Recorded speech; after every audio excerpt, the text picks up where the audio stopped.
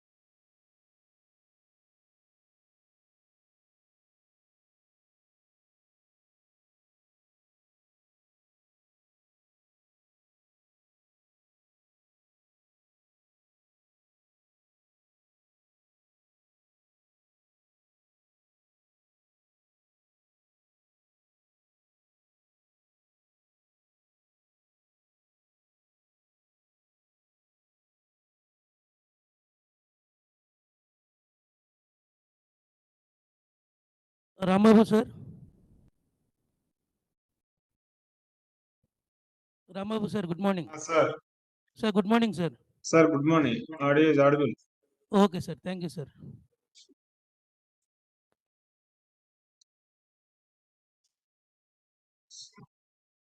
So please test your audios. PKW Nellore. Good morning, sir. Madam, your audio Hello, is too low. am I audible, sir? Good morning, sir. Please increase your volume. Am I audible? PKW Nellore.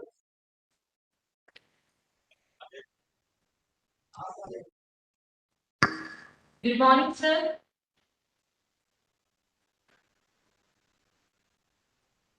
Ma'am, Rajamandri na? Yes, sir, this is from Rajasthan. Ma'am, audible ma'am. Okay, thank you, sir. Good morning, sir. I am from Ma'am, JDC audible. Nellore. Nellore audible ma'am. NRC. Kakinada.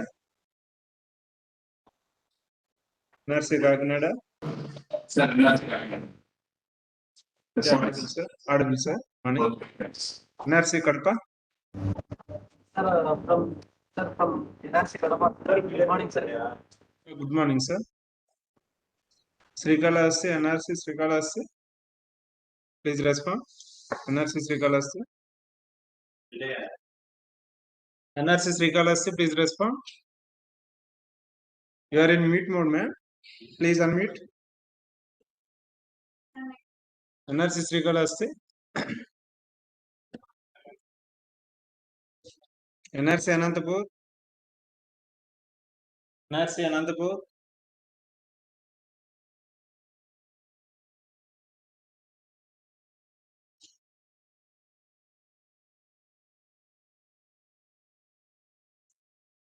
Sir, good morning, sir. Rambab, sir. Madam, good morning. Audible. Okay, sir. Thank you.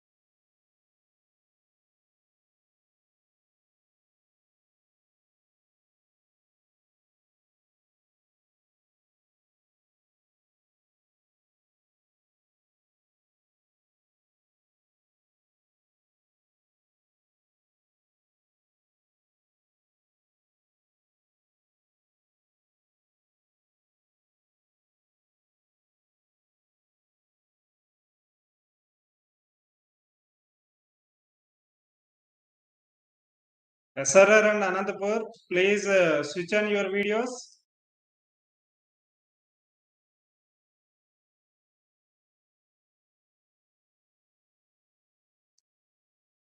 SRR College.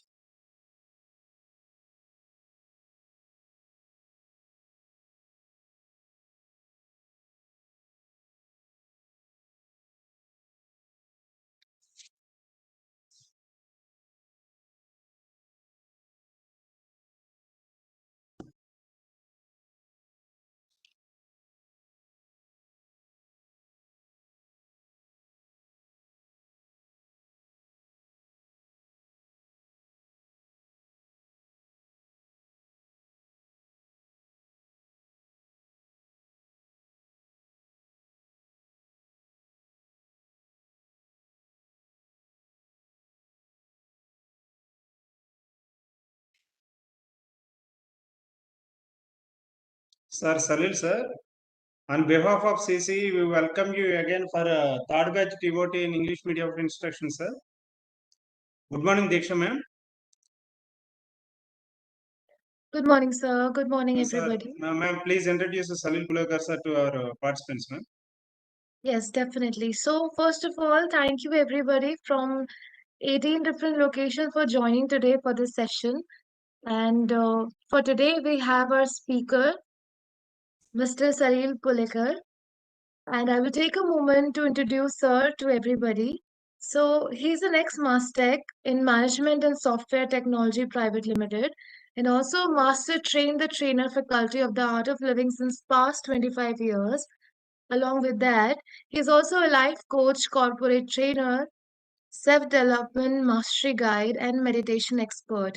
We are very fortunate to have you here, sir. On to you, sir. Yes. Thank you, Diksha. Thank you, sir. And good morning and namaste to everyone, all the esteemed faculties of the different institutes. Is my voice audible to everybody? Okay, thank you. So, well, today actually we were supposed to have this workshop on the nature of change. And the nature of change is such that, see, things keep changing. And so we are not going to have a nature of change. We are going to have an effective communication. So that is the first change. Yeah.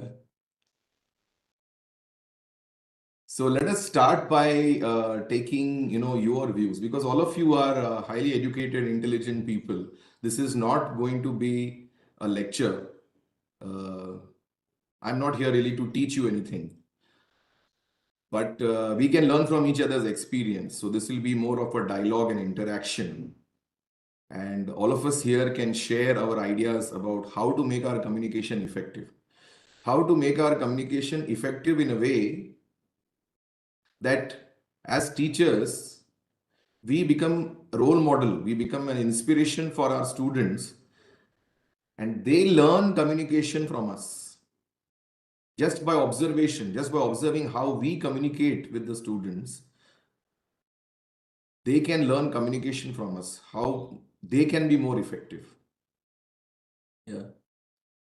So first of all, let us open the platform for all those who are here.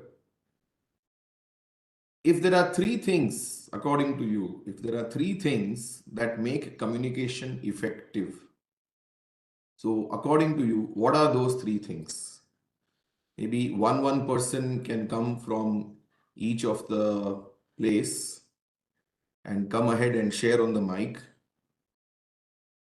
as to what is your understanding, what according to you, if there are three ingredients of effective communication, then what are those three ingredients? Anyone who would like to share?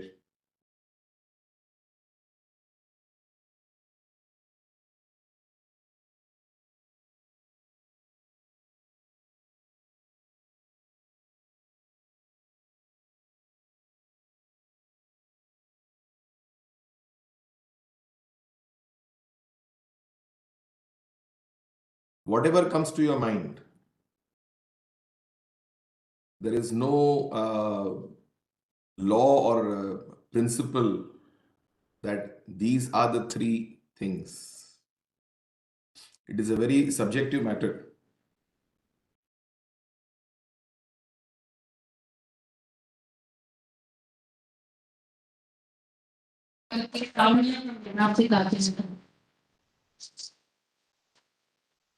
Yeah, so I'm still waiting. Anybody who wants to share? Good morning, sir. I'm Dr. K. Ravana from NRC Kakinada. So for effective communication, one of the important things is clarity of expression from communicators.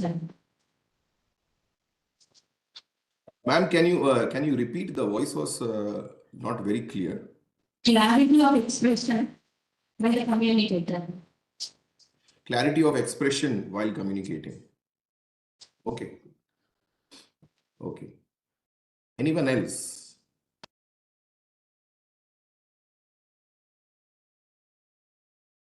That's a good point. Clarity of expression.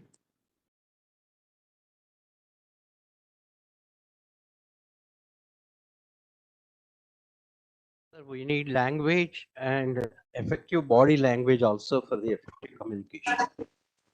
Very, very interesting point. Language and effective body language. Body language plays a very important role. Many times we ignore it. Yes. Thank you, sir.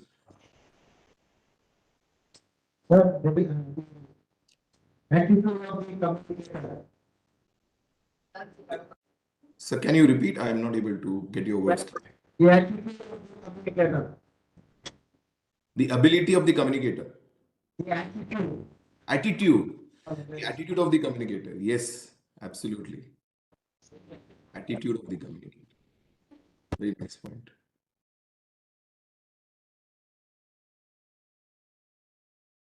Anyone else who would like to share?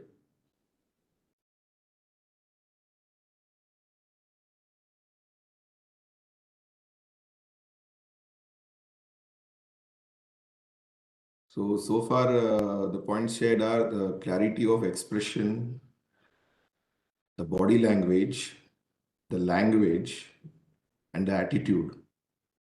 Any other important points anyone wants to share?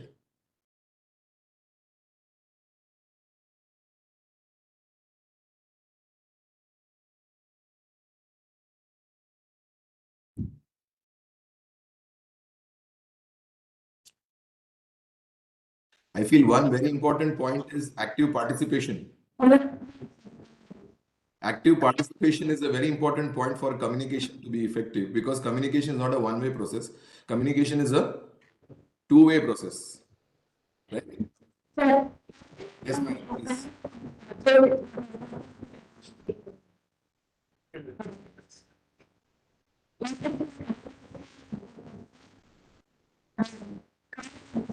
Context, public relations, effective listening, Context, public relations, effective listening. Very interesting. Sir, Yes, clarity, yes. clarity of expression, Okay. confidence when communicating, Confidence, yeah. and coherence or conciseness of the topic which we are communicating. Size, yes, yes. Confidence, yeah. A very important aspect, confidence. And Madam shared one very nice thing, effective listening. You know, most of the times we feel communication is how to talk. More than how to talk, communication is how to listen. Listening plays a more important role in communication than talking. If I am listening to my audience, then I will know what to talk. To know what I should talk, I should first listen. It's a two-way process. Okay, we can have one more person sharing their inputs, and then we will go to the next topic. Anyone else who would like to share?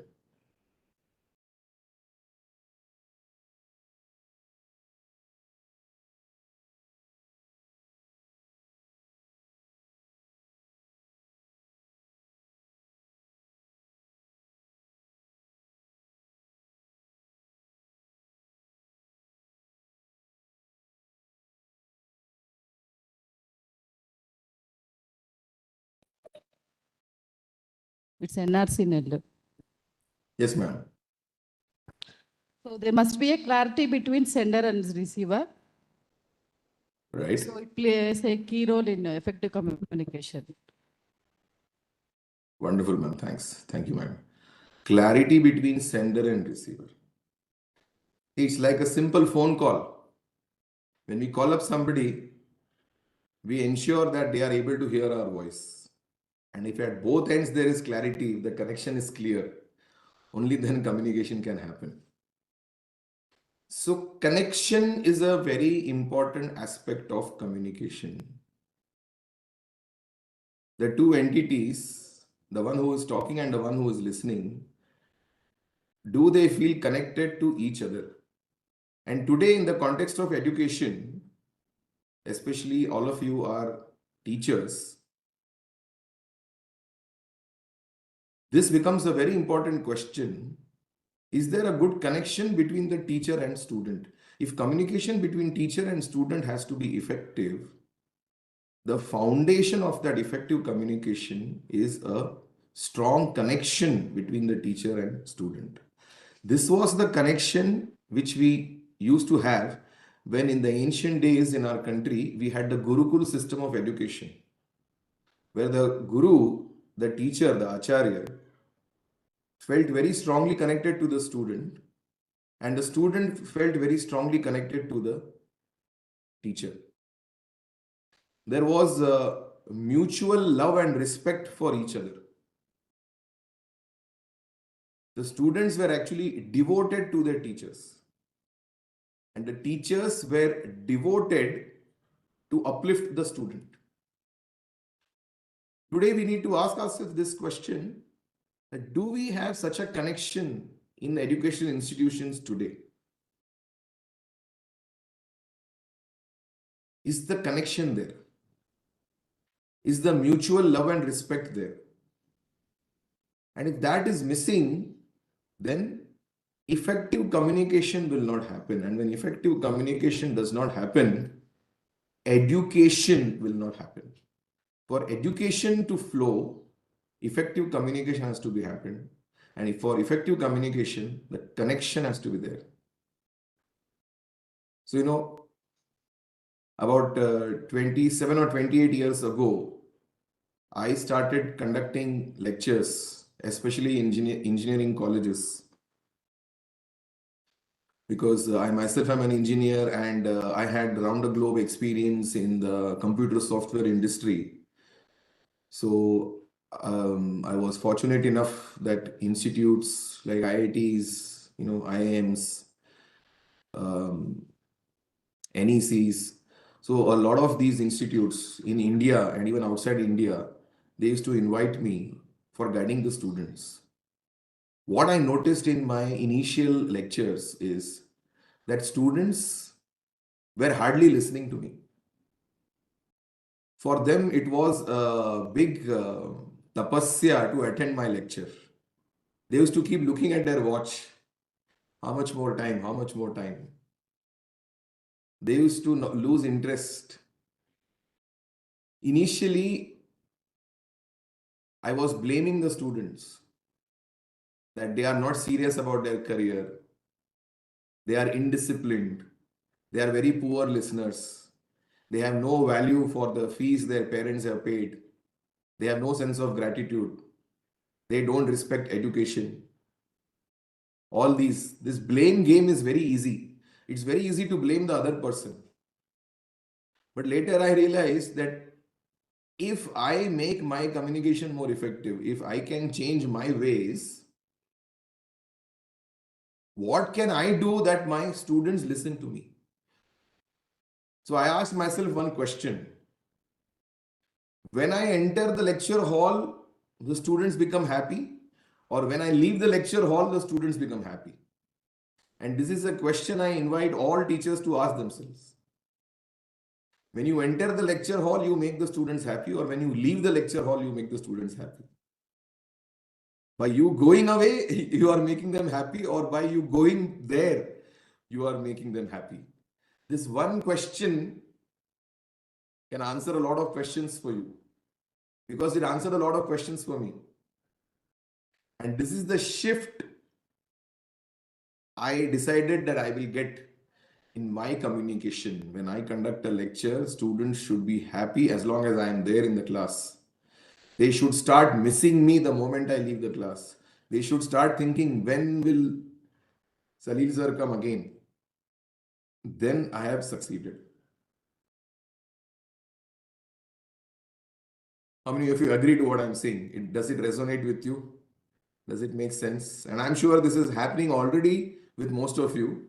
Your students are happy when you enter the class. Maybe for some of you, it may not be happening. So if we take the responsibility as to how that can happen. So three important modes of communication. Let us come to these three important modes of communication. See, I know all of you know verbal, non-verbal, and all that.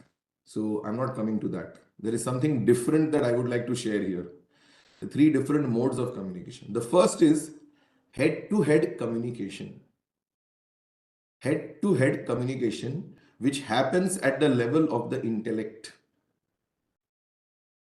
The second is heart-to-heart communication, which happens through feelings. When there is a good combination of head-to-head and heart-to-heart, the communication becomes more effective. Today, what is happening? The communication is dominated by head-to-head, only by the medium of the intellect. The heart-to-heart element in our communication is missing. The heart-to-heart communication happens through feelings. If we are able to invoke passion, if we are able to invoke emotions in our listeners will listen more effectively. Heart-to-heart communication. And the third is soul-to-soul communication, which happens just by your presence. By you being around people, what kind of vibrations? This communication happens through vibrations, through your vibrations. See, there are some people, you look at them, you meet them for the first time, you feel like you want to spend more time with them.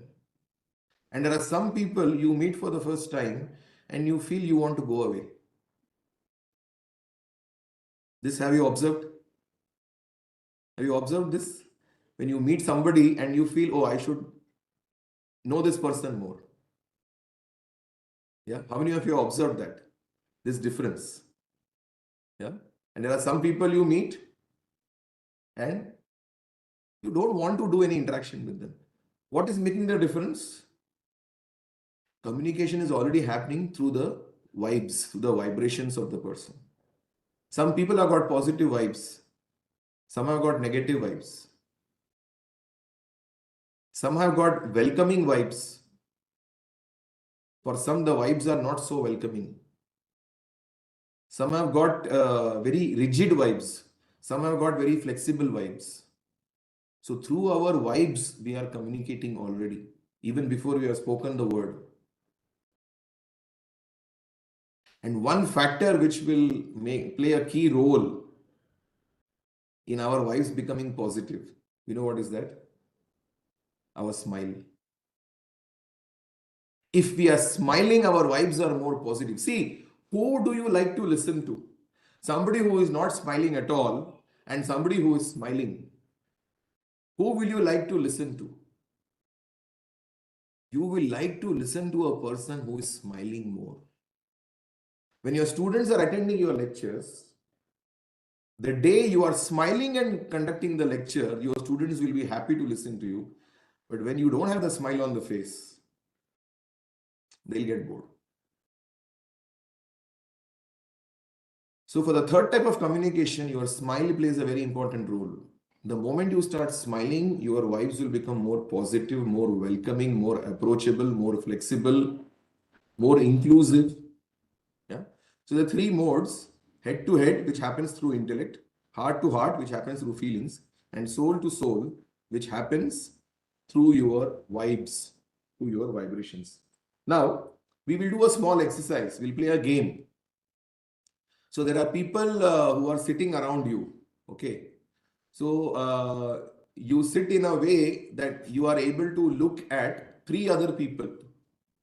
Slightly you can turn the angle of the way you are sitting so that you can look at three other people, so that you are now in a 4 people group, A, B, C, D. So you have to create a 4 people group, A, B, C, D. Now what will A do? A will say one word to start a sentence. A will say one word to start a sentence. Suppose A says today. B will continue the sentence. B doesn't know what sentence A has in mind. That we are not going to tell. Only one word A will say. Suppose A says today. B can say is. C will say today is a. Then D will say very. Again A's chance. A will say nice. Again B's chance. B will say day.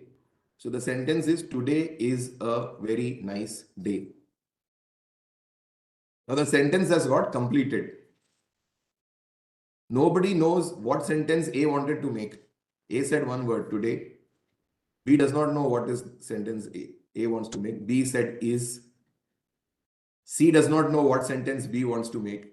But C continued using their own head, using their own intellect. Then very, then nice day. So today is a very nice day. 6 words. 6 words sentence got formed. You have to see the maximum longest sentence if you can make. So in the 4 people group, it should go on continuing. Your sentence is not getting over. You are making as long a sentence as possible. Shall we play the game? Yeah, you're all ready to participate? You have the enthusiasm to participate? Or you just want to sit comfortably on that chair and it's nice and cozy? Yeah. So come on. Let us be more active. Let us participate. When we participate, we learn. So we have 3 minutes to play this game.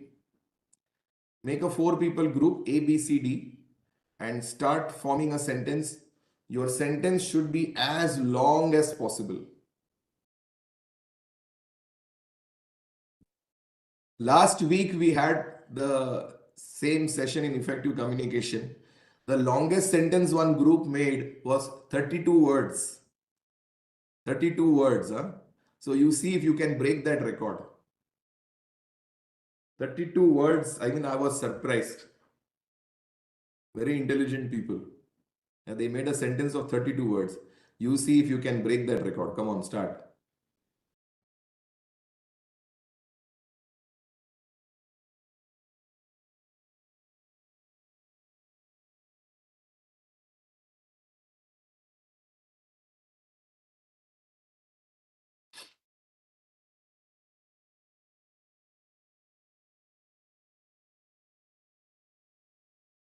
So I hope all of you are sitting in 4 people groups.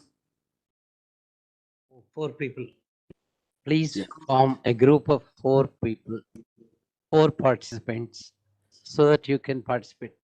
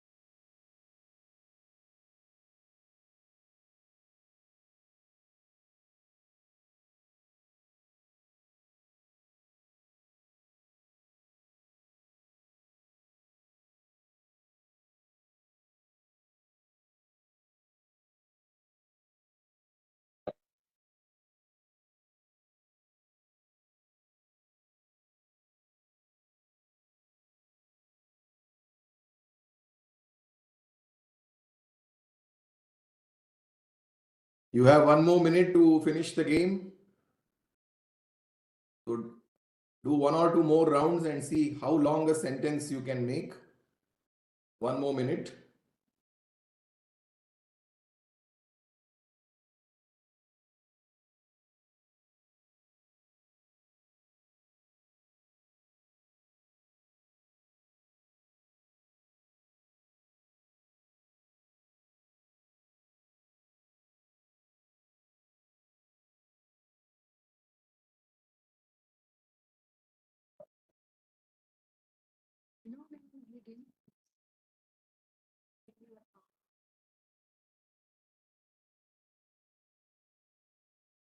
Okay, so I'm sure all of you played the game and you must have made really long sentences.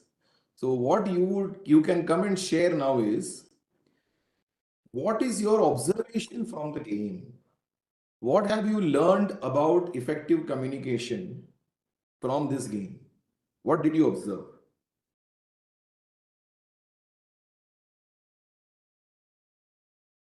Please feel free to come and share. Morning, sir. I am from SCJDC Pile. My name is Bhavani Devi, lecturer in botany, Government Degree College, Madanapalli, sir. What I have framed a sentence with around 40 words, sir. Wow. I'm going to. Okay.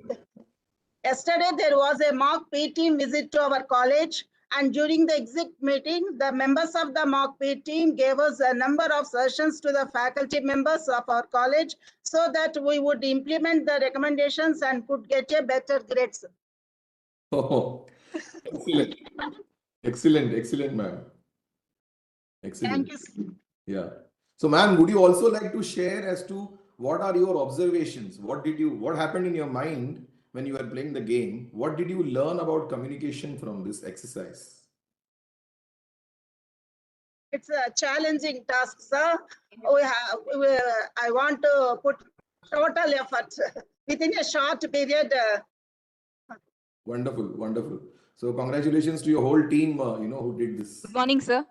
I'm Dr. Saileja from Government College, Autonomous, Anantapur. Yes, ma'am. Good morning. Today being the third day, we had a tasty and healthy breakfast and are ready to participate actively in the first session by Dr. Murlidhar on nature of change as a part of TOT on English proficiency organized by CCE at NRC GDC Anantapur. Thank you, sir. 42 words. Okay. Excellent. Again, another 42-word sentence. Good morning, sir. Good morning, sir.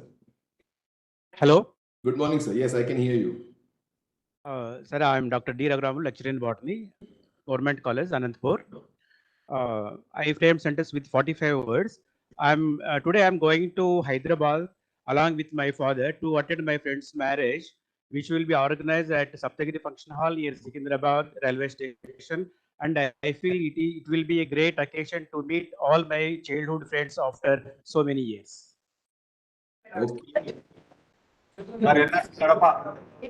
New record. Yes, sir. Hello. Are you able to hear me, sir? Yes, sir. Yes, ma'am. Yes, ma'am. Yes. Sir, we have 48 words. Your voice is breaking a little.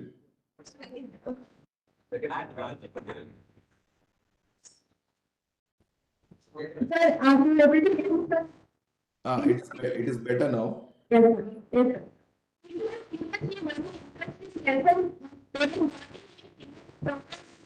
sir. Education system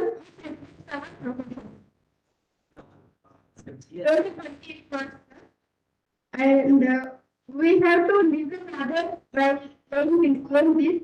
This is what I have observed during the game and it was very interesting and thank you very much. Thank you, ma'am. Thank you, ma'am. Good morning, sir. This is NRC Nelu. Yes, ma'am. Please go ahead. So we have built that 53 words with single sentence, sir. 53. Oh my goodness. Okay. starting.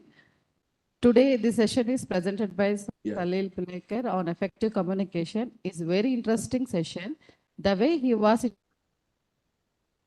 interacting with the party, with effective manner of presentation. He motivating us to implement the skills in our so that the student will be more active during their class hours. Okay. So Very this is the interesting. sentences and we Very interesting. 53 So, words. what is your observation? What did you learn from this exercise? Good morning, sir. This is Neha Sundaram from NRC Kadapa, sir. So we have created a sentences what with three words, sir. With today is the International Day of Yoga, which is celebrated on June 21st every year, which focuses on the importance of mental health. So what which is it is called as Yoga Day, and was introduced and enlightened more by Prime Minister of India, Narendra Modi. Total 43 words. Excellent.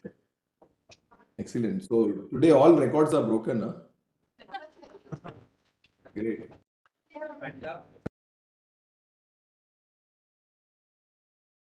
Excellent.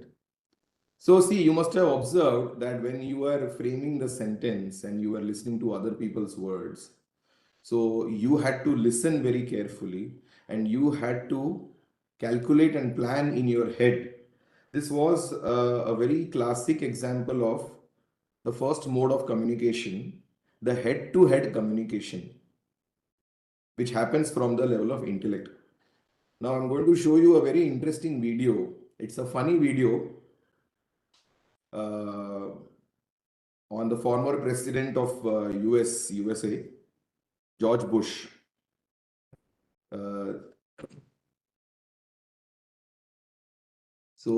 Just observe what is happening in this video. It's very interesting.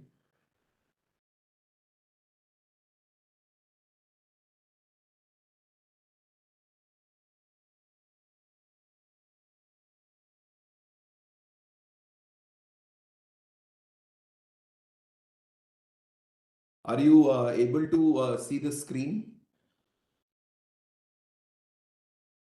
Okay.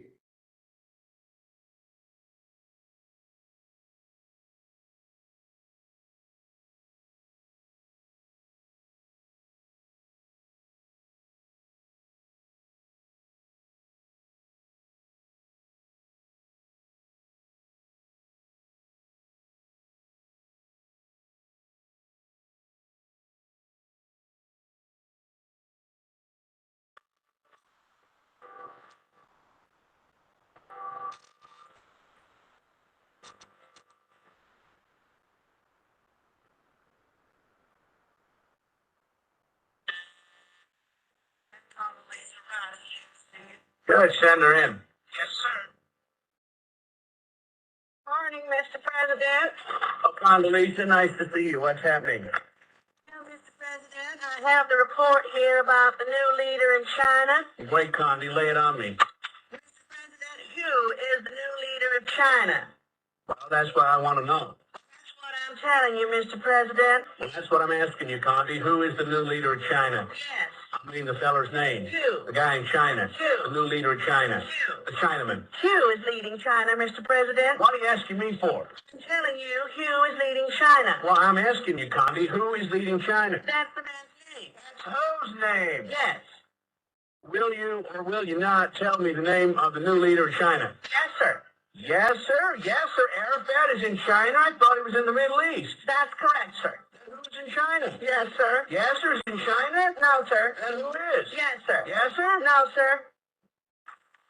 You're starting to piss me off now, and it's not because you're black, neither. I need to know the name of the new leader of China, so I want you to get me the Secretary General of the United Nations on the phone. No, thanks. And Condi, call me George. Stop with that Ebonics crap. You want coffee? No. You don't want coffee? No, but now you mention it, I could use a glass of milk. And then get me the UN. Sir? Not Yasser, the guy of the United Nations. Milk. Will you please make that call? And call who? Who's the the guy at the UN. No, who is the guy in China? Will you stay out of China? Yes, sir. And stay out of the Middle East. Just get me the guy at the UN. Coffee. All right, with cream and 2 sugars. Now get on the phone. Hello, right here. Nice, good idea. And get a couple of egg rolls too, Condi. Maybe we should send some to the guy in China and the Middle East. Can you get Chinese food in the Middle East? I don't know.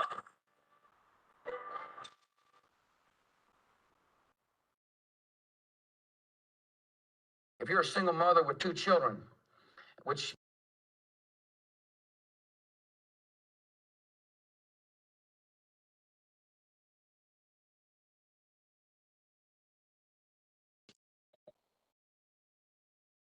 So many times our communication of words can become like this. How many of you enjoyed the video? You enjoy the video? Yeah. Did you see? Did you notice what is happening? What have you learned from this video? Who would like to come and share? What have you learned from this video?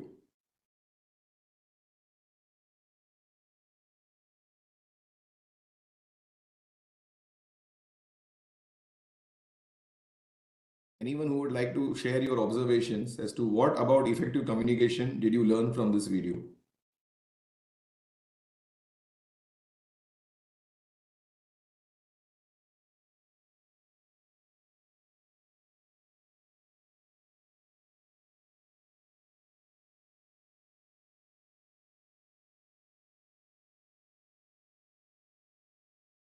I hope the video, was the video audible? You could hear the sound in the video? Yes or no? Yes?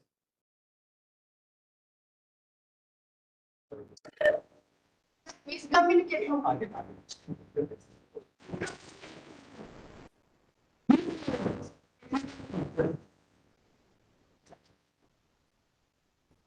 Kadapa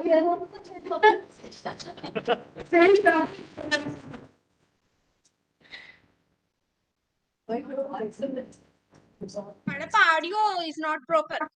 NSC Kadapa, your audio is not proper. Not clear.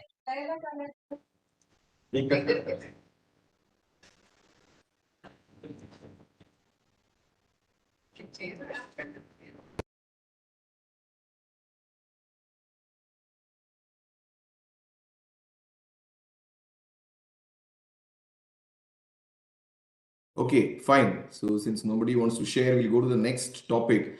Now we will go to this heart-to-heart communication, which happens through feelings.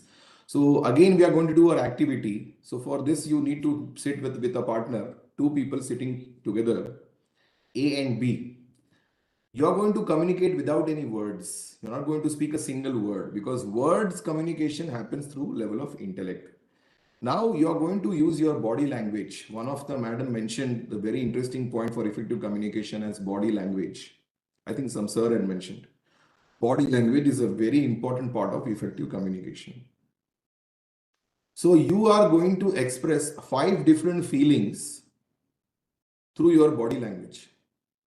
Okay. You will look at the person, A will look at B, and through their eyes and their face or through their hand gestures, they will communicate one feeling. For example, if your feeling is anger, you have to express anger to your partner without any words. And your partner has to guess what feeling you are trying to communicate. So you will show an angry expression in your eyes, your face, etc. Then B's chance. Then B will communicate some feeling. Maybe it is jealousy. So how will you express jealousy? Through your eyes, through your body language, through your facial expressions, through your hand gestures. And A has to guess what is the feeling you are trying to show. You see if your partner is able to guess correctly. If your partner is able to guess the feeling correctly, means you are doing effective communication. If your partner is not able to guess the feeling correctly, then we need to be more effective. Yeah. Interesting. Will you play the game? How many of you are ready to play the game? This game will really require you to participate. If you're going to feel shy, you cannot be effective communicators.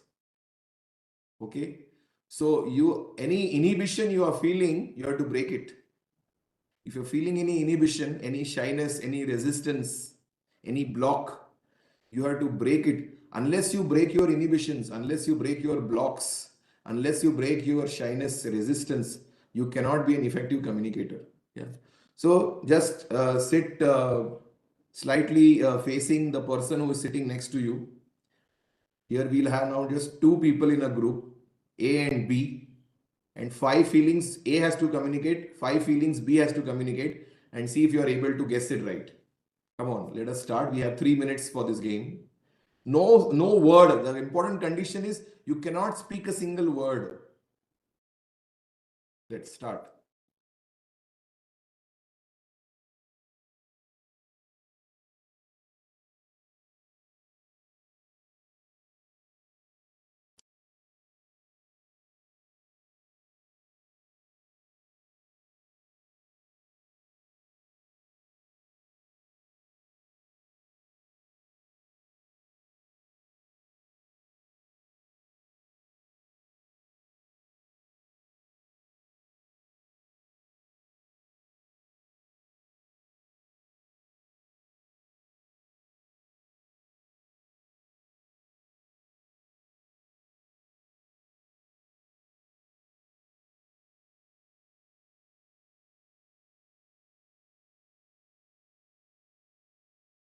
All the resource persons, the facilitators who are there at the various locations, please encourage all the participants to participate.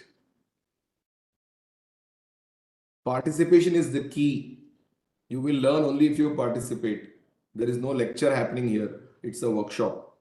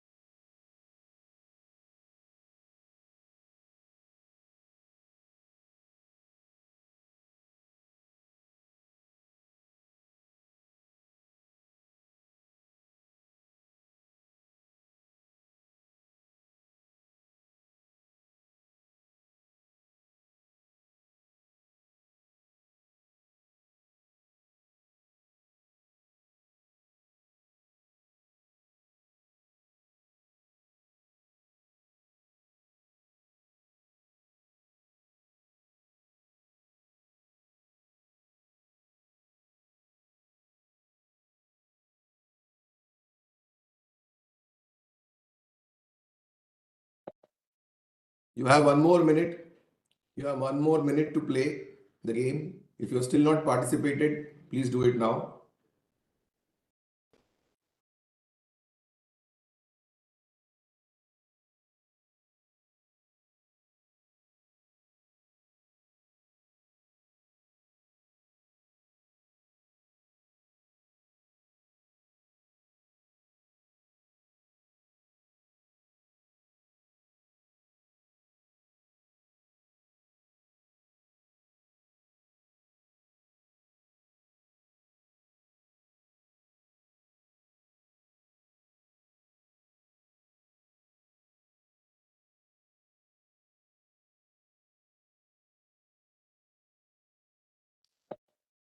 I can see some sirs and madams in NRC Pillar and NRC Nellore are really participating very nicely.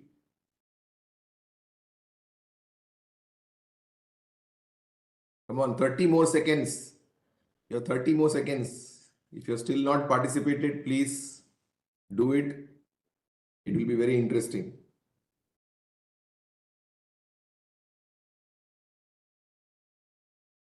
I think even NRC Guntur, I see some good participation from few people.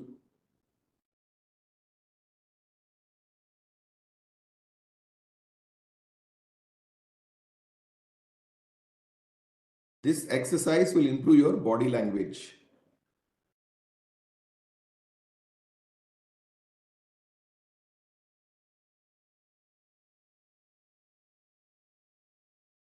Okay, so now the time is over.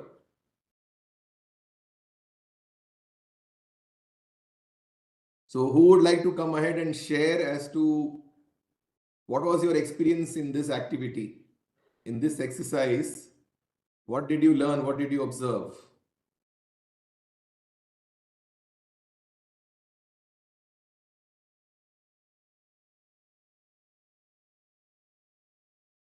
Hello, sir. She first guested, I am NRC from Nellore Lakshmi Prasanna, lecturer in commerce, sir. First, Yes, she expressed her angry, what is going on. Then second expression is, he is show the sad expressing due to time or I think so. Next gesture is why you are so exciting. Okay. And fourth one is the what is happening here. Last one is the very nice. Okay. Okay. So, so ma'am, I want to ask you, what did you We observe? are not audible, sir. I'm not audible. Okay. You are clear, sir. You are audible. Madam, you are also audible. Okay. Now I think I'm. Now can you hear me, ma'am? NRC Nellore. So, ma'am, I want to ask you. You shared very nicely. Thank you very much for sharing. Sir, not audible, sir. Ma'am, No. sir is audible only. You may be having problem at your NRC. Sir, it may be in muted form, sir. No, I have unmuted. Others, can you hear me? Other locations? You are audible. NRC Kadapa, please respond. Mic running, ma'am. Audible, sir, for NRC. Sir, you are audible, sir. Sir, you are audible, sir. Okay, thank you. Thank you. So maybe NRC Nellore, you have to check your speaker or something. The volume.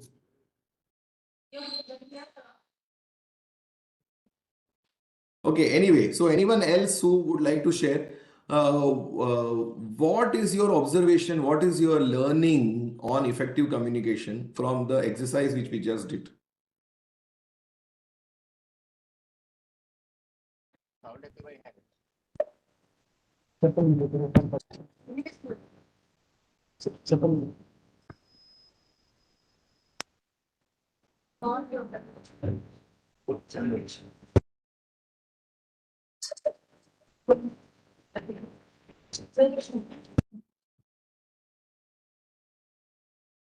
From any other location, anybody would like to share?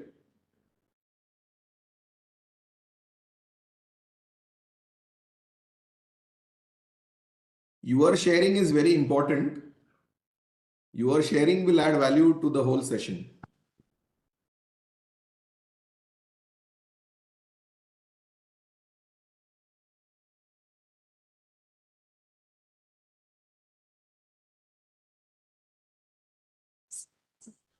Sir, good morning, sir. Good morning, ma'am. Sir, from NRC Nellore, Yes, ma'am. our madam expressed, your saree is very nice. Through her expression, she told us your saree is very nice and a sad expression. And today is memorizing, questioning. You are so comfortable. Through her expression, she has expressed all those feelings, sir. Okay, ma'am. So what is your learning from this game? What did you learn from this game? So we can communicate with our expressions. Yeah. And was it more interesting to communicate with expressions? Yes, sir. Yes, absolutely. Thank you for sharing, ma'am. Anyone else who would like to share?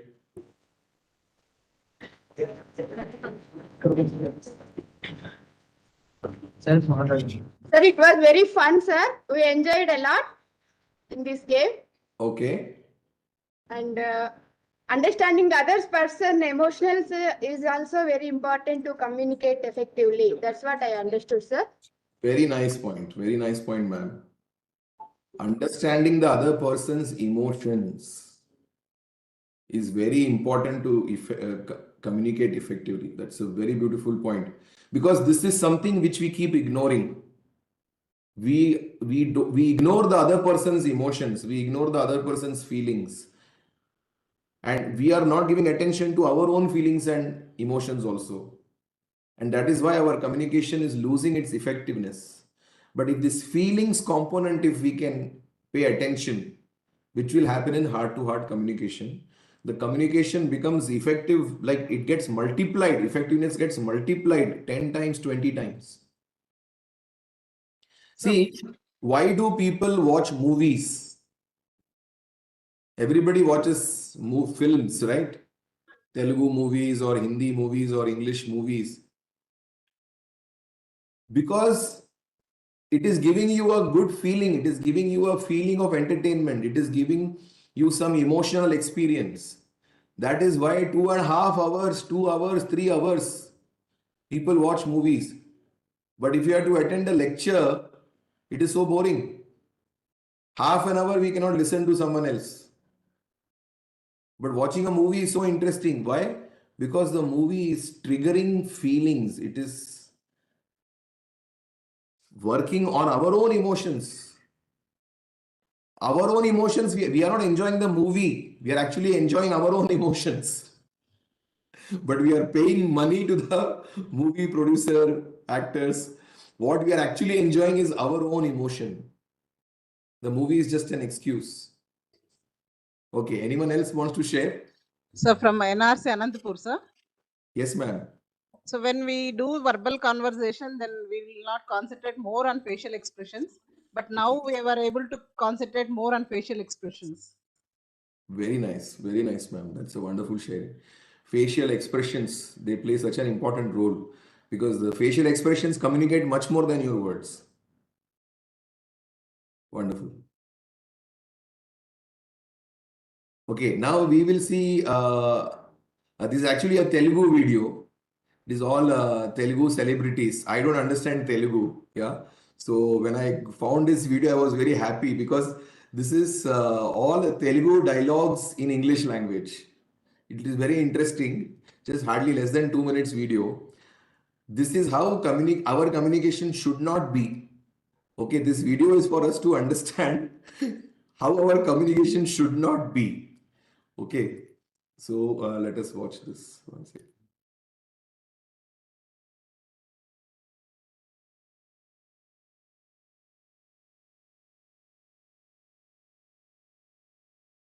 Are you able to see the video on the screen?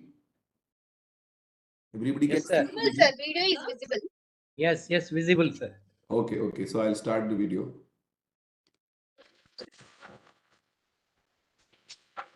You beat head revolve mind blocks. Tease fruit. No shake on. Send 100 pounds. Musical victory.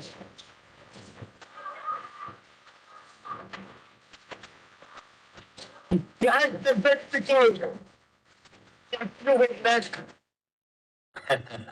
Daddy picks only come crowd. Life comes single. That man for this man for that man for my mother's husband, like that for power, anyone come.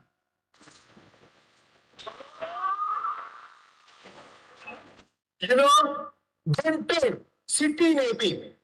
I beat here. Their result will come. This forest is mine. Hunting is mine. The rebels. Watch out. Horizontally cut. Listen what I say. Listen. About me you don't know. I will. I will. Your daddy cutting stats? Which means who's find out? It'll take 1 week.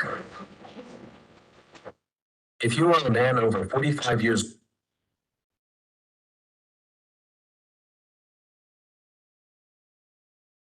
So was it interesting? Very interesting, sir. Enjoyed a lot. Yeah. So this is what you have to understand, that this, how this our communication should not be like this. We cannot be doing a literal translation in our communication. Many times what happens, we are thinking in our mind in one language and we are talking in another language. So that time this mismatch will happen. So we have to be careful about the mismatch. But now you see,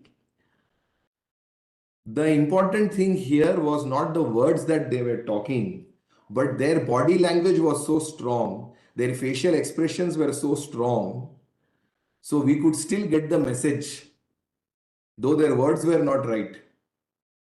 But their expression was so powerful, because these are all celebrated actors, right? Their expression was so powerful that we could still get the message, though the words were not right. That is the power of heart-to-heart communication through feelings. That is the power of body language. Yeah. Okay. So I'm going to show you a slide, and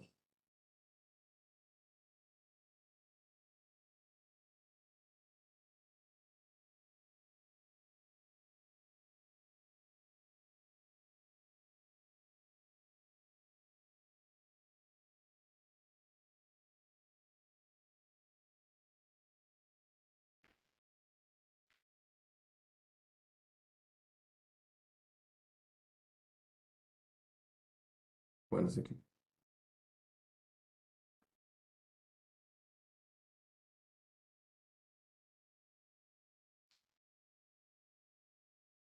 Ignore in communication.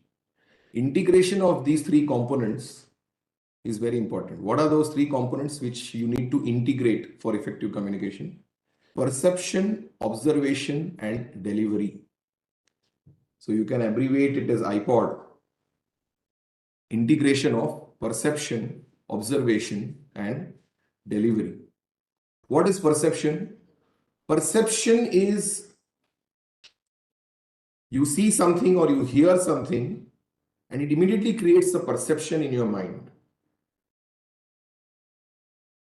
So out to in, you see something outside. Because of that, what happens in your mind, this is perception. From out to in. What is observation?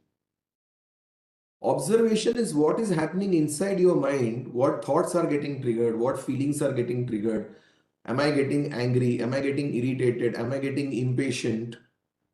A person who is able to observe their own feelings and thought process are more effective communicators.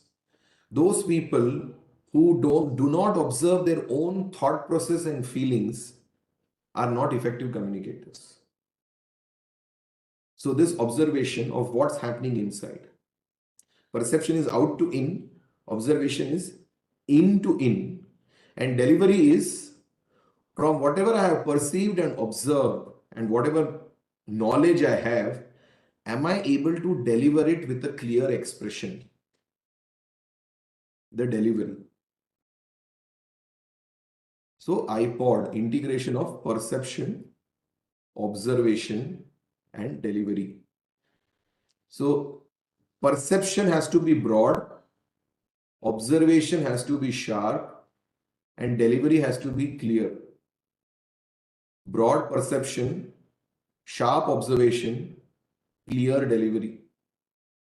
This will make our communication more effective.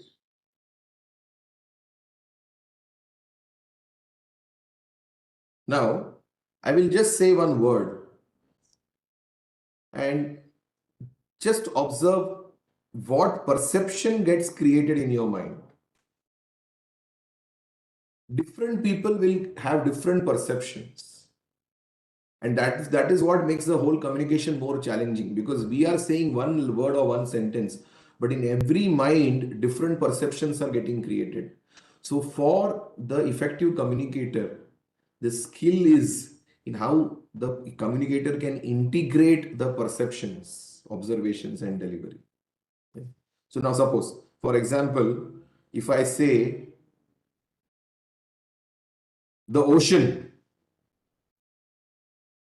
what is the first thought that comes to your mind when I say the ocean?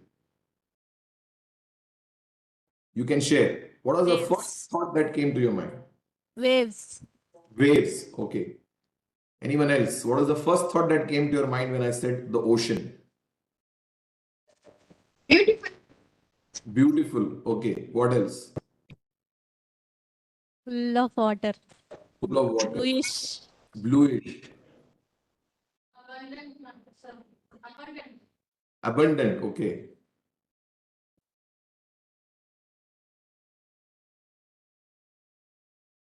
Anyone else? What thought came to your mind the moment I said ocean?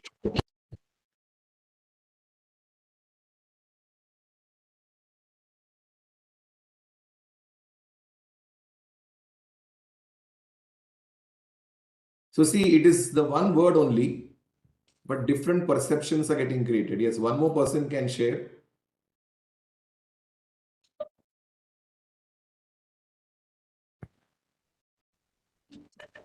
Fishes.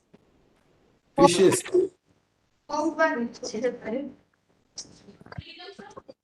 Ecosystem. Ecosystem.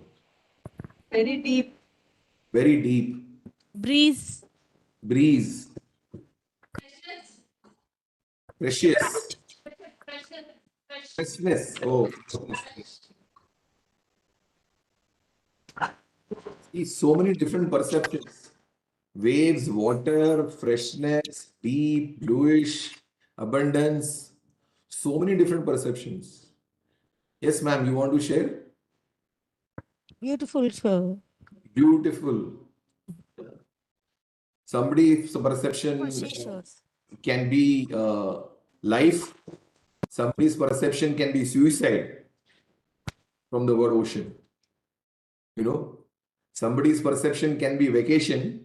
Somebody's perception can be tourism business. So you see, the range of perception of one word is so big.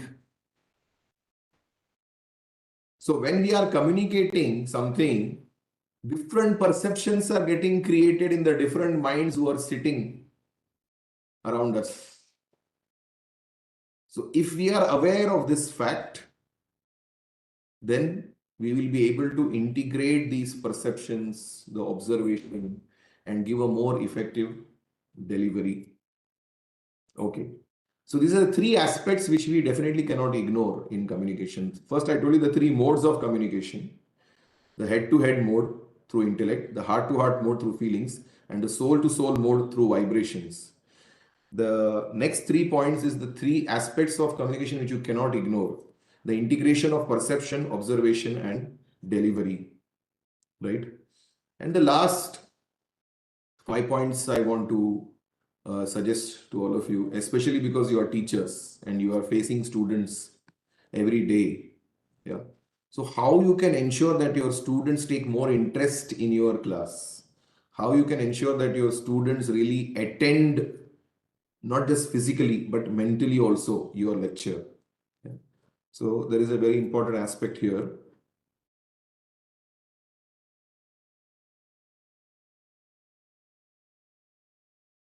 So where you should focus. I'll just share one slide.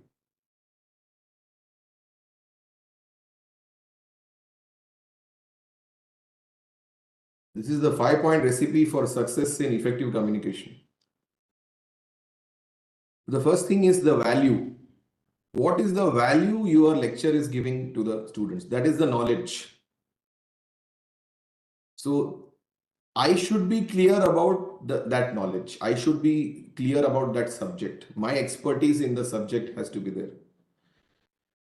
So invest for value. T is trust. U, urgency. N is need, and E is emotion. I tune. Then your communication is really tuned. You know, any musical instrument has to be tuned. If the guitar is not tuned properly, if your harmonium, your violin is not tuned properly, it will not give good music. It will create noise. So for our lecture to be more effective, some tuning is essential. What is the tuning that is essential? We have to invest in value. I have to be a subject matter expert. Second is trust. My students should be able to trust me. They should have trust on my knowledge. They should have trust on my expertise. If I'm not able to win their trust, I may be having knowledge, but if I'm not able to win their trust, then I will not be able to teach them. I will not be able to communicate effectively. Building trust of my listener is very important. Third is urgency. I should be able to create urgency in my student that this knowledge is important for me. I need this now, not tomorrow, not after 6 months. I need this knowledge now. This urgency has to be created. And the fourth is need. The student should realize that I need this knowledge for my success in my career. See, if they feel that, oh, this is all bookish knowledge, I'm anyway going to start my own business. So I don't need this knowledge. I'm anyway not going to do any post-graduation. I'm anyway not going to do a job in this particular field. So I don't need this knowledge. See, knowledge never goes waste. It is the skill of the teacher to make the student realize that you need this knowledge. This knowledge will add value to your life. This knowledge will be useful in your life. You may not make a career in this field, but still this knowledge is necessary for you. And the fifth, very important, which is what the movie producers and directors and actors, actresses do. They trigger emotion in us. They trigger emotion in us, and that is why we watch a movie for 3 hours. But attending a lecture for 3 minutes, 30 minutes becomes challenging. Why? Because as teachers, we are not triggering emotion. It is very important to ignite the passion in the students' minds. If you are able to ignite passion in their mind, if you are able to trigger their emotions, if they feel emotional about the subject, they are going to attend the lecture more sincerely. They are going to take more interest. So all these 5 factors are important. ITUNE. Value, that is the knowledge, the trust, the urgency, the need, and the emotion. All the 5 factors are important. So if these 5 factors, all the 5 factors are there in our communication, in the way we conduct our lectures, then we are going to become very effective. Then students are really going to be happy when you enter the class and not when you leave the class. Students are going to learn from you. They are going to feel grateful to you all their life. They are going to make a connection with you. They will see a friend in you. When you trigger emotion in your listeners, that is when friendship gets created. If you do not trigger any emotion, friendship will not get created.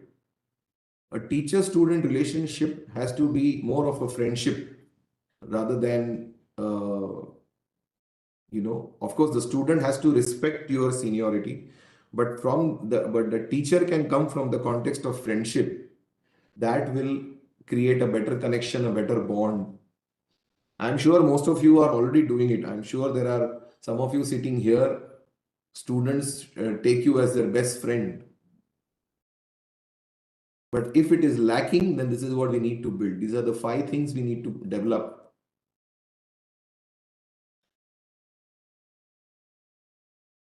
Okay, so now if anybody would like to share anything about these points that we mentioned and also about what we mentioned earlier, the head-to-head, the heart-to-heart, and the soul-to-soul communication. And the second was perception, observation, and delivery. Broad perception, sharp observation, and clear delivery. And the third point is the 5-point recipe: value, trust, urgency, need, and emotion. So if anybody wants to share anything, or if anybody has any questions to ask, we can take for the next 10 minutes.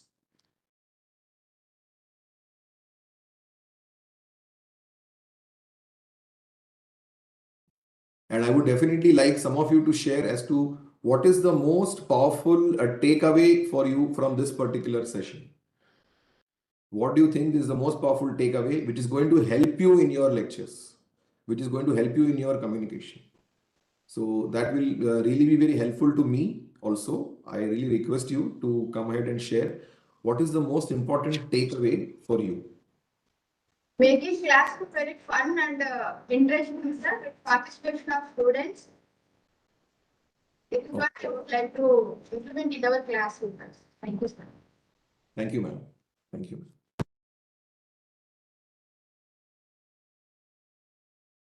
Yes.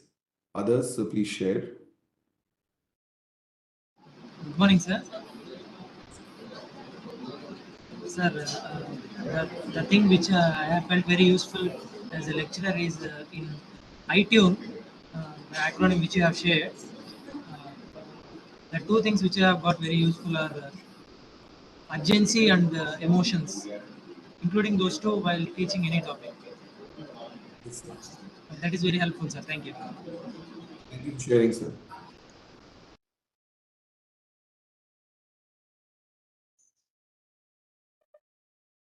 Sir, we could know the difference between mechanical communication and the heartful communication, which is able to take place between human beings.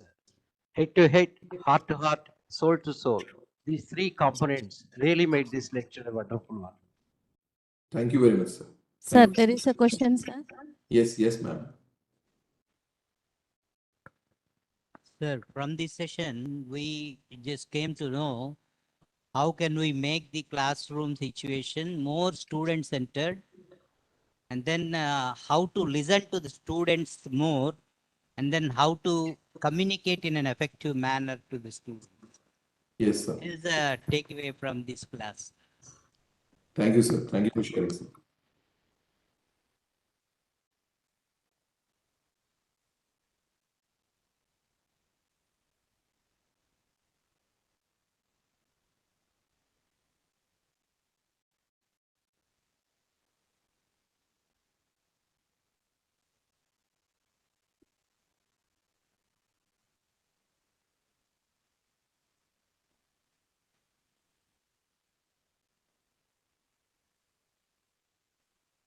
Would anyone else like to share anything?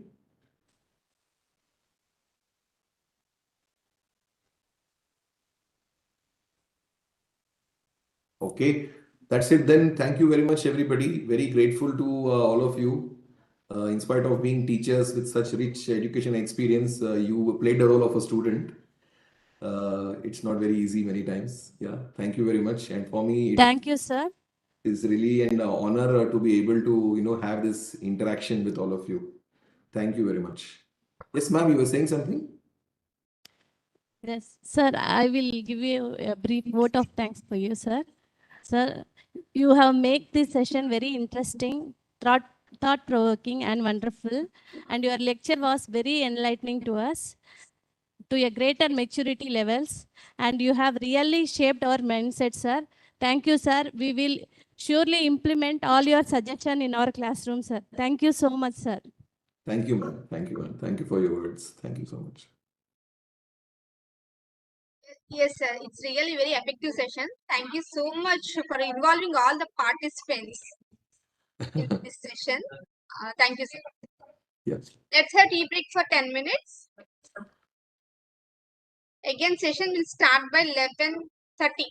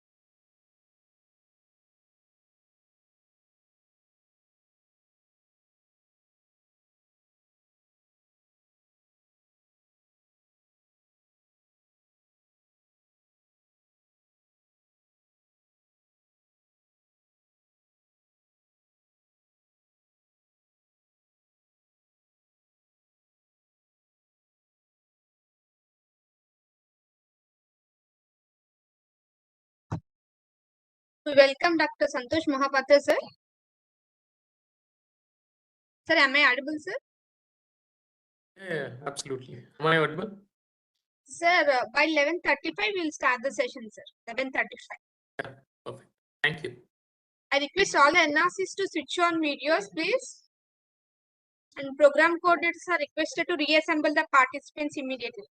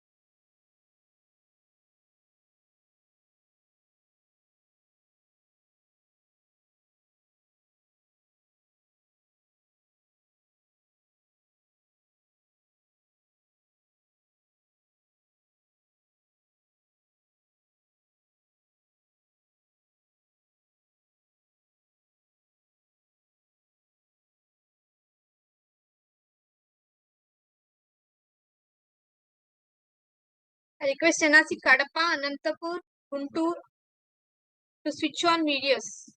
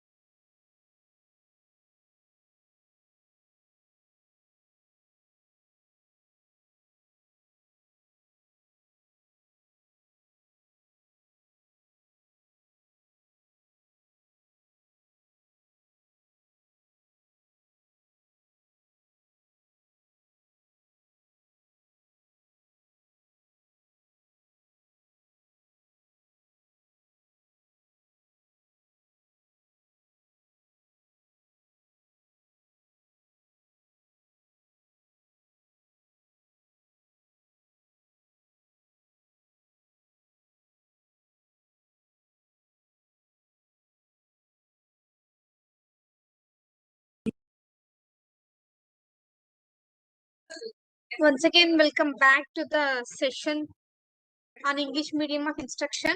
We welcome today's eminent resource person, Dr. Santosh Mahapatra, sir, for 6 days non-residential training on English medium of instruction.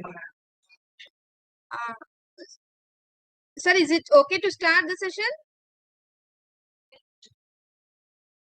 Yeah, absolutely. Yes. DKW Nellur, are you ready? Nellur? Yes, Yeah. Please introduce sir to the participants. A very good morning, everyone. This is K. Sai Sudha, lecturer in biotechnology from NRC Nellore. It's a privilege to introduce Dr. Santosh Mahapatra to the session. Dr. Santosh Mahapatra is an associate professor at BITS Bilani, Hyderabad. His research interests are teacher development, technology in language education, and language policy. He has published in many international journals and received several research grants from British Council. We welcome you, sir, and hope to hear a great session from you. And the topic for the session is classroom communication. Over to you, sir.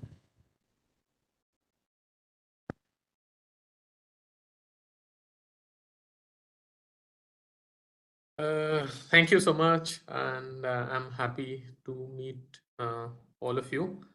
And I'm sure, I expect the session to be useful for all of you. I don't want to waste your time and, and waste my time in the process. I want to make it useful. And the next 1 hour that you will be spending here with me, I expect it to be helpful in many ways. So let me share my screen and then we'll get started with this. All of you keep your mobiles ready. And that'll be really helpful if you keep your mobile phones ready and if you have data available in on your mobile phones. It'll be interesting because we'll be able to interact with each other if you have your mobile phones ready. Okay, let me share my screen.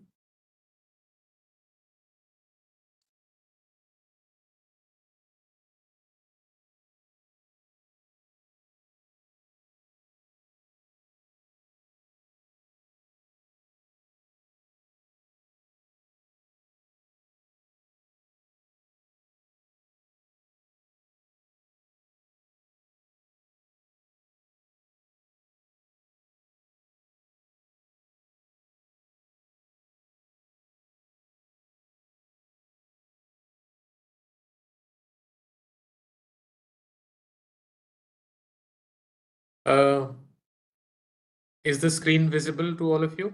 Yes, sir. It's visible. Perfect. So we'll be talking about classroom communication for teachers, and we'll be talking about strategies for improving language use. I'm sure all of you, most of you are proficient in English. Most of you can use English because this is the mandate right now. This is part of the policy. We will think about how we can make our classroom communication more effective. In this session, I'll focus on language skills and especially, not all kinds of all language skills, but we'll be focusing on generally the spoken aspect of language skills in this session. I will not be talking about writing, and that will require another session. So this is what we will be talking about. This is my plan. This is our plan for this session. The first, we'll talk about how we can assess your language skills, how we will know where you stand, what you are able to do with language. Then we'll talk about the requirements. As individuals, we don't need the same kind of support or the same kind of English for our classrooms. It will depend on the class we are teaching. It depends on the students we are teaching. It will also depend on what we are doing, how we are doing, where we are, which subject we are teaching. A lot of other factors. Our college management, our college, requirements, the kind of students, and so many factors. Your qualifications, your exposure to English, what you need, what you don't need, and loads of factors. So it cannot be one, set of English language skills that you need like others. Like what I need here, what you need there could be very different from each other. And then next, we'll talk about devising improvement strategies. We'll look at how we can improve our language skills. I still try to improve my language skills. A lot of it is generally writing.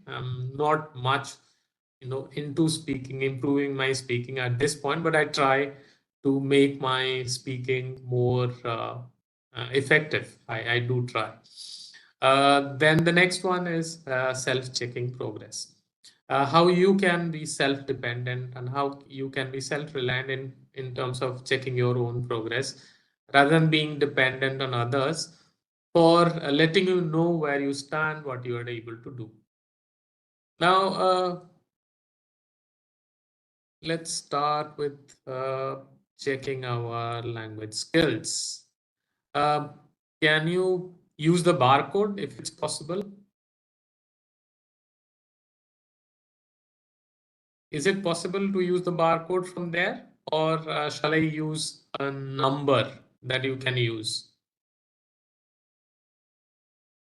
Host, can you help me with this?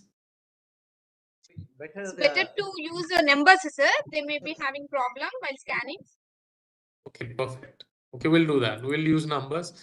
So what you do is you go to mentimeter.com, menti.com,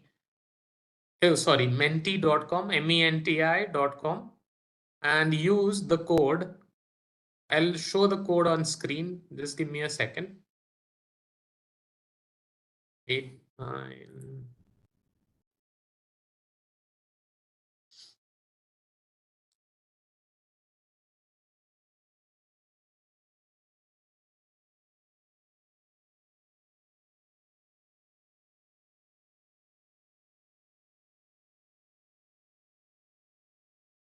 Can you see the number here? Go to menti.com and use this number. Can you see the number? 89595359.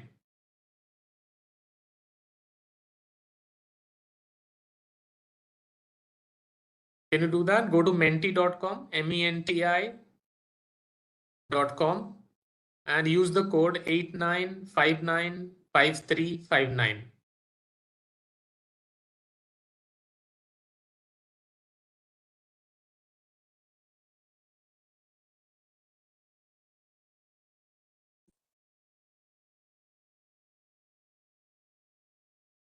Excuse me, sir. Could you please repeat that, sir? What we have to type? Menti.com, menti.com.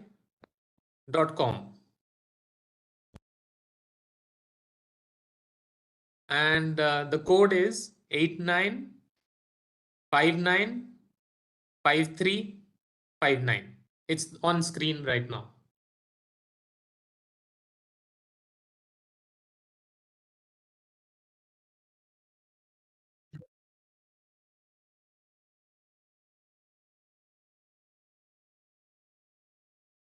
Okay, we can see the results. Can you see the results on screen? Whatever you are typing, it's on screen right now. I will not know who is typing mostly, but I will know what the, what the level is. You can be honest. There is no problem. Nobody will be able to see who exactly is saying unless there is an inquiry or something. But I won't be able to see immediately who is typing what. So you can rate this. And this is fun because you can see yourself on screen here. I mean, like your information, whatever you are giving me, it's appearing on screen. So I'm asking you to rate your language skills. And I'm saying I've given 5 statements. The first one, I can speak without any problem. If you think you have serious problem, you can go to strongly disagree. If you think that you have absolutely no problem, go to strongly agree. I'm confident when I speak in English, then use strongly agree. If you are not so confident, go to strongly disagree. In between, you can choose. I have adequate vocabulary, same, you choose where you stand. My grammar is good, choose where you stand. I can easily convey messages, choose where you stand.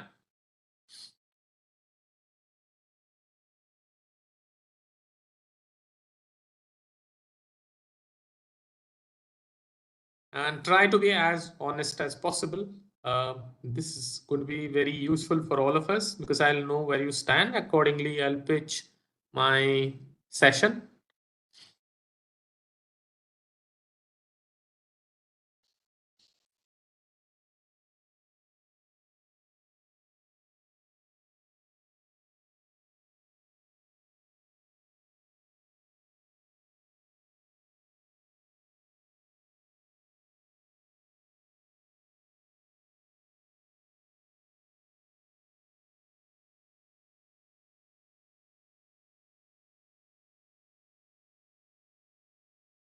Okay, so we have got scores here. I can speak without problem, without any problem.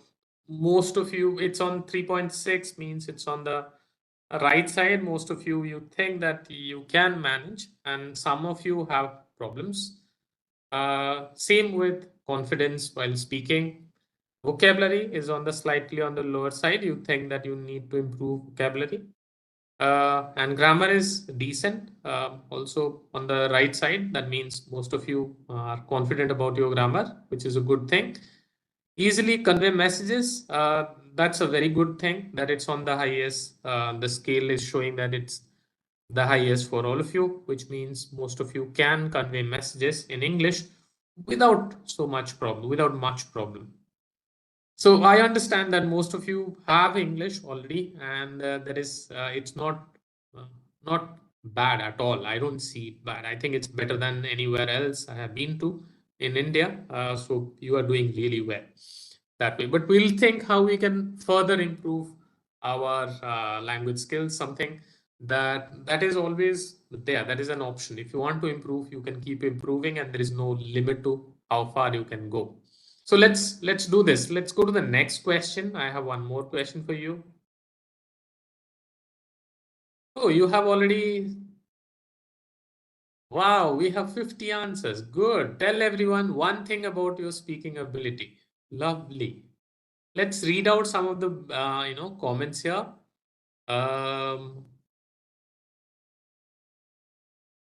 I can speak freely with anyone. I really didn't learn grammar by book, but my sentences will be able to follow the grammatical rules while speaking. Lovely. Okay. I can speak contextually. I always keep in mind that whom or with I am speaking. I always prefer myself in my mind to what to speak. It's really nice. You are planning well. Very good. So yeah, let's look at one more. I can able to speak comfortably with others with clarity, but there may be grammatical mistakes and not using rich vocabulary. I have to improve vocabulary and grammar. You may not need rich vocabulary to communicate. Maybe you need, the vocabulary you need to speak. If you look at my vocabulary, it won't be very extensive, but I'm able to communicate, and I travel abroad. I work with a lot of people from a lot of foreign universities from the UK and the US. I haven't had any trouble in interacting with them, though my vocabulary range is not really large, not really big. So let's look at a few more. My speaking abilities are sufficient to teach my subject to my students. Beautiful. I'm confident in speaking fluently in English. Besides, there is a problem with some sentence formation. Okay, I can understand. We'll try to address. I'm confident while speaking, but I'm not good at vocabulary and my grammar knowledge is very poor. Oh, your grammar is very good. I can see on screen what you have written is grammatically correct. Let's look at one more. I can effectively communicate with the students and also with others. Okay, most of you are able to do this. I'm capable to convey my subject knowledge to my students without any problem. They are capable to learn. I am. Okay. Let's look at one or two more and then move on. I communicate well in English, but I want to learn more vocabulary to improve my communications. Vocabulary is a point. Yeah. So I studied earlier at the English and Foreign Languages University, where a lot of my friends who were from Andhra Pradesh, I think a lot of them they worked on vocabulary. In Andhra Pradesh generally, to an extent in Telangana also, there is this love for vocabulary, and this is specific to Telangana and Andhra Pradesh. I've been here for the last, let's say, 15 years and plus, and this is something I have observed, and it's good, yeah. I generally speak when only someone is new to me and doesn't know my regional language. I'm good at what I speak, but I lose my confidence a bit. We'll see how I will see how I can help you with that. These are excellent comments, and thank you so much for sharing these things on screen. This is beautiful, and you are participating. I'm really happy for you. You can clap for yourself. This is lovely. Thank you so much. Let's get back to our slides. So we'll be using Mentimeter over and again in this presentation. So as I can see, most of you are able to communicate in English. Most of you do not seem to have any major problem with English. Some of you have, quite a few of you have mentioned vocabulary as something, an area for improvement, which we will address, how you can improve your vocabulary and what strategies you can adopt to improve your vocabulary, that we will check. And we will also check focus on how you can improve your ability to communicate well when you are speaking, and we'll focus on grammar, pronunciation, vocabulary, conveying messages, organization, all those things. We'll talk about all these aspects of language use in a bit. Let's go to the next one.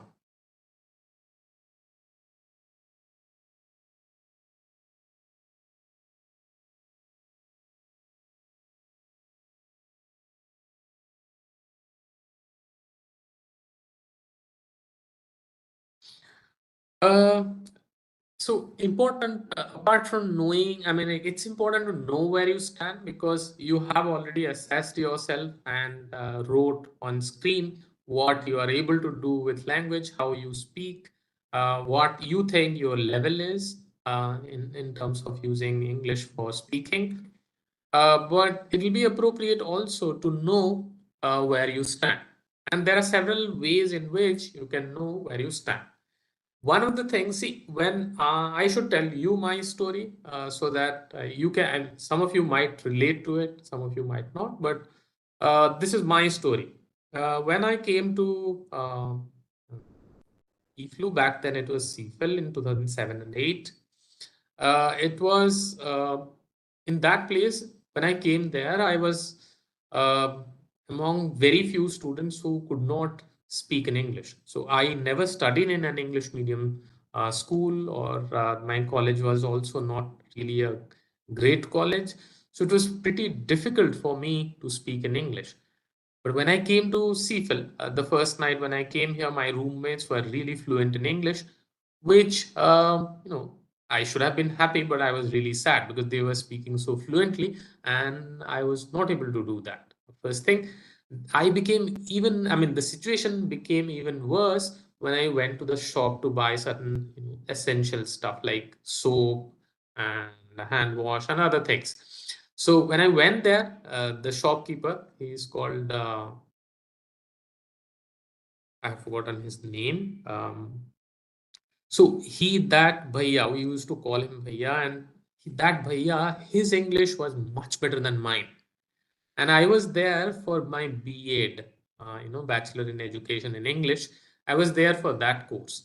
So it made me really sad that I was going to become a teacher, and I was not able to speak fluently like a lot of my colleagues were able to do there. And the shopkeeper's English was better than mine. You can understand my situation back then.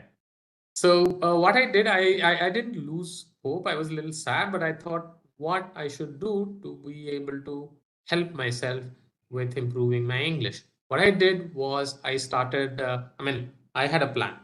So I started hanging out with people who could not speak Odia, because Odia was my mother tongue. So all my friends were from Telangana, Andhra Pradesh, Tamil Nadu, Karnataka, and Kerala. I didn't hang out with people who spoke Hindi because my Hindi was not really great. I didn't know much of Hindi. One thing. Second thing, if I learned Hindi, I didn't want to learn Hindi as such. That was not my intention. My intention was to learn English. So I continued doing that, and my roommates, one was from Tamil Nadu, one was from Kerala, and I continued to speak with them, hang out with people from these states, and people who could use their English really well. People who were really fluent with English. I spent around 1 year speaking only English, watching only English movies, listening to only English songs, and while taking walks, listening to BBC regularly. In the process, I took 1 year and never stopped teaching. I kept teaching during that time. Whenever I had chance, online, offline, I did teaching, and that improved my English. And by the time I entered my MPhil, I registered myself in MPhil. I was able to speak fluently, and I started teaching in a course offered by the university, and it became much easier. So, and the first thing, so my group around me, the people who were around me, they were crucial to, to my improvement, to this journey, and they were important. That's why I'm thinking if you are in a college, it's a good thing. If you think that you need to improve certain aspects of your language use or of speaking, then it's a good thing if you can create a small group in your college and tell each other what you are able to do. Don't focus on the problem areas, focus on what you are able to do and show them samples. How do you show them samples? You can go to your classroom, record your conversations in the classroom, and play it to each other and try to analyze each other's conversations. See what you are able to do and see the areas where you can improve a little further or where you can do better. So if you keep doing that with colleagues, people who don't judge you, people who don't laugh at you, if you come together and make a group, I think that's the best strategy for improving your English, your vocabulary, your pronunciation, or whichever aspect you're focusing on. And then identify certain areas where you think you need improvement, and your colleagues should also agree if they think the same. All of you, if you agree on one area for each other, I identify this is my major area of improvement, I need to improve in this area, and all of you agree with that. So get it verified with your colleagues, and then work on that area. And then what you can do is you can create a self-rating scale. I'll show you a sample of that, or a peer rating scale, which your colleagues can use for rating your English. Some of you might be, might not feel comfortable with sharing your clips with others and others rating you high or low, but it's not harming you, right? It's not harmful. It's not going to harm you in any way. It will benefit you in every possible way. So you can go ahead and create a group like that and use a rating scale. This is what I would prefer to use. Something like a very simple scale. You can add more, description, more to the description. I have created a simple one for you, which you can use in your group. And here the first one is conveying messages and maintaining conversations in the classroom. If you are able to do that, then you should if you are able to do that without any problem, then you will get a very high score. So it will be rated from 1 to 10. 1 is the lowest, 10 is the highest. So check where you stand, take a clip, create clips in the classroom, bring it to the group, play it, and all of you rate. The average rating will be your rating. Then using appropriate vocabulary, same thing, rate, bring it to the group, play it there, and rate your vocabulary. Same you can do with grammar, you can do with intelligible pronunciation. You don't have to pronounce like a British or an American speaker. And if you try imitating their accent, you will sound funny. And you will sound really funny when you get out of the state and go to another state and talk to somebody from other states. It'll sound really, really funny. So you don't have to do that. But if you are interested in doing that, go ahead and do that. But sometimes it'll sound really, really funny. So you should be ready for that also. Intelligible pronunciation has to do with when you pronounce words and you don't have too much of, people don't have trouble in understanding you. If they are able to understand what you are saying, I think the pronunciation is acceptable. Like what I'm saying, I don't think you have any trouble in accepting my pronunciation or understanding what I'm saying. I'll ask our host. Our host, can you tell me, please, if you are able to understand what I'm saying? Yes, sir. I can understand whatever you say. My pronunciation is decent and intelligible. Yes, sir. As per my knowledge, it's good. Okay. So see, our host is saying that my pronunciation is intelligible, right? I never studied in an English medium school. My mother tongue is Odia. So I come from an Odia background generally. I'm speaking to speakers of Telugu mostly. Our host is a Telugu speaker mainly. And still, she's able to understand my English and she doesn't have any problem. Do I carry any mother tongue influence? Not much? No, I don't think so. No. Okay. Our host thinks that I don't carry much of mother tongue influence and she has no problem in understanding my English. So this is something that we can all achieve. You don't have to speak like a British person or an American person or a Canadian or an Australian. It's all right to speak an Andhraite and be proud of that. There's absolutely no problem as long as you're English. I can understand our host's English. She can understand my English. This is the pronunciation you need. You don't need American pronunciation. And if our host speaks like an American or a British and tries a fake accent, and then I'll start smiling and I'll control my laughter, thinking that, oh, this sounds funny. So it may happen. So think about what kind of pronunciation is appropriate for your classroom.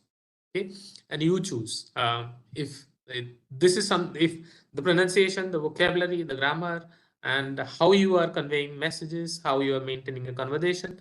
You rate in the circle, you ask your colleagues to rate, and that should be ideal. I don't want to interfere here and say that this is good or bad. I'm just giving you an example of a rating scale which you can use for determining where you stand or the level of your spoken English. After you do that, the next stage is to think about, just give me a second, we'll go back to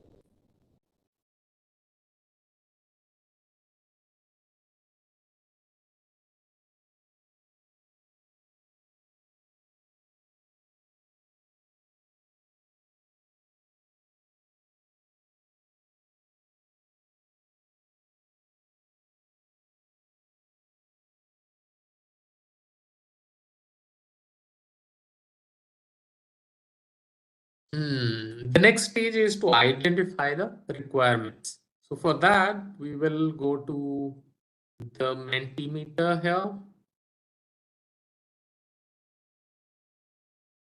Give me 1 second, I'll tell you the code.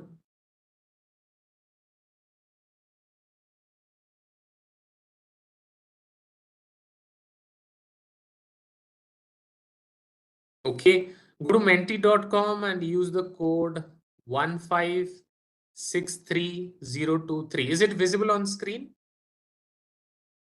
Yes, sir, it's visible. I'll repeat. 1563023.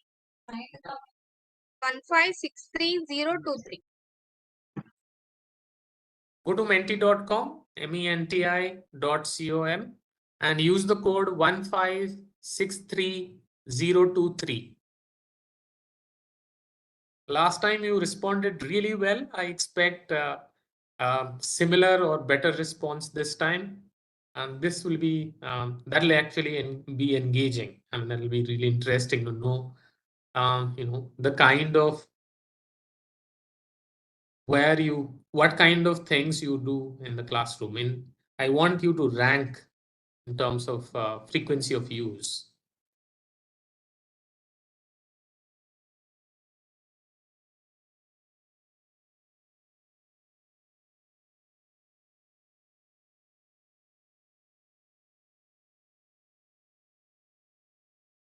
So responding to questions, acknowledging means when somebody says something, you are able to acknowledge and tell them, yeah, okay, got it, kind of thing. And then describing something, supporting the students. Sometimes they are not able to speak something or define something or convey something. You support them. Then you ask them questions or respond to their questions. And then you simplify what they want to know. Sometimes simplifying becomes very important. Sometimes you support them and sometimes you rephrase because they are not able to understand. You see their blank faces, you start rephrasing. And then you praise them for doing something right or reward them in some ways. So a lot of people describe in science classes or in literature classes, in history joke. I think we describe a lot, right? In classroom, you go there when you teach, you use slides or something, you start describing or narrating in many cases where you are using stories and all. Responding to questions remains there as at the top right now. You respond to questions. That means most of your students ask a lot of questions. Oh, that's great. I thought describing would top the chart.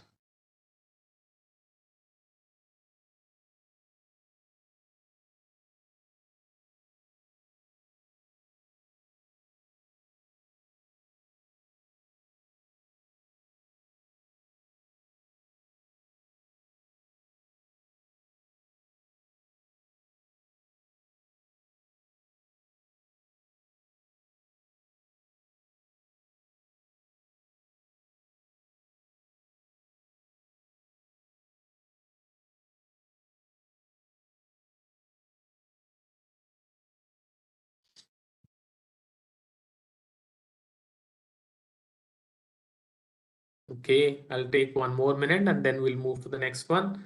So the first one is responding to questions, which you do most, and describing is next. Asking question is after that. So most of your classes are interactive, which is an amazingly good thing. I mean, amazing thing about your classrooms. I'm really impressed with what you are doing, how you are teaching in the classroom. Because responding to questions means your students are able to ask you questions. That means they don't have really fear for you or anything like that. No apprehension, no fear, which is a wonderful thing. That means you are excellent teachers. And then describing, which means you are teaching and describing things, narrating things. Asking questions, you ask them questions, which is again a very good interaction, I mean, kind of strategy to make the class interactive. Excellent. Simplifying, yeah, you are supporting your students. That's again a very good thing. Supporting, acknowledging, rephrasing, and praising. Yeah, so lovely. Yeah, you are good teachers, very good teachers. We have more response than last time, which makes me really, really happy.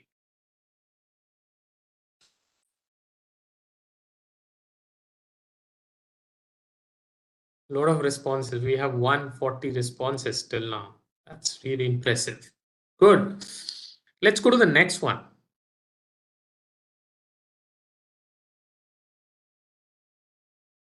We are talking about requirements first. Devising strategies will come to later.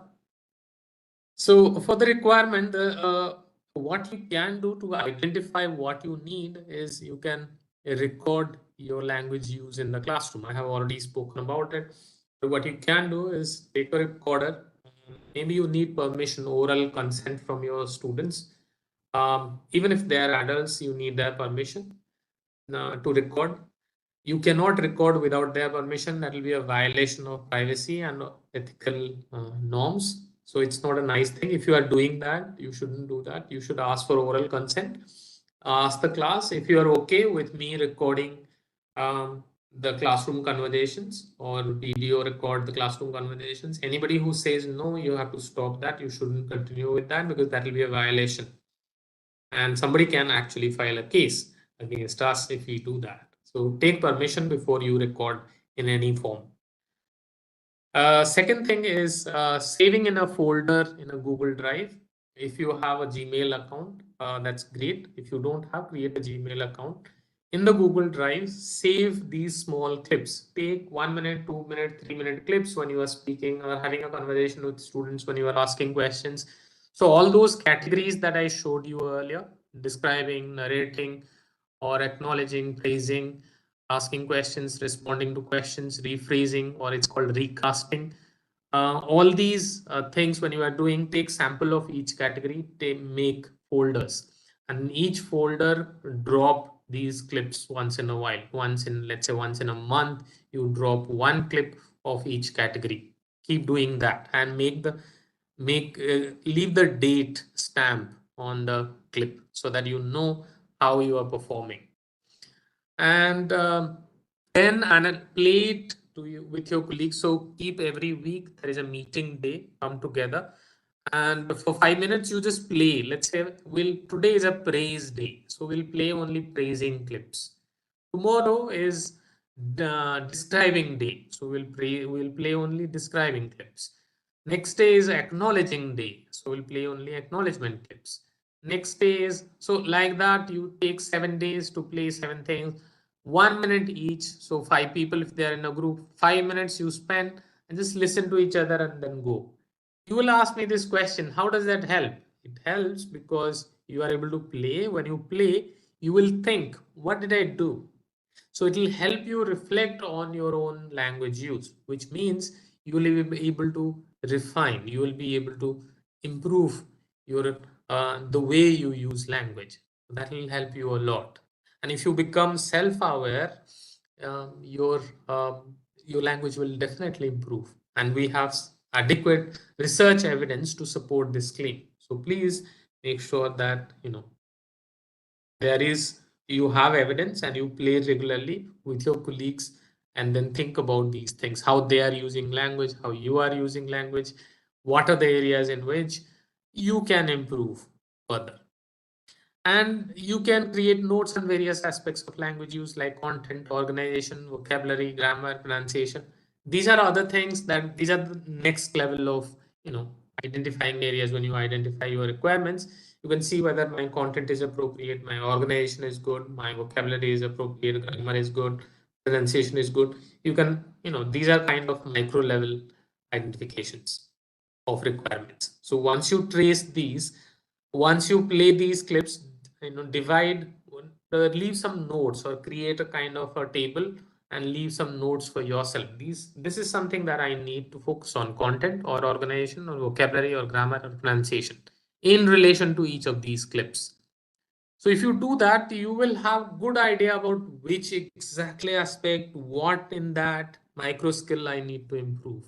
And that will give you a good idea what you need to do in the next step. Try doing this, and if it works, it's okay. If it doesn't work, let me know. You can always write to me, and we can talk about it. And you can connect with me on social media or on this, or you can email me about how it's progressing at your college. Then we are talking about these things, okay? Devising improvement strategies. I'll go to the Mentimeter that we checked earlier. Can you answer this question? Here the code is same code, Mentimeter. Which of the following is your most preferred option for improving speaking? 1563023. 1563023. You can talk about your preference for improving speaking.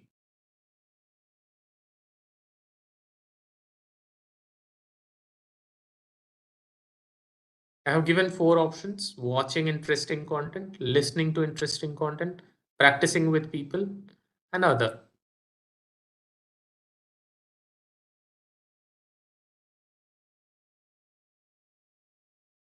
I request all the participants to participate in a Mentimeter. Program Good coordinators are instructed to. Sir, please carry on. Please carry. Yeah, you go to menti.com, menti.com. You have already done that, so just do the same and use the code 1563023. So many of you are already responding, so you can check with people sitting next to you and respond to this. This will give us a good idea about what kind of strategy would be appropriate for us. So like earlier, I was talking about coming in a group and doing this. Actually, I stand vindicated on this because most of you prefer to practice with people. That means you can create a group, or you might enjoy, you might enjoy being part of a group and continue conversations regarding how to improve your language skills. So this can be a good strategy because most of you say you have mentioned that you practice with people. That means it's something that you enjoy doing, and I think it's a brilliant thing to do. Go ahead and create small groups in your college. Create language group, call it a language group, call it a communication group, whatever you want to call it, or give it a name, nice name, and go there and play, or create a WhatsApp group and present your clips there so that you don't have to meet physically. You may not have time all that every day. So you can present your clips on your WhatsApp group and see how others have done, and you can comment on each other if you want. If that is acceptable, then you can comment on each other's. Don't use any harsh words. Use encouraging, positive, constructive words. Even if you want somebody to improve something, you can say that probably the vocabulary sounds good, but you can think of using this word there also. I think it will sound good. Something like that, something that is positive. Don't use any negative words because we are all adults. Sometimes people may find it offensive or may get offended. So we should be careful about their sentiments. To do that, we have our response rate is increasing. First one, we had around 100 responses, 80, 90. Second one, 130, 140. Third one, around 150 plus. This one is 170, close to 170. That means you are participating. I'm happy for you and clap for yourselves. Thank you. And let's go on and get on with our presentation. So I have here, you can see the screen. I have two sets of what are this? This on this side on A block, on one block, I have all these categories, which I have already talked about. On the right side, we have examples here. So the first one, responding to questions, for example, which I thought we can speak, but I don't think we can speak because we don't have access to microphone here. But yeah. Sir, you can interact with them, sir. They can unmute themselves. Okay. You can interact with participants. Perfect. Anybody who would like to tell me the first one, responding to questions, which is an example of responding to questions? Anybody who you can unmute and go and speak.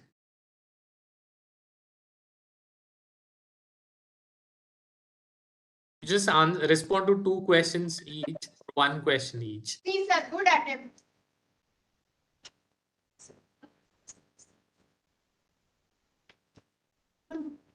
Yeah, Kadapa ma'am has come. She will respond to one question. Perfect.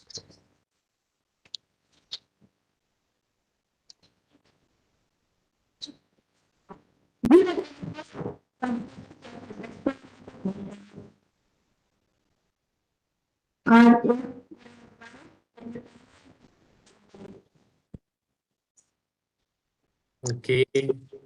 And we have NRC, SRR, and CVR. Can you go to the next question? Acknowledging. Acknowledging good attempt, sir. Good attempt. Okay, that's good. Yeah. Can somebody else respond to the third one? Asking questions. Anybody else? Yes, sir. Any other? Yeah, what is game theory, sir? Yeah. Okay, asking questions. What is game theory? Perfect. Thank you. Can somebody identify the fourth one? Describing. Fourth one, B, sir. Newton. Newton's life has So so many many real life real life applications. Absolutely. Spot on. Good. Number 5, praising.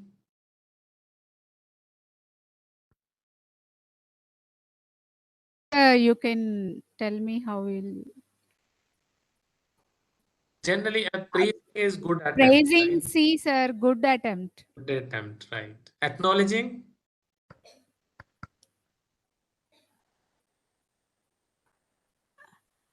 Anybody acknowledging? Maybe let me make it clear for you with an example. Think about it again. Acknowledging. You are right. Can you tell me how Right. you will do it? Yes, you are right. Good. Okay, Yes, sir. the next one. Number 6, supporting prompting. Supporting.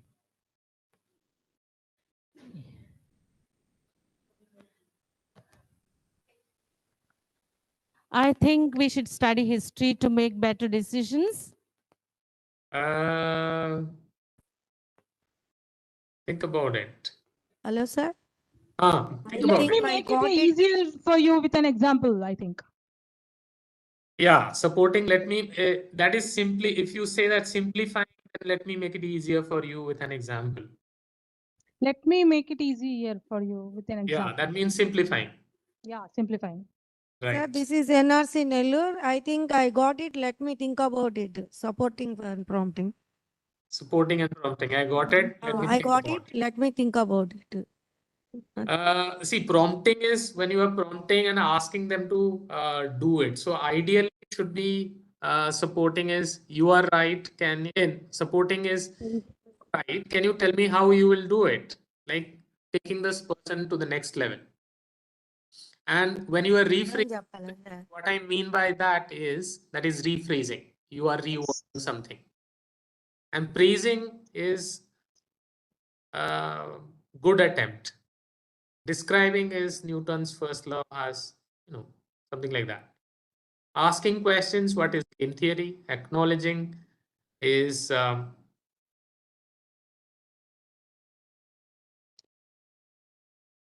got it. Let me think about it. Responding to questions, then you can say that I think we should study history to make better decisions.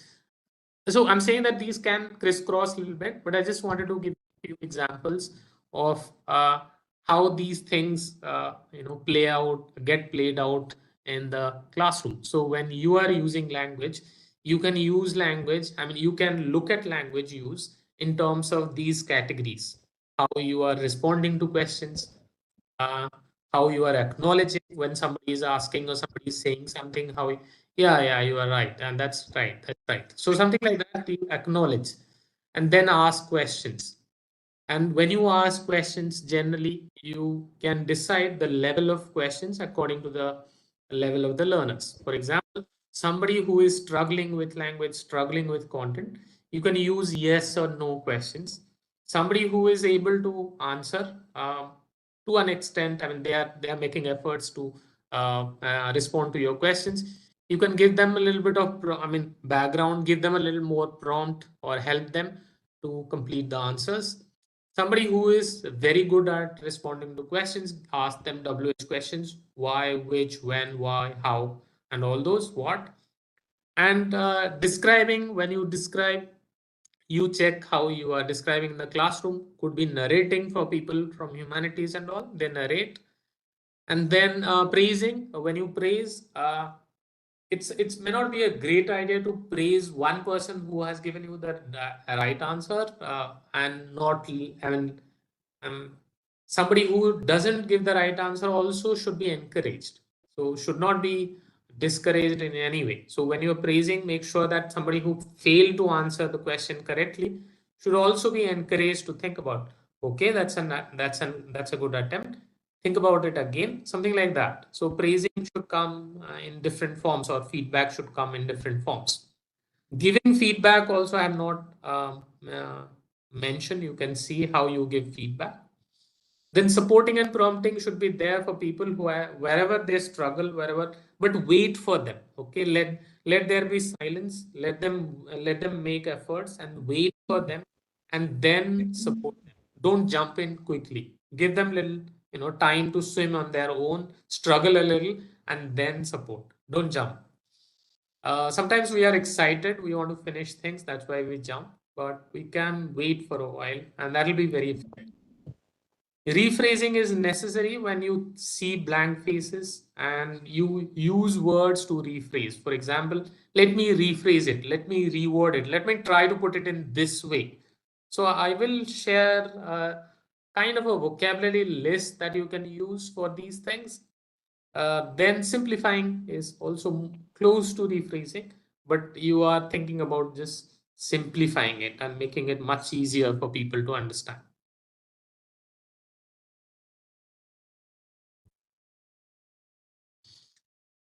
So I have a few strategies.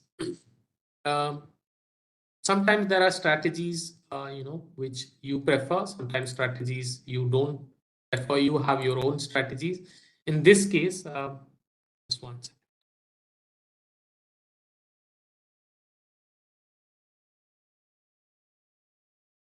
In this case, you mentioned that most of you prefer to speak with people and improve your English. I don't have much of, apart from classroom, I don't speak with many people as such.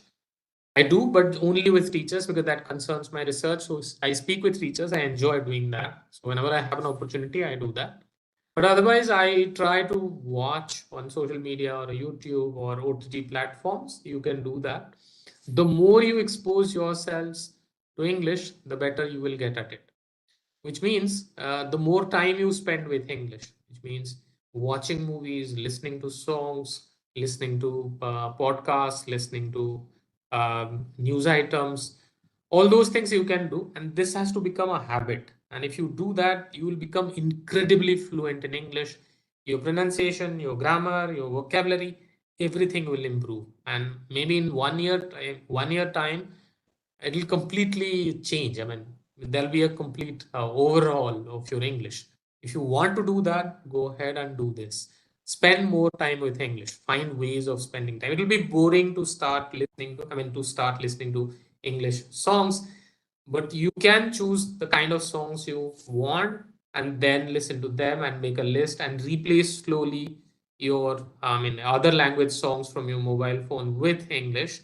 If you do that, it'll take a month to replace all your songs with English songs. It'll be difficult in the beginning, but it'll make sense soon. In 3 months' time, you will try to understand most of the words people speak in when they, um, in songs, whatever words they use, words and phrases. So I can write many of the lyrics. If I use my earphones, I can write the lyrics of English songs without much problem. I can do that.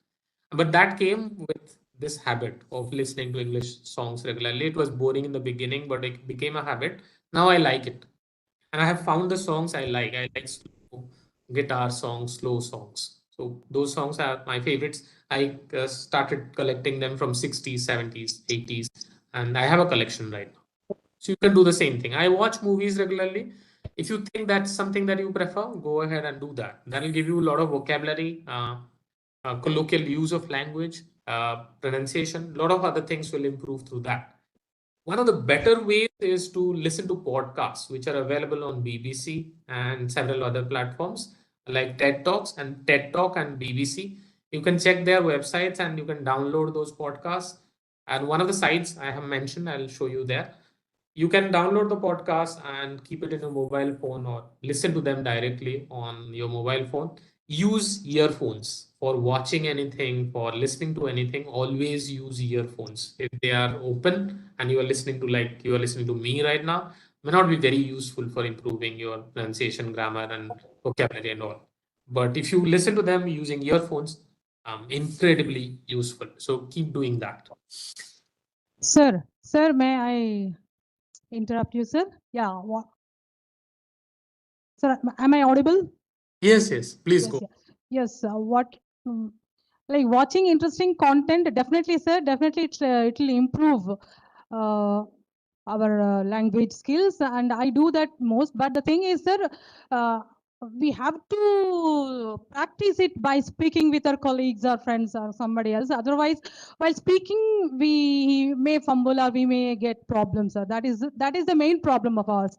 See, right now you asked us to type, and most of us answered that. If you ask us to speak, you will not get those many answers. So, of course, watching interesting content is important, and speaking is also as important as that. I feel so. Yeah. Absolutely, yes. I agree with you. But I'm taking it for granted that all of you are going to your classroom and you are going to use English. So because you are going to go to your classroom and teach English, whichever subject you are teaching, So there will be practice of, let's say, 2-3 hours every day. How many hours do you teach every day? 5 hours, 4 to 5 hours, sir. That's a lot of practice. You can't. Yeah. No, means throughout the class we cannot practice right now because we have to do it slowly. Immediately we Right. cannot shift it to English medium. No, sir. It will take some time. For the Right. students also to Yeah. understand. Yeah. But your English is already so good, so it should not be a problem for you to go to your classroom and start. Yeah, but we have to make our students to understand means it will take some time. Yes. For us, it's okay. Yeah. Yeah, you can do that. You can use English and with a little bit of Telugu if they need help. Ask them, encourage them to use English, but also give them this option wherever they struggle and they don't find the right words and phrases, or they are struggling, they are not able to express, they can use Telugu, and that's not a bad idea. That's a very good idea, in fact. So you can do the same thing. You can speak in English wherever there is a demand for explaining, further explaining, simplifying, or something. You can use a mixture of Telugu and English. For example, instead of saying that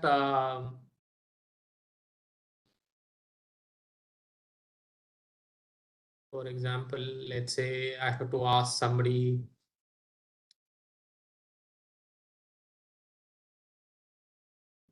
Miru food, Miru lunch finished, something like that. So I'm saying that Miru is one Telugu word you are using, lunch finished you are using in English. So you are identify those keywords that they understand, use them in English, switch to Telugu with with other words. Can you give me a few sentences, example sentences? Telugu and English put together, and keywords in English which they understand, your students understand, and you are adding some Telugu words to make it simpler. Anybody who can give me an example? One sentence. Yeah, breakfast chesera. Yeah, Breakfast chesera. absolutely. Correct. Anybody else? A few more examples. Let's say you have to Exam ku define. prepare ayyara. Exam ku prepare ayyara. Exam and prepare is English, prepare ayyara is Telugu. Correct. Anybody who can define Newton's first law, a science teacher, with English and Telugu?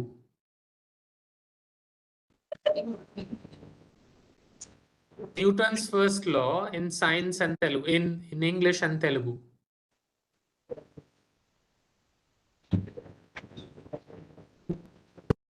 Anybody?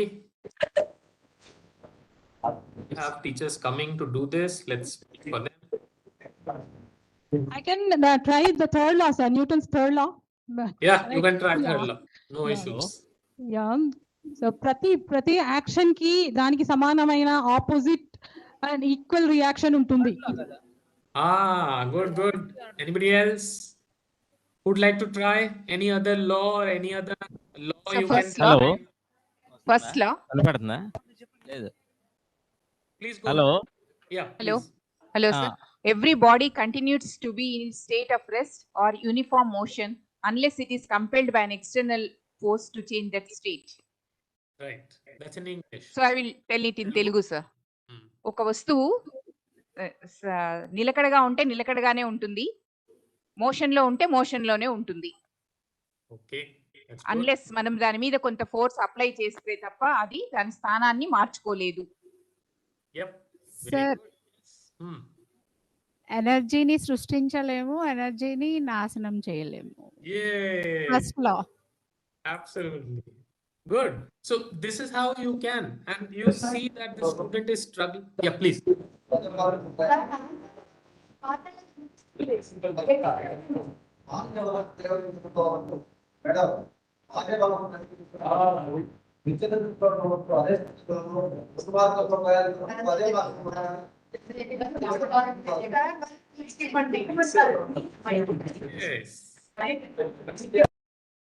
So this is how you can do it. So you see that the level of the student, I mean, where you see that the student is struggling with English, use more Telugu words. They struggle less with English, use less Telugu words. They are not at all struggling with English, use only English. So you can create 3 or 4 levels. No Telugu words, only English. A few Telugu words, some English, mostly English. Half English, half Telugu. More Telugu words, a few English words. Key words are in English. So this is the level you can operate in the classroom because we are switching. So you can operate in this way. You can switch slowly. And there is a new phenomenon in research we are talking about in language teaching research. It's called translanguaging, which has to do with this, exactly what you did just now, which has to do with using multiple languages in the classroom. Probably it will become a policy thing in future because it's spreading really fast in Western countries, in many of the Western countries right now. It will become a reality in some time probably when we will write in both languages together. So it'll take a while. It has not come, but it's a strategy that we are talking about right now for teaching, which is an extremely important strategy, and it will make students. It will help students learn English really well because they will understand the meaning of what you are saying. They'll be able to express without any fear because you have given them the freedom to use Telugu when they are struggling with English. But the emphasis should be on judicious use. That means you see there is a necessity of using Telugu, ask them to go ahead and use Telugu. Wherever you think that they don't need, you can hold it back there. And as some of you have already pointed out, practicing with colleagues is an important thing, and you can do that, but it will sound artificial if you are talking to each other about general conversation in English. It will sound artificial. So maybe it's a good idea if you are not really using English regularly with your colleagues, you can start with a few words, infuse a few words into your conversation and do that regularly. And then it will slowly increase and you will become fluent in English in no time. If you think that you are struggling with English when it comes to conversations, regular conversations, it's a good thing to infuse a few words like hello, how are you doing, and what's up, and let's say how was the class, something like that, and then answer in Telugu or respond to that in Telugu, something like that. So you keep increasing the number of English words in your conversation, in everyday conversations I'm talking about. Two websites I would recommend. One is BBC Learning English. It's there on YouTube. It's there as a site also. You can check BBC Learning English on YouTube, which has a lot of content. I'll show you that site.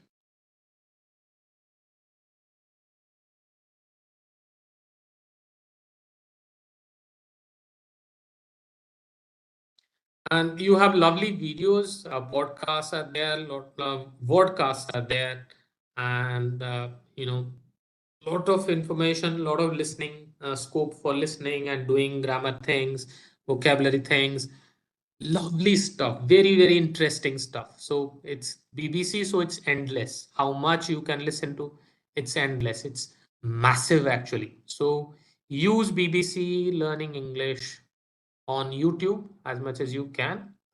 This will help you improve your pronunciation and vocabulary. And if you're thinking about vocabulary, this is a very good place to learn vocabulary. And something that is very kind of not very unusual, but pretty interesting is, I'll show you that. It's called breakingnewsenglish.com. It's a news site which builds English lessons on regular news. Like 19th June, there is groundwater pumping by humans has tilted Earth's axis.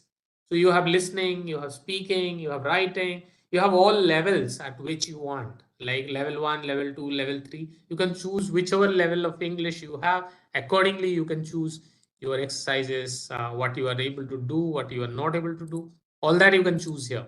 So I'll go back to this. Level 6 is the highest level. You can go to level 4 or level 1 according to, and you have a lot of exercises here given. All listening, vocabulary, grammar, all kinds of exercises are there. And that happens every day. That means you have millions of exercises in this website, on this website, sorry. So check the website. It's called breakingnewsenglish.com, something that you can, recommend to your kids or your students in the classroom. We recommend both the websites. You can use yourselves and also recommend your students to use these websites. Now, next one is self-checking progress, something that we need to think about right now. Sir, excuse me, sir. Excuse me. Could you please recommend any website by our Indian speakers? Yeah, you Yeah. listen to a lot of Indian speakers on websites which are in TED. You go to TEDx speakers, Indian speakers, you will find loads of Indian speakers speaking. Okay. On BBC also, the speakers are not really always English. Okay. And the pronunciation in BBC is mostly not very British or not very American. It's kind of neutral in many cases. So that will also help you. But Indian speakers you will find in plenty on Doordarshan English, which is available online. You will find a lot of in India Yeah. speakers and also TEDx speakers, Indian speakers. There are plenty. And apart from that, you will also find classroom teaching IITs. And our institution, like BITS, has uploaded a lot of videos on Coursera. MOOC courses are there where classroom videos have been uploaded to Coursera. You can check those and freely available. A lot of videos, a lot of classroom teaching videos are available from a lot of IITs and BITS. They're available. And so if you think that you want to improve your English in classroom teaching, those videos will also be very useful because they are Indian speakers. They are teaching in the classroom. So choose the exact subject area from which you belong or you are teaching the kind of subject area and accordingly choose a speaker and then save their recordings. Thank you, sir. Thank you so much.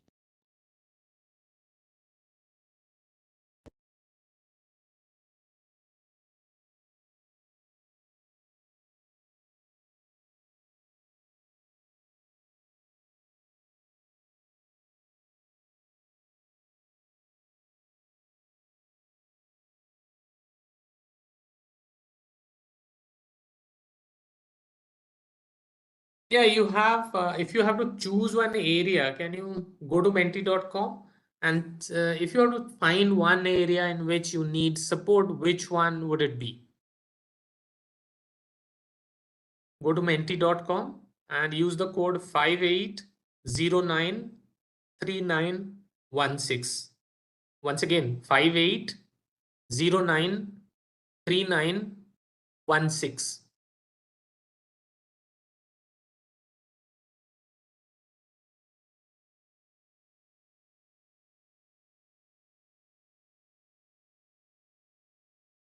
Five eight 093916.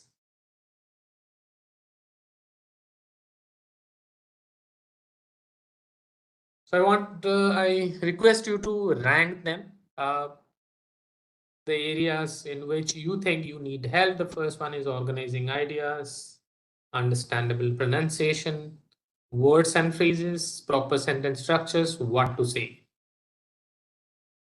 So what to say, how to pronounce, which words to use.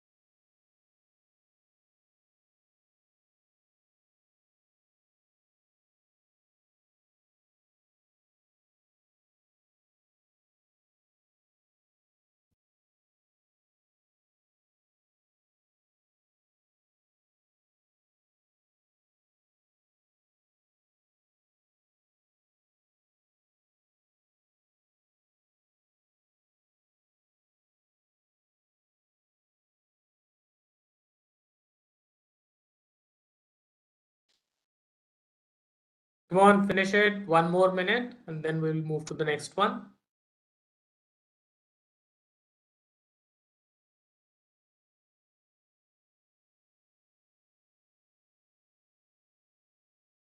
We are getting good response.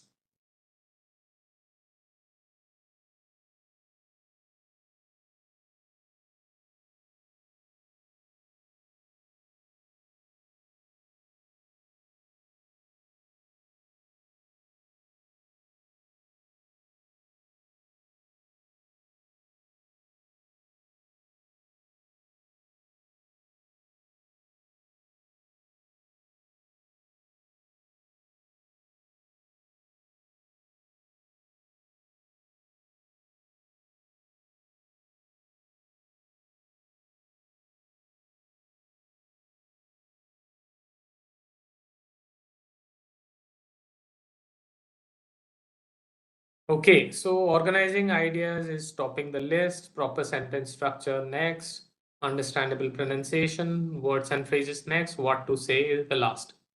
See, organizing ideas, if we look at this, organizing ideas, you can always record. If you record and listen to the conversation, listen to what you are saying, one way to know whether it's organized or not is to see that if there is a connection. Let's say I'm saying that I want to talk about how to organize a speech. And then if I focus on all the sentences are focusing on the same idea, then and they are related to each other. And there is some way I'm following an organizational strategy. For example, I'm following a time scale, or I'm following a logic. I'm following the hierarchy, or so you have to choose which order is appropriate for organizing the idea. In many cases, it will be what comes first, what comes next in terms of time. So you can use a time as the factor behind your organization, or you can do it as hierarchy, which is most important comes first, the next important comes next, the next important comes next. That's another way of organizing. Another way of organizing is to think, if you are describing something, a human being, then you should start with the overall figure, and then from face to shoulders to hands and legs, and then to other parts. So you have to find a logic, how when you are speaking, you have to keep in mind what logic you are applying, and then your ideas will become much more organized. For example, if you are talking about Newton's laws, you know that first thing is to define, second thing is to exemplify, third thing is to explain and then exemplify. Sorry, first define, then explain, then exemplify, then interact, and then close. If that's the organization, you should follow that. That means you define that, then explain the law, then give an example, then ask for a few examples, then again ask them to talk to each other, and then finalize, close it by summarizing the content. So you keep in mind, this is what I'll follow when I'm teaching any law in science. Let's say you are teaching World War II in history, and then you have to take another approach, adopt another approach. If you're teaching mathematics, different kind of approach. If you're teaching literature, another kind of approach. If you're teaching, let's say, linguistics, a very different kind of approach. So depending on what you are teaching, you think about what logic will be appropriate. If you are able to have a lesson plan, or if you are organize what you are going to teach and break it down to smaller parts, it will become much easier. If you have any questions related to that, you can always ask me. Here, I would say that you need to go back and self-check. After all that you are doing for some time, if you keep doing this, you need to self-check. And for self-checking can be bolstered or can be improved further by if you add peers to it, or your colleagues to your checking how you are making progress. And to take it to the next level, you can add an expert, somebody who knows English really well, who's a prolific user of English. Ask them to help you with judging your progress. And I have already told you that you need to store clips and then on folders and give them names of with different aspects and dates. Keep the clips for each month and then show it to an expert, and they will be able to tell you where you are making progress. And then put together, if you take all three strategies together An additional strategy, if you don't have a big ego, then you can add students. And if you think that you are not really comfortable asking your students how well you speak or how you are speaking, then you don't have to. But if you think that you are comfortable with that idea, you can also include your students, which is kind of completely keeping aside your ego and going ahead with this idea. So what I did, I have told you this. I have recorded and saved my language use, classroom language use in a Google Drive. Spend time with people who use English well, listen to BBC, watched English movies, and never stopped teaching. Because teaching, I thought, improved my English a lot. And it took me almost a year to improve the way I was using English. And you can do the same thing. I have one more mentee. Let me go back to that and play it for you. Just give me a second.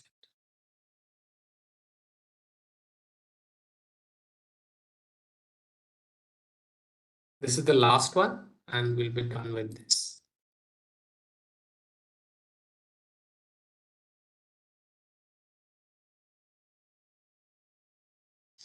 Yeah, so sorry to go to mentimeter.com.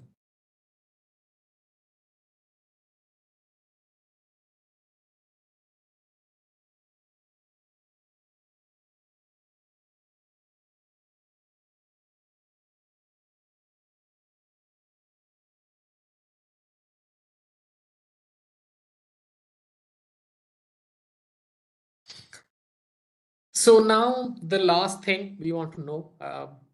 Now we have discussed a few things, how you should do it, what are the things you can do, and I've talked about a few simple strategies. I don't want to, give you a fish, and I don't want you to use that fish. I want you to learn fishing and go out and improve your own English using your own strategy, something that you think is appropriate for you. So I have talked about a few strategies. You choose whatever is appropriate and make use of it. I would love to know how you think about improving your classroom communication strategies. So we have menti.com and the number code is 56405480. 56405480. And here you can mention what you feel about, how you feel about mastering classroom communication strategies. I think that closes my presentation too. Once you mention these things, we'll close the presentation and then you can ask me a few questions if you have any, and then we'll close. 56405480.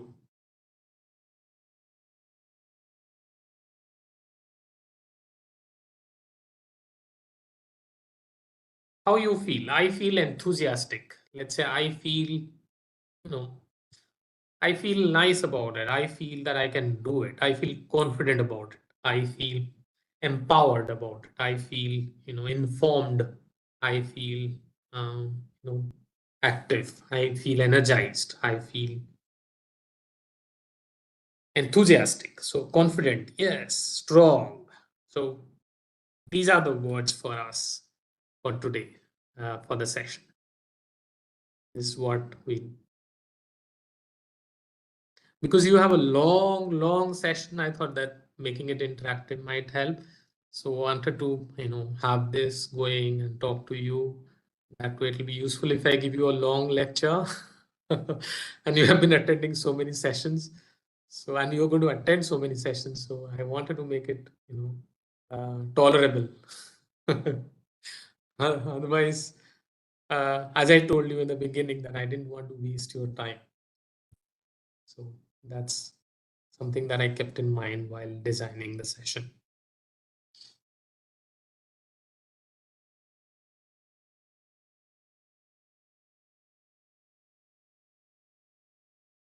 Wow, I'm so impressed. This is lovely. And let's stay connected and write to me. I'll share my email ID with you. You can write to me on the email ID, or you can message me. You can join me on social media and answer and talk to me. So we have 273 people responding, 76. Wow, 282. 285. This number is increasing. I'm happy and good. Okay.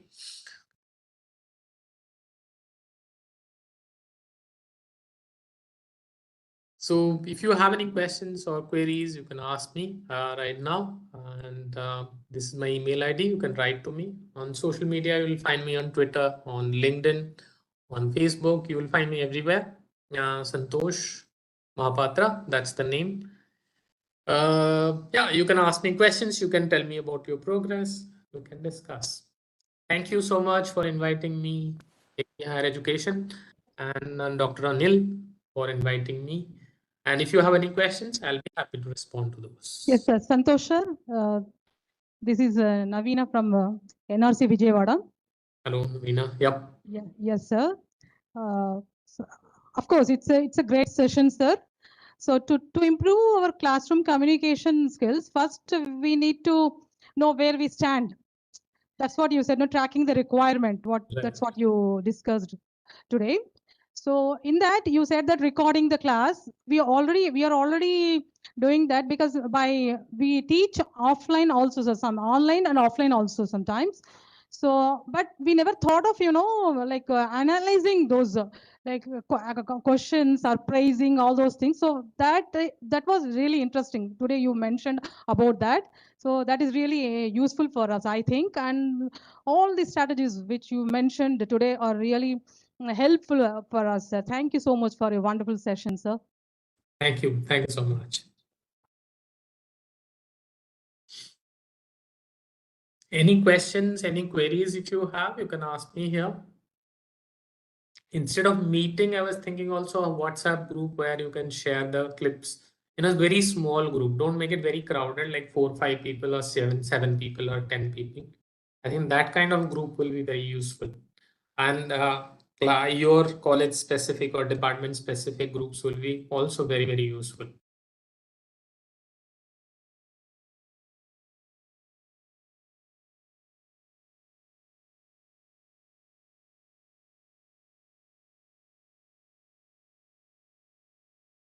Is there any queries from any NRC?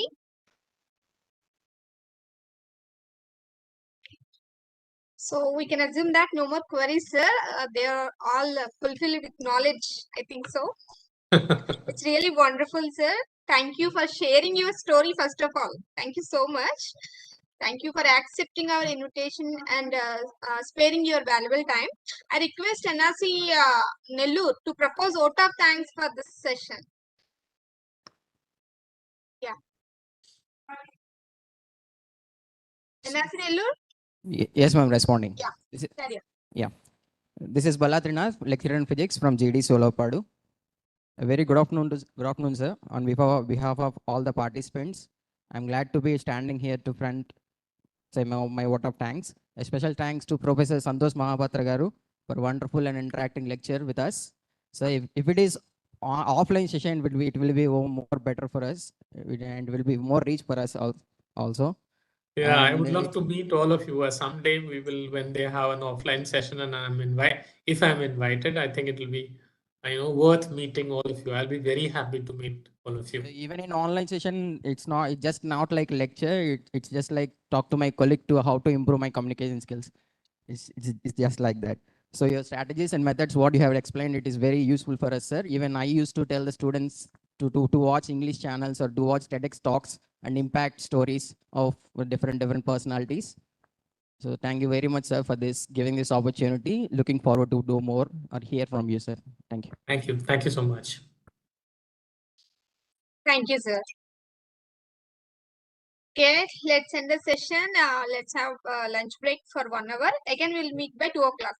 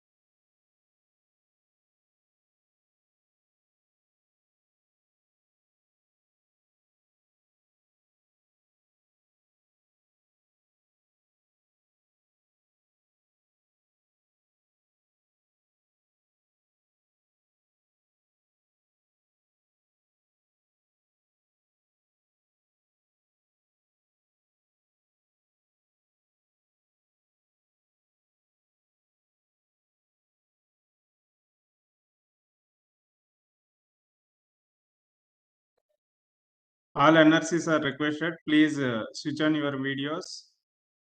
Already the resource person Pankaj ma'am has already joined.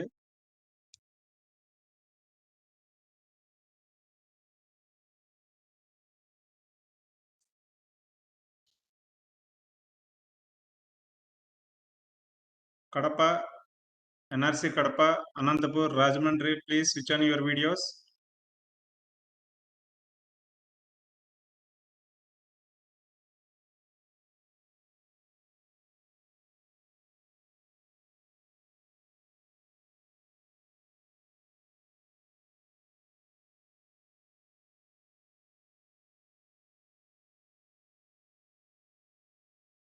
NRC Anantapur.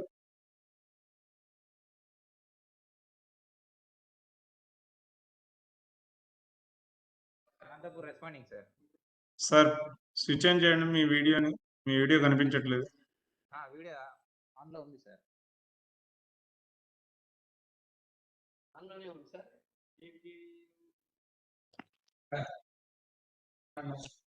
సరే NRC Anantapuram video ఆన్లో ఉంది.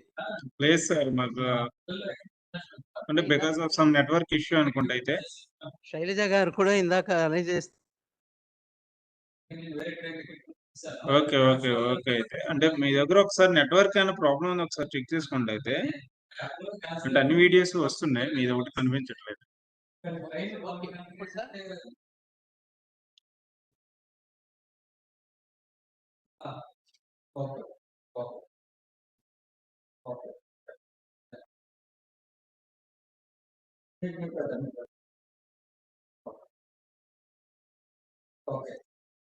Ma'am, Pankaj ma'am.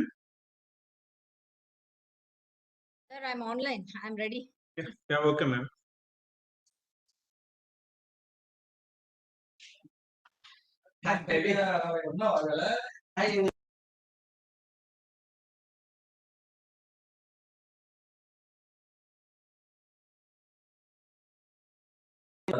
On behalf of CCE, we welcome you, ma'am, for batch 3 TOT for English medium of instruction.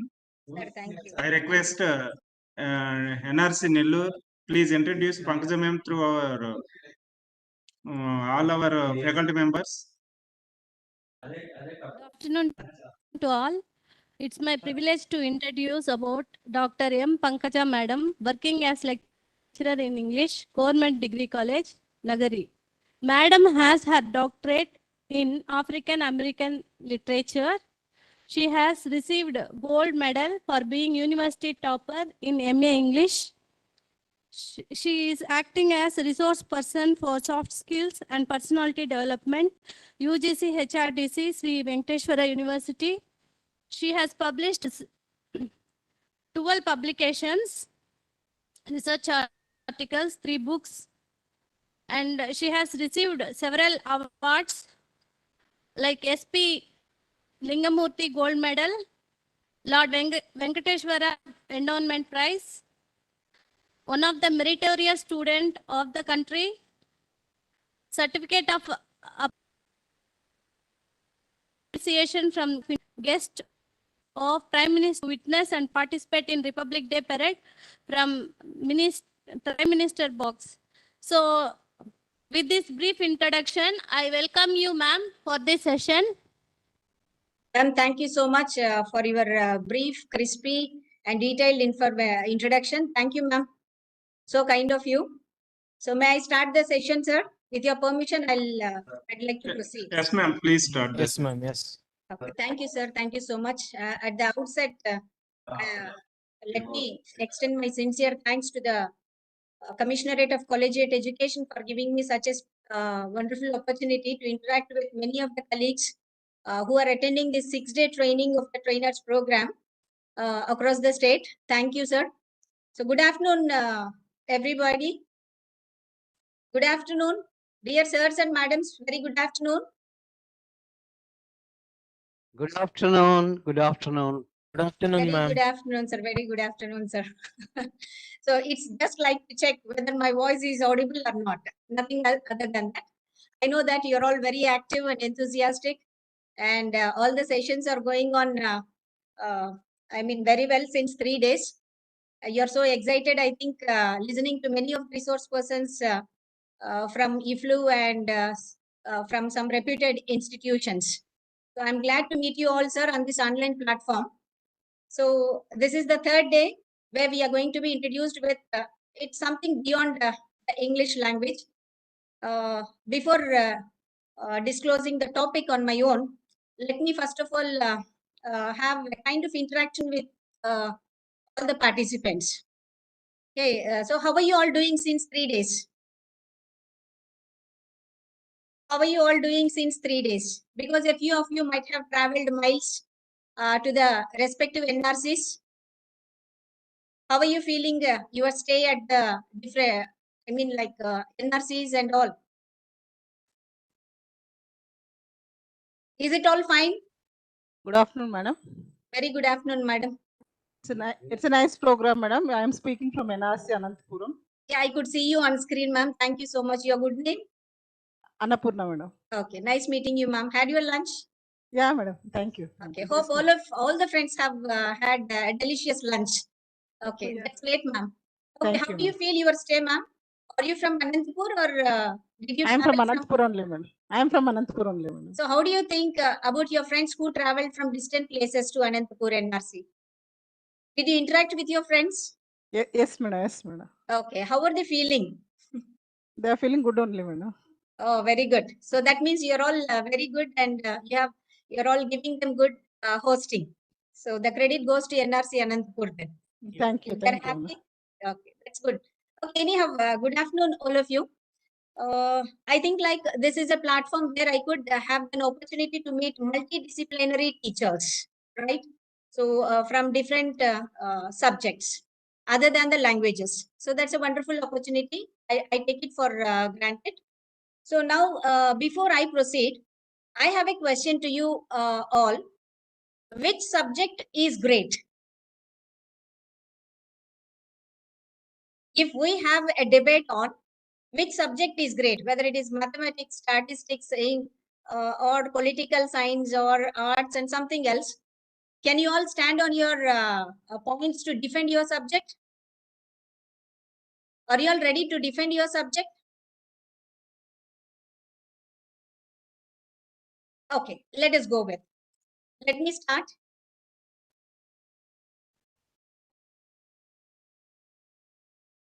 So here is a slide that you could see on the board, on the screen.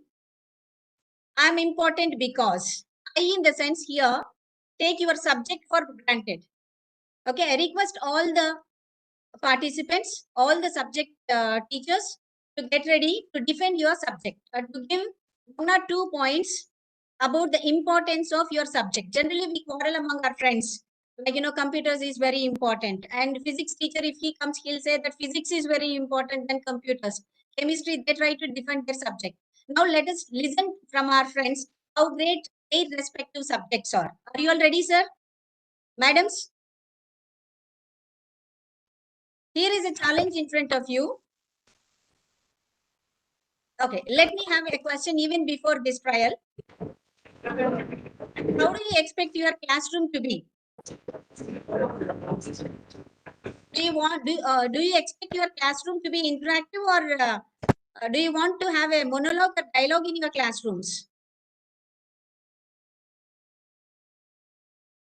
Monologue or dialogue? It is dialogue, madam. It's a dialogue. Okay. So can you all promise me the dialogue in this classroom? Dialogue mode? Yeah. Okay, that's great, sir. Thank you so much for your support. Now let us go with.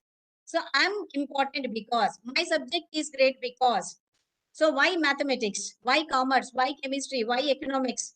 So I expect one from each discipline or one from each subject to tell 1 or 2 sentences about the greatness of your subject. Why it's very important for the life or else for the professional growth. Good afternoon, madam. Very good afternoon, sir. I am Dr. T. Masudana, lecturer in Commerce, Government College for Men, Kadapa. Okay, sir. My commerce subject is great because it is an international subject. Okay. And everything is around commerce. Oh, great, sir. I prefer to teach commerce subject Okay. Can you tell me, sir, benefit of commerce? It's great, no doubt in that. But you have to tell me the one use. Otherwise, If you study the commerce subject, okay. you can be well versed with all the modern technology and lifestyle. Oh, great, sir. Really? Okay, good. Because everything is commercial nowadays. Okay, that's a wonderful answer by Madhusudan, sir. Thank you so much for your participation, sir. I'll get back. Pardon? Yeah, now commerce subject was defended. Next one. Madam, this Who is would like from to grab the opportunity? Madam, this is from NRC Anantapur. Okay. I am important because my subject is economics. It is Okay. related with day-to-day life, so it's important, I feel. Oh, that's good, madam. Economics is related to day-to-day life, so it's very important. That's a great point, ma'am. Thank you for sharing. Next. Here is a big challenge. Generally, in our institutions also, very quite often we come across this kind of fight among ourselves. We say that, economics teacher says to the students, economics is very important. History teacher will say history is important. Why so? Anybody from history?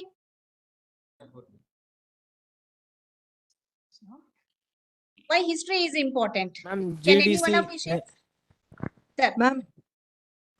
As Yes, you know, Ma'am, from NRC Anantapur, ma'am. Okay. I want to say about geology, the Oh, science great. of Earth. Yes, Oh. ma'am. It's a rare subject. Yes, and madam. It is very in few colleges, but geology is about all around us. It is about our Mother Earth. Okay. So right from the rocks and minerals which we use in building, and right from the precious stones which you wear, right from the food we eat, and from the landscapes we visit, the environment, sustainability, everything, geochemistry, geophysics, all subjects are incorporated in geology, ma'am. So I Okay. feel proud to be a geology teacher, and I feel it's very important for everybody, ma'am. Okay. Where do you teach geology, ma'am? Which college? Ma'am, at Government College Autonomous Anantapur, ma'am. Okay, that's great, ma'am. Really sorry, I couldn't give space for geology there on the screen. It's okay, ma'am. It's because okay, I ma'am. don't know. But all the things which have displayed on the board comes under geology, ma'am, because this is about Earth and everything is on the Earth only, no? So Okay. don't mind, ma'am. Oh, okay. Thank Okay. you. Thank you. Thank you so much Thank you, ma'am. for your Yeah, broad-minded very good attitude. afternoon, ma'am. Yes, ma'am. Thank you, ma'am. Please. Very good afternoon, ma'am. We Very are good from afternoon. Guntur NRC. Okay. Yeah, I'm from computer science faculty from GDC Macharla. Okay.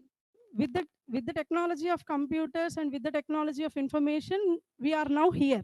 Even in pandemic situation also, we Yes, are ma'am. delivering the lectures as well as we are conducting now online lectures wherever you are. So that's Okay. why I'm saying the computer science is without computers, nothing is there. Thank you. Okay. That's really very good, ma'am. Very good. Namaste, ma'am. Yes, ma'am. Please. Namaste, ma'am. NRC Vijayawada. So Okay. my subject is microbiology. So Okay. microbes play a role in sustainable practice in solid waste management. So without microbes, there is no life. Means we are dumping a lot of waste, it's solid waste every day. So global garbage. Without microbes, we need at least 5 globes, means earths, to deposit our waste. So because of that, microbes are very essential to degrade the waste. Very fantastic supportive argument, ma'am. Thank you so madam. much. Yes, sir. I am from NRC Pilier, madam. My subject is botany. Botany. Okay. Botany, madam. So it's an evergreen subject. Okay. It's my subject supplies food to the entire living world, Great. and also we supply oxygen to the entire living world, madam. Okay, sir. So without botany, no life on the earth. Oh, that's wonderful, sir. Wonderful. So that's why my subject is alphabetically it is second. P for botany. So we stood at the top of all subjects. Oh, Thank you, great, madam. sir. Thank you. Thank you for the great input that you have given. Because you're all sharing the knowledge. That itself is a boon for the listeners. Good. Yes, another madam is ready. NRC Anantapur, madam. Good afternoon, NRC Sir, may I kindly give opportunity to NRC Anantapur, sir? Because they are already online. NRC Anantapur, madam. This is Yeah. Dr. Raj Muhammad, the history, madam. Okay, sir. So history subject is great because history is understanding of human past and even society, economy, polity, culture, and everything is there in history. So without understanding history, we cannot create the history. So history is the mother of social science subject. So I thought that history is one of the best subject and it's a royal subject, no doubt about it. It's not for only competitive, but also in academic in nature. It's a worldwide subject, madam. Thank you very Okay. much. Okay. With history, you're all creating history. That's a great thing. Lovely. Okay, sir. Good afternoon, ma'am. Good afternoon, ma'am. Very good afternoon. Very good I'm afternoon. from Yes. NRC Vijayawada. Okay. I'm biochemistry, ma'am. Faculty in biochemistry. Okay. Biochemistry is the chemistry of life, ma'am. Whatever chemical reactions that takes place in our body, we'll study about it. It is the underlying, we can understand the underlying mechanisms of diseases. When we understood what are the chemical reactions that takes place in our body. So biochemistry is the very important subject to understand the diseases and our body metabolism and all these things, ma'am. Thank you. Thank you. So fantabulous, ma'am. Thank you. You are just giving more stress on very important. That's really very great. Biochemistry teacher. Hats off. The next one. Good Sorry, afternoon. madam. I think biochemistry is NRC Kakinada. Yes, ma'am. Pardon? I'm Dr. K. Amina from Water Science Department. Okay, ma'am. So, nutrition, but we have 5 specializations. Food nutrition, human development, exercise and clothing, resource management, and extension and communication. So, what I want to say is, these courses helps us to have a better life. And regarding the other subjects, the person who specializes that subject will be benefited. If it happens, if one person from doctors is there in the family, the whole family will be benefited. And the other point is, we have many opportunities, both in the government sector and non-government sector. So, it's a great option. Okay. Thank you. So that's great, ma'am. Thank you. Thank you so much. Ma'am, I request NRC Kakinada to please kindly check your connection, ma'am. I think voice is not clear. Okay. Next, anybody else? Good I afternoon, think. madam. Good afternoon, madam. This is Yes. I'm Santosh Kumari from NRC Guntur, madam. Okay, ma'am. My subject is botany, madam. Botany is very important. Botany is done. Botany is done. Please kindly make a note that there should not be any repetitions. Already, Good afternoon, one madam. teacher has told. But it's okay, ma'am. Anyhow, you are online. You please complete it. Good afternoon, madam. No, sir. So let the other participant Yes, complete ma'am. it. Botany is important because it is study of plants. Without plants, there is no life. We depend upon plants for everything, right from food, clothes, shelter, and medicines, and everything we get from plants. By studying botany, you can save the environment and you can also contribute to the sustainability of Very life good. on our planet. So, if we exist, then only the other subjects we can take them forward. So, first of all, botany is very important. I think so. That's good, ma'am. That's Yes, good. madam. Okay. Without this, we don't have life on the earth. When we have life on the earth, then only we can do everything. So that is utmost important, madam. Okay. Our existence is first important. So for our existence, botany is important, madam. Okay, ma'am. Wish you all good luck to all the botany teachers. Next Yes, one, madam. please. Good afternoon, madam. Very good afternoon. I'm Sunita from lecturer in zoology from GDC Vijayawada, madam. Okay. I teach zoology. Coming to the context of zoology, in earlier days, we wake up with the sound of cocks. Okay. Yes. They croach and we will wake up. But nowadays, we become so much techno-savvy that we are using mobile phones, alarms to alarm us. There also sometimes in the we morning. enjoy the chirping sound of the birds. Okay. Yes, madam. Yes. Not only that, we are getting food like chicken, meat, honey, fish, all these protein-rich food we are getting from the animals only. So knowing a little bit about the animals around us is very important to every human being. That's what I feel. Okay. That's wonderful, ma'am. Thank you. Thank you. Any other subject that's left over? Please. Good afternoon, madam. From NRC Anantapur. GDC Pilar. Okay.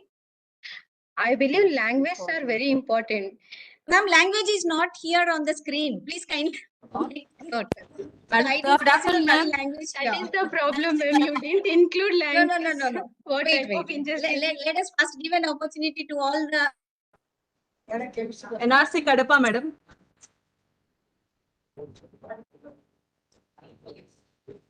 NRC Anantapur, madam. Okay, any subject, sir. What is the subject you would like to defend? Mathematics, madam. Okay, sir. The Madam, subject that I'm more scared of. Okay. Madam, mathematics is king of all subjects, madam. Okay. I Because of mathematics, having all subjects, madam. Oh, Thank good. you. Is there chemistry in mathematics, sir? Yes, madam. Chemistry, madam. Physics also. Okay, good. So mathematics is an amalgamation of all the subjects, sir. Okay, that's good. Any other subject? NRC Kadapa chemistry. Kadapa? Yes, ma'am. NRC Kadapa chemistry. Okay, okay. Ma'am, please do it fast because we are running short of time. CC people have given us only 1.5 hour time. Yes, ma'am. Chemistry is the study of matter. Okay. There is no existence of Earth without matter, atoms, molecules. So my subject is on top of all subjects, I think. Thank you, ma'am. That's great, ma'am. That's great. Is there anybody from statistics already done? Good afternoon, ma'am. Statistics? Good afternoon, Yeah, ma'am. very good afternoon. NRC Very good Nellore, afternoon. ma'am. I think NRC Kalahasti is online. Shall I give an opportunity to NRC Kalahasti? Sri Kalahasti. Ma'am, I'm from statistics. Yes. Okay. Am I Okay. audible? Yes, you're.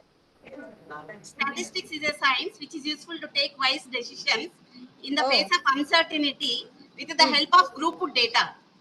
Okay. That means in these days, collection of data is most important. That's why Okay. statistics is very important, ma'am. Okay. Okay. Okay. If I give you a chance to place your statistics somewhere on the ladder, where do you want to place? Would you like to place it on the top of the ladder? Top place. Top one place. Very good. Okay. Why Each subject teacher will. Why? Okay. Because data plays very important role, ma'am. Okay. Thank you. Thank you. Thank you, Very good answer, ma'am. Thank you. Anybody else? Any Good subject left afternoon, out? ma'am. Myself, Dr. S. Priyanka, lecturer in biotechnology. Okay. So I want to tell about biotechnology. It is a combination of biology and technology so that we can improve the genetic makeup of an organism for more Okay. production of food, for more disease resistant, for making the humankind better, ma'am. Okay. How beautiful is. So I think like all the subjects have been done. Is there, I don't think that any subject is left out which has been displayed on the screen. So from my side, a big round of applause to all the participants and all the subject experts who tried their level best to defend their, sir. Hello. Sir, voice is not clear, sir. I am Dr. Mallikarjun Rao, Okay. lecturer in mathematics, Government Degree College, Pormodel. Already mathematics teacher has said mathematics itself is an amalgamation of all the subjects. I will tell one word, ma'am. My mathematics subject has its own language, ma'am. Okay. It does not depend on any other languages. Great, sir. Great. Because if belongs means I will just put belongs, international language. Anybody can understand belongs to, not equal to. There is a special language and mathematics has a special language. Okay, sir. Okay, sir. So Thank it you, is sir. very ancient language. So mathematics is a very goodest one. Okay, sir. Sure, sir. Sure. Thank you. Okay. Thank you, sir. Thank you. So thank you. Really very happy to learn and to listen to the voice of many teachers, very multidisciplinary teachers on this platform. And may I have a question to you all, because already one of the language teachers was on online defending the language. Here, I'm not specifying any language, whether it is English or Telugu or some other. But what is the medium that you have adapted to talk about the greatness of your subjects? What is the medium? Did you use language as a medium? Do you accept with this statement? Yes, Is there any objection from the other side? Yes, ma'am. English. Not English. Okay, you used English, but not particularly English. But you know, all the subject teachers, that means all the subjects. If you want to expose to the world, if you want to project yourself to the external society, first of all, we need a medium for communication. Whether it is English or Telugu, leave it aside. But we need a medium. Am I right, my dear friends? Can I call all of you as my friends? Friends? Ma'am, friends in the sense there might be senior most teachers also, no doubt in that. But a friend in need is a friend indeed. So already I told you that here on from one side there is no trainer, the other side there are no trainees. We gathered or we assembled for this 1.5 hour time to share some knowledge with each other. I'm not here to share and you are not there to listen alone.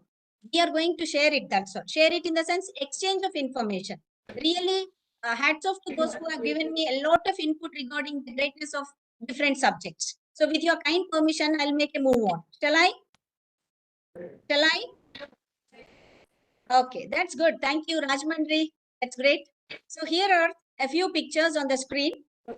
So hope you could identify all the legendary personalities. So can you match the following personality traits to each one of them? Be very quick. I'll give you hardly 30 seconds of time. Try to match the personality traits to the personalities to the left. Your valuable time of 30 seconds is up. Is there anybody who is ready to answer?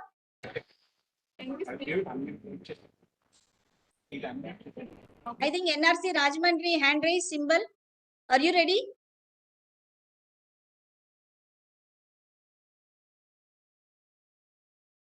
Okay. You have to answer within the time frame given. Is there anyone? Yeah. There is a question from NRC Rajamandri. Can we speak on physics? I've provided an opportunity. All of us are very good speaking about our subjects, but this is not a platform. I accept the greatness of all the subjects, sir. Anybody who could answer this match the following? NRC Rajamandri. Sir, are you ready? Sir, NRC Kadapa, madam. Okay. NRC Kadapa. BCAD. Okay, can you please read out the vocabulary? Hardworking, resilience, positive attitude. Mahatma Gandhi. Rational, principle, and judicial. By Indira Gandhi Garu. Is there any objection from any other NRC? Is there any objection? Powerful and assertive by our Sarvepalli Radhakrishnan Garu. Next, humble, caring, brilliant, and honored by Abdul Kalam. Okay. Anybody else? Anybody else, ma'am? Thank you. Who would like to have a small minor modifications? Okay. Hello. Let me tell you. The very Hello, ma'am. yes. Hello, ma'am. Yes, I'm ma'am. from Please. SRR College, NRC, Vijayawada. Okay. 1C, ma'am. Ah. First one, Mahatma Gandhi. Okay. It goes to C. Ah. To 3A. Okay. 2D. Madam, instead of A, D or something else, can you please read out the words? Because that is very important here. We can't. Pardon? For Mahatma Gandhi, what is that best suits? Madam, for Mahatma Gandhi, rational, principled, and judicial. Excellent. Okay. And for Indira Gandhi, self-confident, powerful, and assertive. Okay, great. For Sarvepalli Radhakrishnan, humble, caring, brilliant, and honored. Wonderful. Good. For Abdul Kalam, hard work, resilience, positive attitude. Resilience and positive attitude. Very Resilience, sorry. Okay, big round of applause to madam from Vijayawada. NRC Vijayawada. Okay, NRC Vijayawada. That's great, ma'am, really. So what do you think all these vocabulary? Okay, what do you think all these vocabulary? What do we call them in English? Because you are undergoing a training, proficiency training in English language, you might have been introduced to parts of speech. Which parts of speech do they belong to? Are they verbs or the adjectives? Adjectives and one word substitutions. Yeah, adjectives we call them. If I ask you to give one or two adjectives to yourself, can you introduce yourself, sir? What kind of an individual you are? Ma'am, What kind of a person you are? I am a revenant, ma'am. Pardon? I am revenant. Revenant. Okay. Any other? Madam? Yeah. Nalasi Kavinada, madam. Okay. We are accepting the matching. Matching is done. I'm asking you, like, can you describe yourself, your personality? Myself is self-confident, madam. Very good. I want to do any work assigned by the authorities. Okay. With commitment and. Okay. So, okay, you're optimistic, committed. Yes, ma'am. And determined. That's wonderful. So that means, my dear friends, these are all called as personality traits. We call them. Why these are very important in day-to-day life? Because there are two types of skills. One is hard skill, the other one is soft skills. These are all the personality traits that can be developed over time. Over time in the sense during the entire lifetime. See, here is the clear distinction between hard skills and soft skills. Hard skills can be gained through education, experience, and training. But whereas soft skills are nothing but the behavioral skills, or we can call them as personality traits, which will be very peculiar to the human beings. Whereas hard skills are job specific, whereas soft skills are attitude centric. What is meant by attitude? Can anybody define what is attitude? Attitude. Can I call it as behavior? Can I call it as behavior? No? Yes. Attitude means the mental stability and the behavior is that. Okay, so that's what attitude. Can I call it as a behavioral aspect? Yes, thank you. So coming to here, hard skills, these are technical skills, but whereas soft skills are purely behavioral skills, which will be developed over time in the sense lifetime is also not enough to enrich our personality traits. That means every new meeting, every new environment will introduce us, will expose us to new kind of learning. Attitude, there are three terms, sir. Aptitude, attitude, and altitude. Which is very important. Is it aptitude or attitude? Aptitude is the subject knowledge. Attitude is the behavior. Which one we weigh more generally in society? Which is very important for us? Is it the highest qualification that individual possess or their good behavior? Which one, sir? First one or the second one? Attitude is more important, ma'am. Then, okay, very good. So that means attitude plays a vital role in defining an individual, in defining a person. Just like, why these great personalities have become very great. Why we talk about them in the sense because of their attitudinal traits. So that is very important. So there is a proverb in English, it is not your aptitude, but it is your attitude that decides your altitude. Your aptitude is nothing but your hard skill or the subject knowledge, whereas your attitude is nothing but our behavior. So this weighs more than this. So now here is a list of words given on the screen. So there are 20 words. Can you make a clear distinction between what are hard skills and what are soft skills? Can anybody try? Can any one of you try it as a challenge? MS Office, is it a hard skill or a soft skill, sir? MS Office? Soft skill, madam. Okay, so how do you say, ma'am? It's a soft skill? No, it's not Hard soft skill, madam. Yeah, it's a From hard NRC skill. Vijayawada, hard Very skill. good. Okay, so now I'll give you 1 minute of time. Try to complete these 20 words. Like, just segregate them as hard skills and soft skills. Just give a quick glance at the screen and write in your scribbling pads whether mark it as 1, and just by the side of that you write whether it is a HS or SS. HS or SS. HS stands for hard skill, SS stands for soft skill. You'll be given 1 minute time. post-lunch session. I'm very happy because I think like we should be highly thankful to the NRC coordinators and the principals of NRCs for providing such a delicious lunch that made you all get to be very active and proactive in the afternoon session also. That's really wonderful. MS Office, is it a hard skill or a soft skill? It's a hard skill. What's the second one? What is the second one? Soft skill, ma'am. Okay. Third one? Soft skill.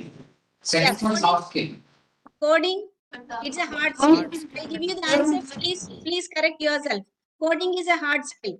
Marketing is a hard skill. Leadership is a Soft skill. very good. Excellent. Management, Soft skill. soft skill. Report writing, Hard skill. hard skill. Fantastic. Good. Responsibility, Soft skill. emotional balance, Soft skill. okay. Testing, Hard skill. it's a hard skill. Hard skill. Yeah. Empathy, Soft skill. very good. Wonderful. Civility, Soft skill. may I expect what does it mean by civility? Responsibility towards public. Okay. Civilization. Okay. Who is it? Like one from the participants you can give me by the time I complete all the answers. Civility. The next one, research. Hard skill. Hard skill. Budgeting. Hard skill. Hard skill. Very good. One, decision making. Soft skill. Wonderful. Etiquette. Etiquette, soft skill. Soft skill. Typing, sir. Hard skill. Yeah. Grooming. Hard skill. Grooming, it's not a hard, it's a soft skill. Team spirit. Creativity. Soft skill. Okay. Can you say that we are all working together as a team? Are we all working together as a team in this afternoon session? Because the session is interactive. Okay, that's good. That's good. Great. So how many of you scored 20 out of 20? I think many of my friends have scored 20 out of 20. That means all of you might be well known about the distinction between hard skill and the soft skills. Let's go with, these are all different skills, and when the time permits, we'll share it. Then soft skills are very important these days because these are the personality traits, and why these are very important. There are two things, sir. Hard skills may take you to the interview, but whereas getting through the interview and sustainability in the job will be promised by your soft skills. Hope you caught my point. Hard skills or your subject expertise will take you to the interview, but later on what happens, like getting through the interview, final round of interview will also be your soft skill. I'm not talking about language. Please kindly make a note of this, my dear friends. I'm talking about soft skills, which are behavioral skills, which takes lifetime to excel in that. But whereas for a hard skill, suppose if you want to learn MS Office, how many months of training will be enough in a computer center? You don't know anything about computers, but you want to learn MS Office. 1 month training can do the job? Yes or no? Yes. Yes. So that's very good. So, but likewise, hard skills can be learned through educational experience. But whereas soft skills, it have to be nurtured throughout the life. So these soft skills have been categorized into 3. Soft skills social, soft skills thinking, and soft skills negotiating. Within the stipulated time, I try to do my best. What are these social soft skills? What are these thinking soft skills and negotiating soft skills? With your permission, I'd like to proceed. So here is a picture. This shows you clearly very good. Soft skills social covers communication skills, interpersonal skills, positive attitude, values, perception, and etiquette. So these are all, there are n number of things, but whereas I would like to quote a very few. So communication skills, interpersonal skills, positive attitude, all this comes under soft skills social. But coming to soft skills thinking, here we'll discuss about creativity, problem solving, and decision making. And soft skills negotiating, it covers time management, stress management, emotional intelligence, and teamwork. So let's proceed. Very first and foremost thing is communication skills. Are we all communicating to each other since from the beginning? That means since 2 o'clock. Are we communicating? Are we communicating or simply passing the time? Yes, ma'am. we are communicating. So what is in the very opening session, all of you have communicated me a lot of input about your respective subjects, the greatness of your respective subjects. Thank you so much. So what is the benefit of this communication? Don't you think that you have given me some kind of knowledge on each and every subject? Yes. Yes. Yes. So through communication, what will be promised? Knowledge is promised. So why to communicate means there are several things. See, communication to other person, or if we communicate with others, it's a kind of education process, sir. Education is a process of transformation by giving information resulting in formation. There are three keywords: transformation, information, formation. So education transforms an individual to attain his goal or to reach his goal by through the medium called as information. So communication is very important, and it is originated from a Latin word called commune, that is nothing but to share. So here communication is mentioned as a social science. It is not, communication is not only important to social teachers or science teachers or language teachers. Communication is a medium for sharing some information. It's not only the information, we share many things. Many things in the sense, suppose for example, we share ideas, we share feelings, we share emotions, attitudes, okay? Then behavioral traits, whatnot, everything. So communication plays a vital role in this third millennium. And communication, if we do not excel in communication, what will happen? Here is a very key point called as, we are going to miss two things in our life. We are going to miss strong social relationships and strong professional relationships. If you do not have respect in the society, if you are not respected at working environment, do you feel like working? Do you feel like we never enjoy our life? Am I right? So that means communication is the base. Without communication, sometimes it will be very tough for us to satisfy our basic needs also. Like, if you are feeling hungry, say, suppose imagine there are, but how to communicate is very important. There are two children who have been rushed to home after the school. Both of them are feeling very hungry. One boy goes and requests his mother, Amma, I am feeling very hungry. Please give me something to eat. The other boy, he goes and demands some food from the mother. Whom do you think the mother will serve the food? The first one or the second one? First one. Why, sir? That's really very great. Why? The way of communication. Very good, ma'am. That's excellent. Then in communication, please keep in mind two things. What we communicate, how we communicate. So rather than what, how is very important. We are all experts in our respective subjects, no doubt in that. That is what. But whereas how we present it in the class, how we deliver it in the classes, how we share the knowledge plays a vital role. And only say all the students will have their own favorite teachers. Do you know how we become? I think most of you might be knowing the reason behind how to become a favorite teacher of many students. And a few students might be our favorite students also. How they become our favorite students? Because we expect something, some personality traits from the students. Like, we expect students to be sincere. We expect the students to be regular to the classes, punctual, okay, hardworking, and all these personality traits. Am I right? Yes. Yes, personality traits are nothing but your soft skills. So wherever you go, it's not the Hutch or some other network that follows. What are following these days, sir and madams? Those are nothing but soft skills or the behavioral skills. And how to develop these soft skills? You see, it doesn't happen. Like, I cannot excel myself in soft skills and behavioral skills within a day, otherwise a month course, otherwise, in a fortnight. It takes lifetime, as I have told. A new exposure to the new culture gives me a new experience and new learning. Learning never ends. So that's why only people will say, if the learning stops, then we are going to miss the flavor of life. So learning to be life piled after life after life is also not enough to know the hidden knowledge in this world. We are blessed with one life. So try to make use of each and every moment. So try to communicate. So that's why here, if you see, communication is multidisciplinary. So that's why only all the other subject teachers are there on this platform to learn something about these soft skills or to listen something about these soft skills. Hope I may skip this slide. Okay, thank you. Then here, if you see, already one language teacher has come forward. Ma'am, thank you so much because you would like to speak something about the language. Language is very important. All of you have communicated through a language.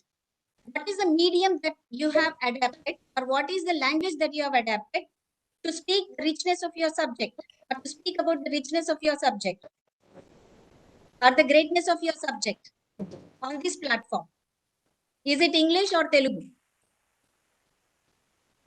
It's a mixed, madam. No, in the very beginning, it's not mixture. So all of you are communicating to me only in English, sir.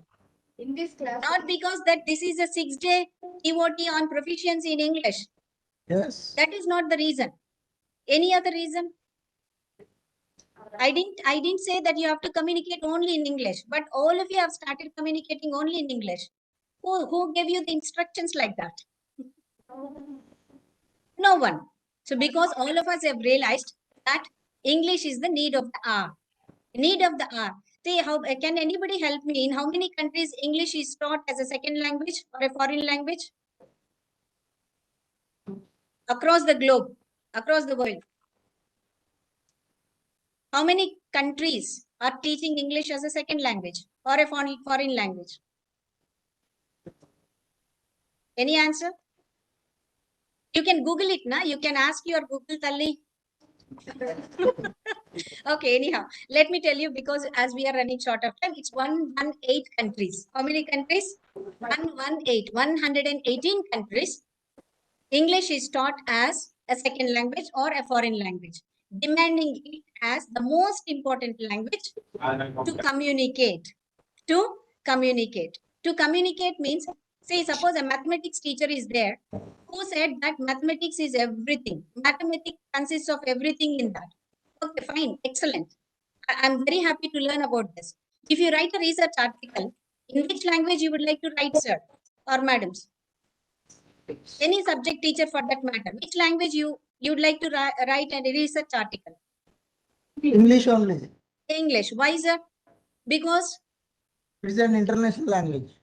okay, so not because that if you want a big number of readers, you have to write in English. If you write in Telugu, only Andhra people will read.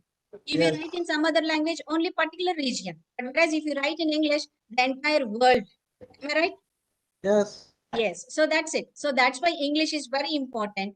And in everybody's professional life, 70 to 80% of the time is spent on communication. Something or the other. I'm not talking whether it is what is a productive chart, productive communication, or some waste of time. But 70 to 80% of professional life is spending on communication. But if you take, for example, an MNCs, like, in cities, in offices, people will communicate 64% in English and 27% in Hindi. And I'm talking about only India, 8% only in regional languages. Forget about our remote places where we communicate more on the regional languages. But take globe or the entire world into consideration and think about it. So I think like this slide will give you a clear-cut picture of the importance of the language, English language. Even English language will help us to enhance our knowledge. If you want to update your knowledge, if you want to improve, update the latest innovations, the latest updations of your respective subjects, plenty of information is available. Plenty of new books are coming. But all the books have been written. I think majority of the books are available in English. So to update our knowledge, we need English. To express our knowledge, we need English. To compete with the world, we need English. Am I right? And at the most, to enjoy the quality of life, we need English. Please underline that. Not only to update the knowledge and to expose our knowledge and something else, but even these are the days which are demanding English to lead a quality life. To lead a quality life, we need a good job. That good job is promised through your effective communication in English. Right? Right, sirs and madams? Yes. Yes. Okay, let me go with. So here, which English we are all following? Are we following British English or American English, sir? And Indian English. Indian English. What is that Indian English? Can you tell me what's the difference between BE, AE, and IVE? British English, American English, and Indian variety of English. Generally, we follow Indians do follow British English only, as far as writing is concerned. But while speaking, we use a mixture. Cookies or biscuits, sir? Let me have a question. Cookies or biscuits? Biscuit or cookie? Which is correct? Which is correct? Both are correct. Biscuit is a British term, whereas cookie is a American term, right? So here are some words like sweet and candy. Sweet and candy. Yeah, both. Sweet is a British word, candy is an American word. So Indians are using a mixture. I mean, like, our English is a combination, especially the spoken English. We use both. Here is a maize and a corn. So that means CV and resume. Most, we generally use this in our environment. If when the student comes to final year, we ask them to get ready their CVs, that is curriculum vitae or resume. So all these things, this is called IVE. Then what is RP, sir? Is there anybody who has an idea on RP? RP? Okay, do you think the English of all the speakers are like? No. No. Okay, what is this variation and which one is correct? Whose English is correct? Whose English is perfect? Do you think British English is correct, or American English is correct, or Indian English is correct? Nobody is, madam. Nobody is. Okay, then who is correct, sir? Then how to speak English? Okay, anyhow, thank you for your answer. The thing is, a kind of cultural impact will be there on the language.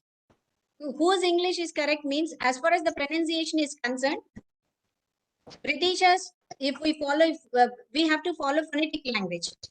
But it is not so. We are just simply following RP. RP is called as received pronunciation. Suppose since childhood, if you listen to the word DIRECTOR as director, you will pronounce it as director. Am I right? Yes.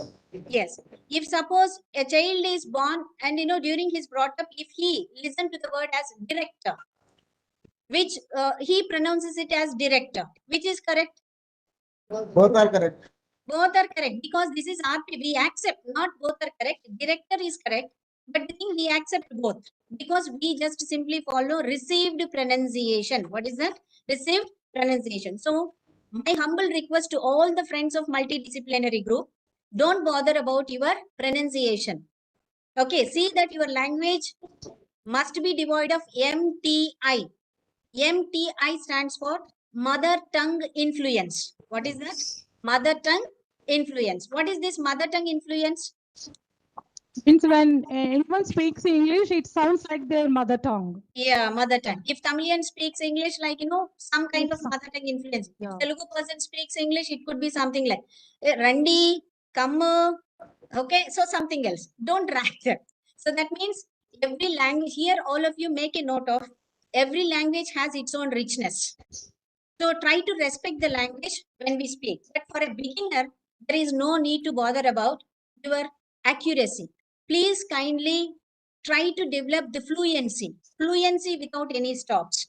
So as and when you progress, it will give you the confidence. Later on, you can correct yourself. Okay, hope my dear friends have caught my point. So please kindly don't bother about accuracy.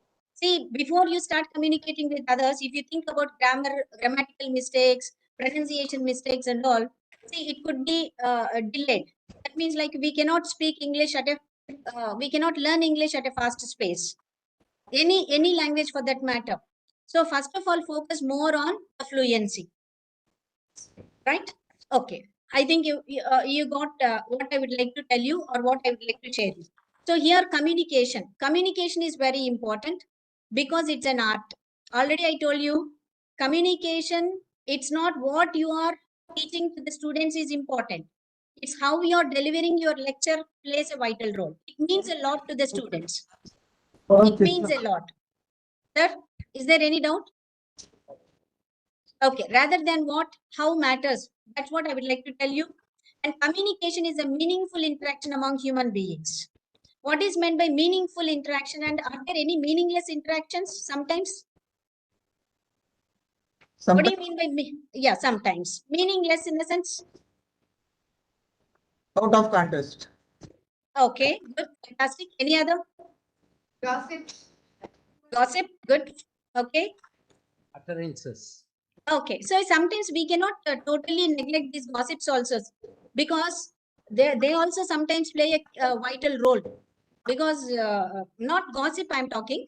I would like to give you a word like, we call Informal it as communication. grapevine communication, we call it in management terms. Yes. Grapevine communication. Tea time gossips, lunchtime gossips. Yes. See, yeah, tea time and lunchtime we'd like to spend with our friends. See, on this platform, if I ask you, are you all active? You will say very active. But once the break is given, when you get meet with your friends in the tea time, then the original, I mean, what you're feeling at heart will be poured out. See, such a boring session it was. Something else, I missed the essence of that and this and that. So that is what the truth will come out sometimes. So the thing is, nothing is negligible. So that is called feedback, sir. Your communication will give a kind of feedback. So meaningful interaction, assume that you have taken 1 hour class to the students on a particular topic in your respective subject. Suppose on taxation for 1 hour. After your class, if some other teacher gets into the class and asks the students, what was the previous class and what was the topic that the particular teacher has dealt with, don't they give an answer? Don't they give an answer? No. Oh, why? Because you took 1 hour class. Your class is done. The next teacher, when he enters the class, he questions the students or he poses a question to the students.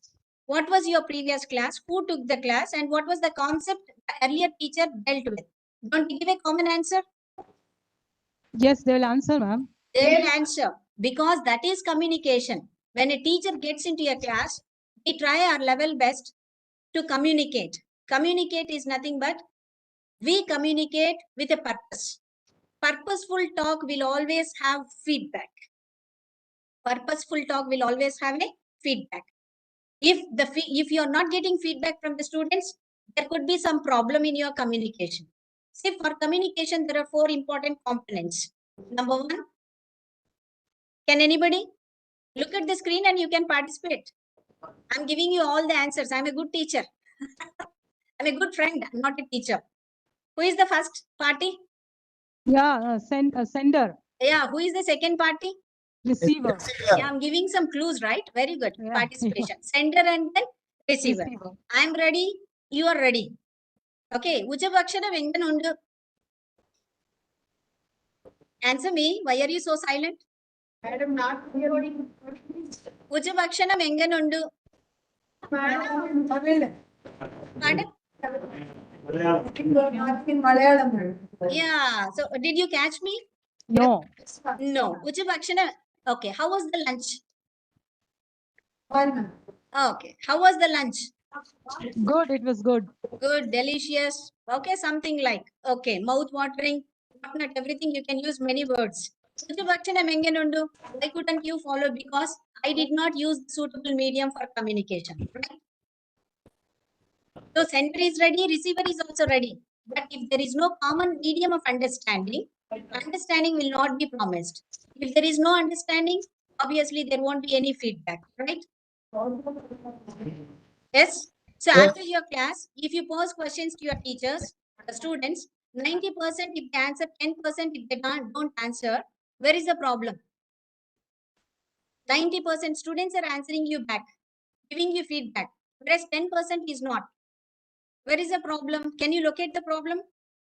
Problem is with the Students. 10% of the students. Am I right? Yes. Yeah. You delivered your lecture. At the end, no student opened his mouth. And you are posing questions. Where is the problem? Teacher. So that means we are too intelligent that we can go for self-introspection. This is very important. So if we want desired feedback from the students, outcome of every lesson, outcome of every class, we need to focus more on how to deliver the topic, how to teach the students, so that you will get a sandwich as a gift, otherwise as a present. How many of you like sandwich? Okay, how many NRCs are serving sandwich as snacks? Is there any NRC who has served you sandwich?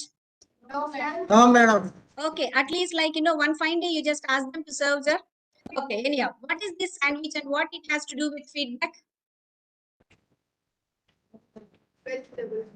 Yeah, when you give feedback to anybody, either it is a student or your colleague or your children at home or your husband, whoever it is, know the process of, know the style of giving the feedback. It is follow simply the model of sandwich. How many slices of bread is kept between this, as the top layer and the bottommost layer of a stuff? How many slices of bread? 2 slices, right? Yes. Yes. So that means one bread slice is kept at the bottom, other one at the top. In between there will be stuff. So this is called praise, criticize, praise model of giving feedback. Praise, criticize, and then praise. What is meant by praise? What is meant by praise? Your student has voluntarily come forward to deliver, otherwise to give a seminar. Okay, seminars we generally conduct as CIA, as a part of CIA assessment, right, friends? So when you go for that, a student has voluntarily come with all his confidence. He delivered it. You are supposed to give feedback to him or her at the end. How do you give a feedback? Very good, nice presentation. That's enough, sir. Yes. The student to improve further. We'll give suggestions better than drawbacks. Yeah, very good. So first appreciate the student. Then, criticize. Criticize means put forth both the pros and cons, positives and negatives of his presentation. See, wonderful job you have done, my dear. Keep it up. Your confidence level is good. But, okay, try to improve your vocabulary. Otherwise, your presentation style and something else. Overall, it's fantastic. Nice. So that is again one more slice. I hope all my friends have got this sandwich model of giving feedback to anybody in the world, for that matter. And you will be the most successful people if you can give a constructive feedback like this. This is called constructive feedback model, sandwich model. Can you tell me what are the 3 aspects of sandwich model? Praise, criticize. Criticism, is it only for negative aspects or both positive and negatives? Both positive and Yeah, negative. talk about both positives and the negatives. Then again praise, so that everybody will accept your feedback. And from the next day onwards, they'll wait for your feedback, in fact. They come and ask you, ma'am, how was my presentation? Otherwise, friend, how is this and that? And so something else, it goes on. So try to be effective, constructive. Try to follow this constructive feedback mechanism, sandwich model. Okay. So types of communication, there are 2, verbal and non-verbal. In between verbal and non-verbal communication, both are important, no doubt in that. Verbal and non-verbal can be discriminated like, what and how. Verbal is what, non-verbal is how. What is what and what is how, which is important, as we have come to a common understanding? Is it what that matters or how that matters? A lot. Both, okay, I accept. But more, how matters. So that is what, verbal is what, non-verbal is how. Okay, so the subject knowledge that we possess is your verbal, your language fluency and something else. But how you present it to the target group matters. See here, if you see, for example, here are a few exercises that we generally give to the students for verbal exercise, verbal practice and non-verbal practice. Like, seminars, group discussions, debates, mock interviews, demonstrations, all these things are, and letters, reports, all these things comes under verbal communication. Different examples for verbal. In verbal also we have 2 types again, oral and written. Are you all with me? Are you all with me? Yes, ma'am. Yes, ma'am. Yes, ma'am. Yes. Okay. Do you follow? Do you follow me? Yes, Yes, madam. ma'am. Yes. Okay, that's good. You are giving me immediate feedback.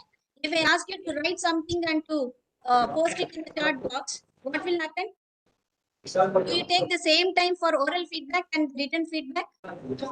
No. Which takes time? Written feedback. What is that? Written communication takes time. Verbal communication is on spot.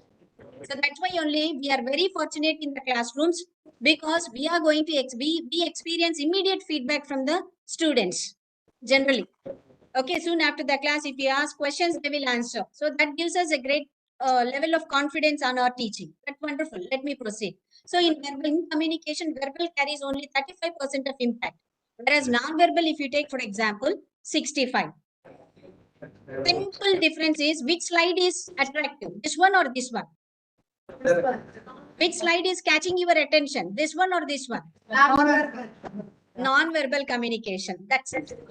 So non-verbal communication is how you deliver it, how you present it, how you behave with others, how you treat others, how matters. See, soon after the session was open, if I might have questioned you like, what are you all, who are you all, what could be your feedback? Huh? Definitely that was an odd question, am I right? Yes, what are you all, who are you all? That's an odd question. But how did I open my conversation or communication? Good afternoon, how are you all? What is that? How are you all? So what is that how in the sense? How builds the interpersonal relationships? Interpersonal relationships are very important these days. Interpersonal relationships. So let us see what is what in non-verbal communication we have body language, which is very important. In body language, everything matters because we are all the models. Model in the sense, like, we are a kind of inspiration to the students, motivation to the students. What matters in an individual, especially body language, facial expressions, kinesics, that is called body movements. There are different aspects to be discussed under non-verbal communication, but time is not sufficient. But here, if you see, human face is capable of making more than 10,000 expressions, and each one of them articulates volumes of information. If you could see the first face, how is he? Is he laughing or crying? Laughing. Yeah. What about the second? Angry. Yeah, angry. Then how is this lady? Sad. Okay. Can you try this face? Is it sad? Jealous. Sad or jealous or egoistical? Jealous. Yeah, that's it. Very good. Nice. So, see, she is sad because maybe her boss has shouted at her. I don't know the reason. I don't know, but we can have our own. We can. Okay. So, this is what non-verbal communication without our knowledge sends signals to the others. Others in the sense, the other party. Okay. The other side of the other party in the sense communication has two party. Communication is a two-party affair. One is the transmitter, the other one is the receiver. Receiver. So both are very important. So there are four components, sir, as far as communication is concerned. First one is transmitter, second one receiver. A very important aspect is the language, that the suitable language. And the last and very important and essence of communication is nothing but feedback. Okay, if there is no feedback, communication is a failure. If there is a feedback, if you get answers, communication is a success. So verbal communication without non-verbal communication is just like a picture without paintings, a picture or a painting without colors, and a raga without orchestra. Underline this. So non-verbal is very important. Here is a person, Albert Mehrabian, who introduced this 7-38-55 rule of communication. First impression is the best impression. Always keep this in mind and try to have a clear-cut distinction between what and how. And let's plan. So that's why only we need lesson planning. What is that lesson planning? Is it what or how? We have the concept in the mind, but how we are going to deliver it in the class? Pre-lesson, while, post, right? So this is how, like, this is planning. Planning goes with how. So in your communication, 7% of impact on the listener will be through your spoken words, and 38% on the tone of your voice. 55% is what matters? Body language. So in body language, I told you that there are several things. Okay, kinesics, haptics, touch language, space language, proxemics, all these things we have to have some kind of knowledge on this, because this, see, soft skills is nothing but the behavioral skills on one side. Second side, on the other side, I would like to tell them as life skills. What are the skills? Life skills, which are very, very, very important to lead our life comfortably, happily, and successful. We should know how to behave with others. We should know how to treat others. So this is how that matters a lot in our lives. So coming to effective communication, this is very important to have better understanding at a workplace, because we are all colleagues, we are all professionals working, okay, with a common motto. So coming to the 7 C's of communication: completeness, concreteness, consideration, clarity, courtesy, conciseness, and correctness. These are the 7 C's that every one of us should follow before you start communicating to others. So please, completeness, you know, concreteness is whatever that you would like to present it in a as simple as you can. That's why only you just follow the principle of KISS, we call it. KISS stands for keep it simple and short. Okay, then concise is nothing but don't give any kind of repetitions during your presentations, and remaining all the words are very familiar to you. And courtesy, this is highly important, because when you don't follow the others, just ask them to repeat. Don't demand for the answer. Don't demand anything. Try to request. Please, could you mind? Would you mind? Thank you. Excuse me. Pardon. So these are all the beautiful words in English language that we do have to, I mean, like, you know, to submit ourselves to others. So these are very important. And coming to interpersonal skills, interpersonal skills means skills we need to maintain good relationship with others, either at home or at the workplace. If we do not have good interpersonal relationships at workplace, we don't feel like going to office every day. We don't feel like going to college every day.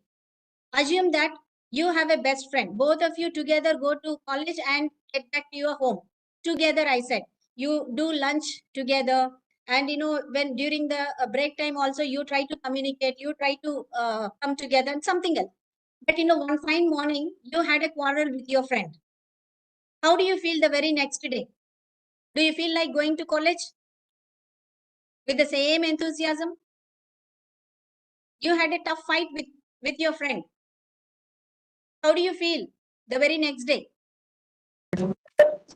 How do you feel? Very dull, madam. Very dull, because we lost a company. That means we got some difference between ourselves and the friend. That means there is some problem with the interpersonal relationships. What is the interpersonal relationships? So keep everything in your mind. You know, interpersonal relationships are very important to have progress in our careers too, because a good working environment will promise a good interpersonal relationship, whatever might be the hierarchy. Because in an organization or institution, there will be different levels of hierarchy, sir. Like, you know, top level, middle level, and then bottom level. If you take organization, if you take an institution like us, it could be something like, the head of the institution, and at the middle level, all the lecturers will be there, and at the bottom level, the students. Unless until we maintain good interpersonal relationship with everyone, with all of us, definitely, like, we don't feel like enjoying the working environment. Please go ahead. And I think, like, most of you might be known this story of 3 fishes. How many of you know the story of 3 fishes? Is there anybody? During your childhood, you might be taught by your grandpa or grandma. Otherwise, being the teachers, we might have read somewhere. Wonderful, madam. Sumati, Kalamati, Mandamati. Whom to follow? Mandamati, my God. Whom to follow and whom not to follow? Sumati, we should follow. Sumati, very good. Why should we follow Sumati? Why can't we follow Mandamati? Story like that, life was saving pain. Okay, Sumati in the sense very wise, right? Yes. Okay, there is Kalamati, that is second fish, which acts at least, which will become very alert when the time comes, when the time demands. And there is the last one, which is very passive, which is Mandama, very lazy. Okay, never bother about anything. Even if the world is running fast, they will stay at the same place. They don't feel like moving. So with whom we can do friendship? Whose friendship will be a good friendship? Is it Sumati's? Sumati's. Yeah, so that means let all of us be proactive. Proactive in the sense getting alert even before, like, sensing the danger. At least this person, that is what the second fish will be alert, at least when the danger comes. But they never worry about the danger. So how to be, how not to be? Here no question of Sumati, Kalamati, Mandamati now. Here only the concept is whether we have to be proactive or passive. We have to be proactive. If not, reactive is also okay. We can survive, but don't be passive. Wonderful, wonderful answer. Excellent. You're all proactive participants. So that's why my job is becoming very easy. So interpersonal skills. This is what, half empty or half full glass? Which could you see? Which one you can see? Half full glass. Half full glass. Is there anybody who could see half empty space?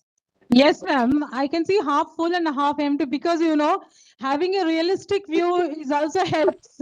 Okay, We very should good. have Fantastic. no, ma'am, we should have the realistic view so that we can fill the empty part also. Very that good. is my, yeah. Yeah, that's a wonderful answer, ma'am. Thank you. But the thing, when you look at this glass, this is half full. So when you're feeling very thirsty, isn't this water okay? At least, it satisfies your thirst. Am I right or wrong? Yes.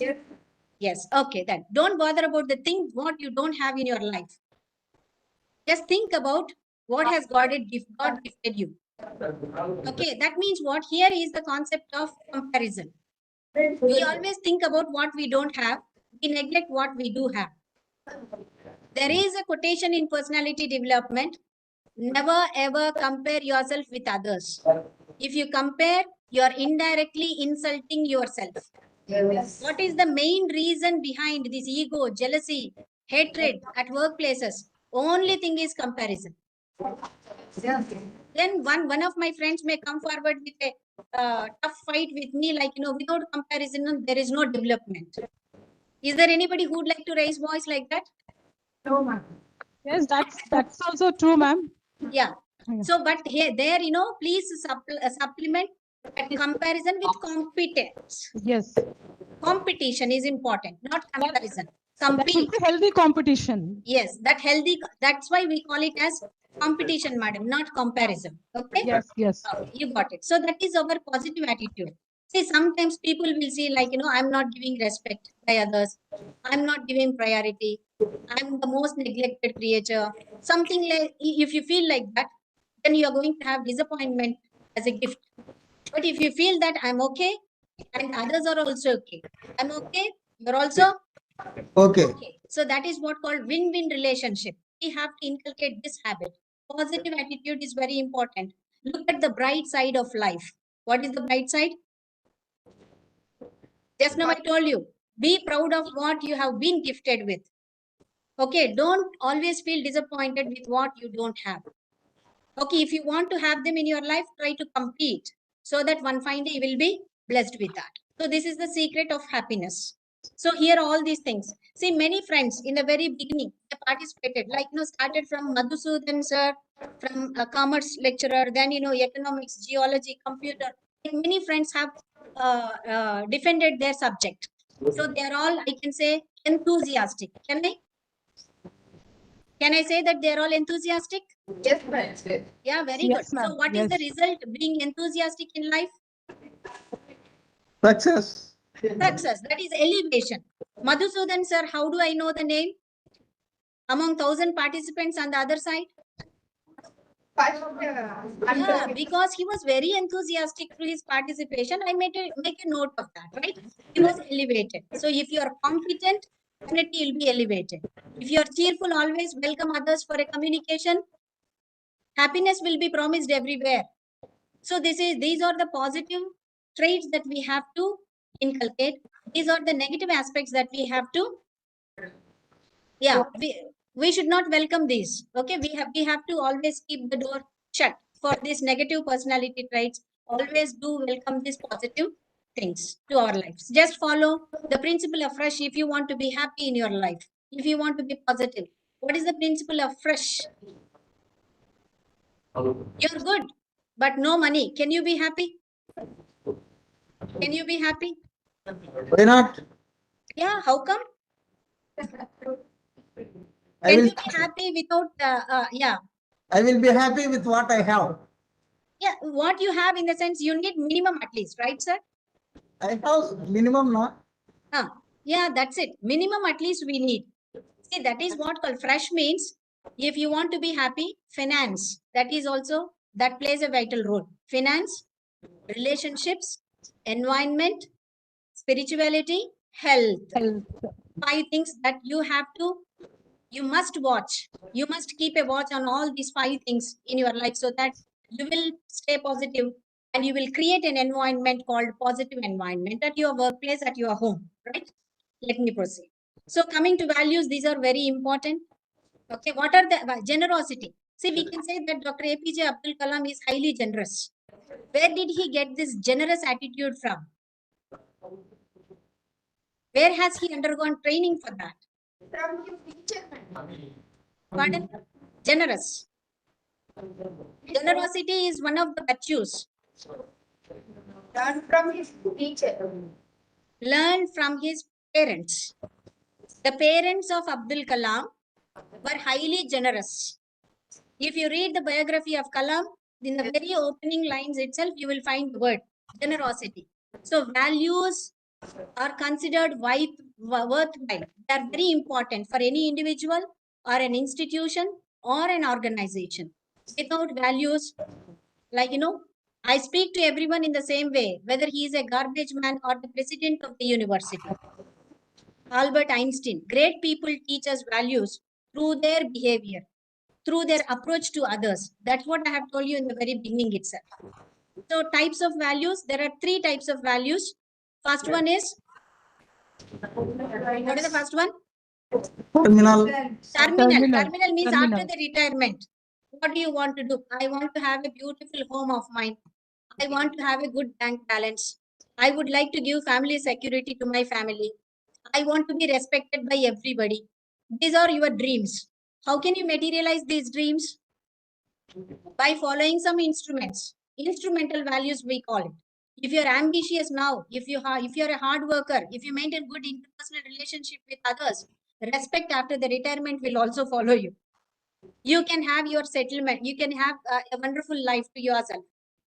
Right? You can have your material affluence. What not everything. Meticulous planning is required. These are instruments. Just like an individual have his terminal values, every organization expects core values from the individuals. Those core values are teamwork, honesty, excellent, commitment, all these things. There are many, but I mentioned a few. These are all very important for success of any institution.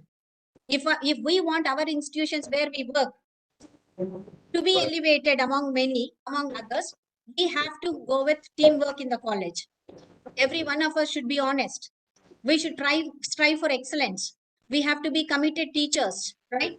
We are here to serve the students. We have to maintain professionalism. Am I right, my dear friends? Yes. Yes. So these are core values. Thank you for your support. Anyhow, let me skip over. Here, just to see the third picture and tell me what is there in the picture. In first picture, 2 persons are there, madam. First picture, okay, ma'am. Many times we tried. So that's why I'd like to go with the third picture. What could you see in the third picture? One person, lady. Lady? Image of a lady or a gent? Gentleman. Okay, image of a human. That's all. Is there anybody who could see anything else? Anything else other than that? There is an English word. I'm giving you a clue. Yes, liar, madam. Okay, then who is correct? Is it you or me? Both are correct, ma'am. Both are correct. So that means I'm okay, you're also okay, right? What is this relationship at workplace we have to maintain? Win-win relationship. What is that? Win-win relationship. I'm okay, you're not okay. Do you do friendship with me? If I say like that? No. I'm not okay, you're okay. What is that concept? Win-win. Inferiority complex. I'm not okay, you're always right. Means I'm inferior. Right? I'm okay, you're not okay. Superiority complex. I'm okay. I'm not okay. You're not okay. Total disappointment like Mandamati. That's okay. We don't want that. What is the relationship we want to have? Okay. I am okay, you are okay. Very good, sir. Thank you for being very okay with me. Okay, there are many things to be solved. And here is another, I just like to go with very important aspect. That is time management. See, you may question me, ma'am, hardly you are given 1.5 in a time, but you are exceeding your time, but you are teaching time management. You may question me, but I'm really sorry, my dear friends, because in the very beginning, to have the attention of the participants and something else, time will be delayed. But somehow I'd like to conclude the topic at a fast pace.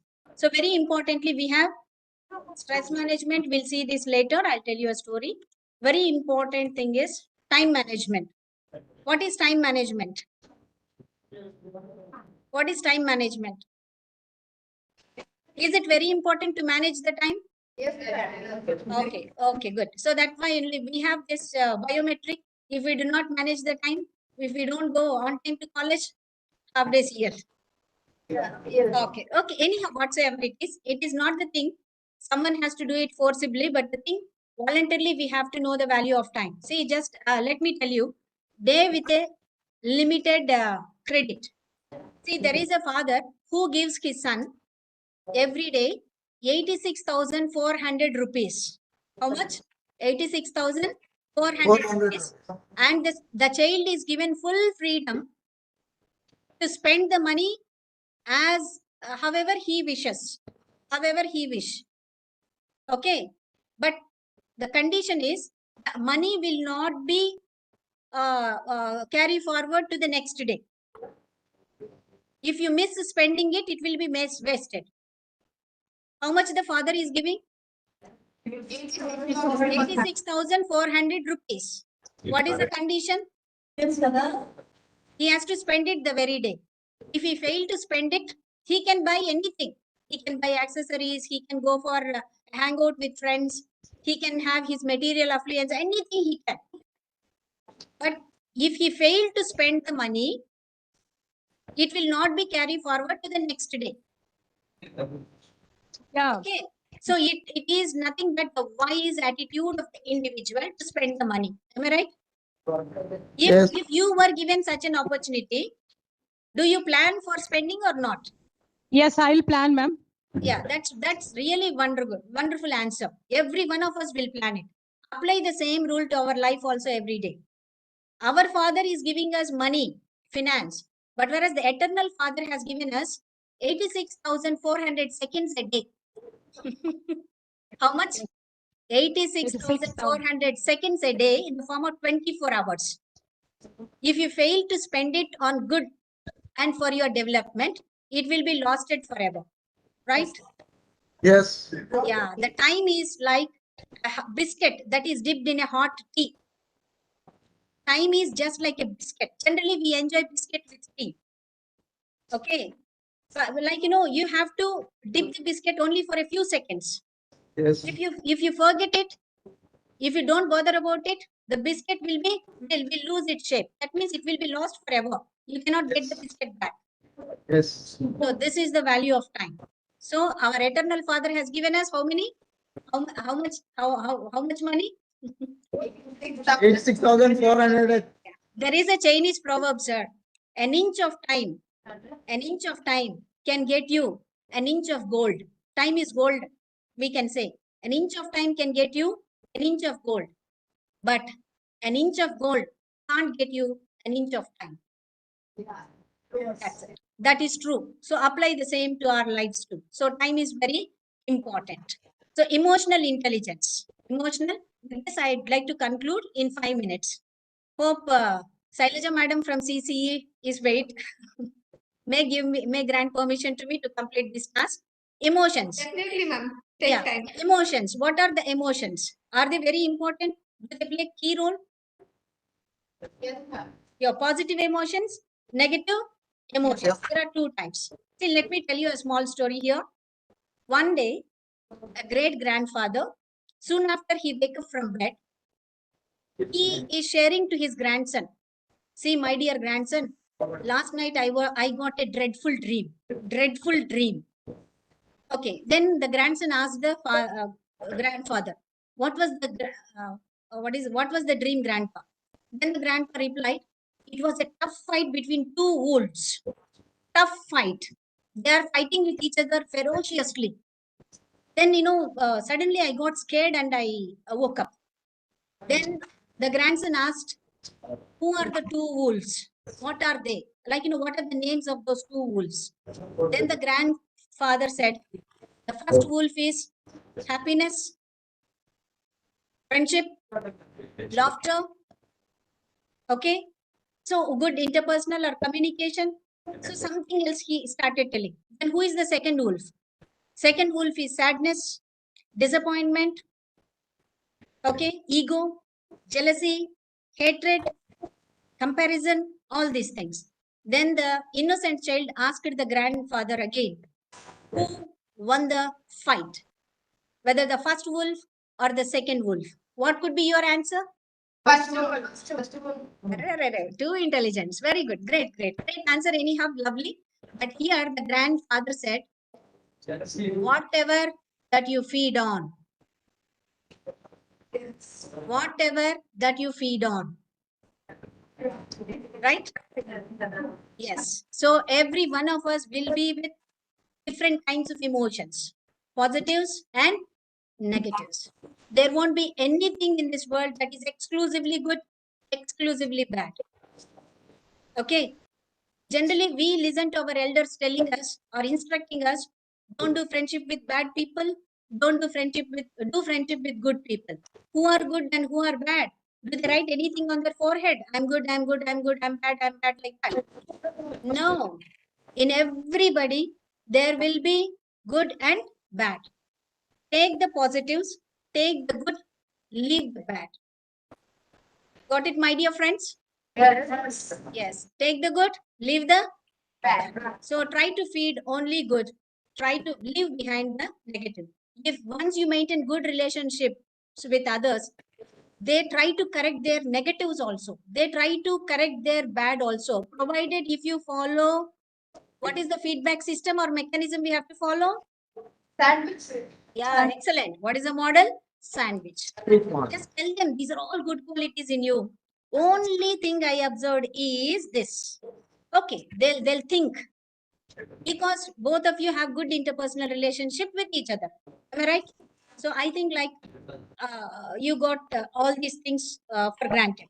Then another, so that is emotional intelligence. Emotional intelligence is again what you have IQ, how you behave EQ.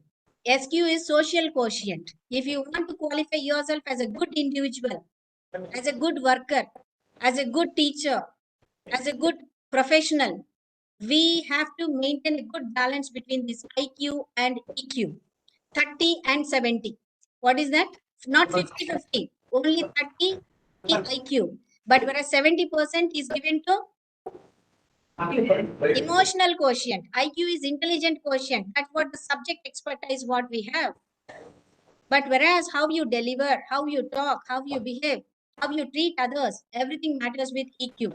So education alone is not going to promise us respect. Don't think that education will give us respect.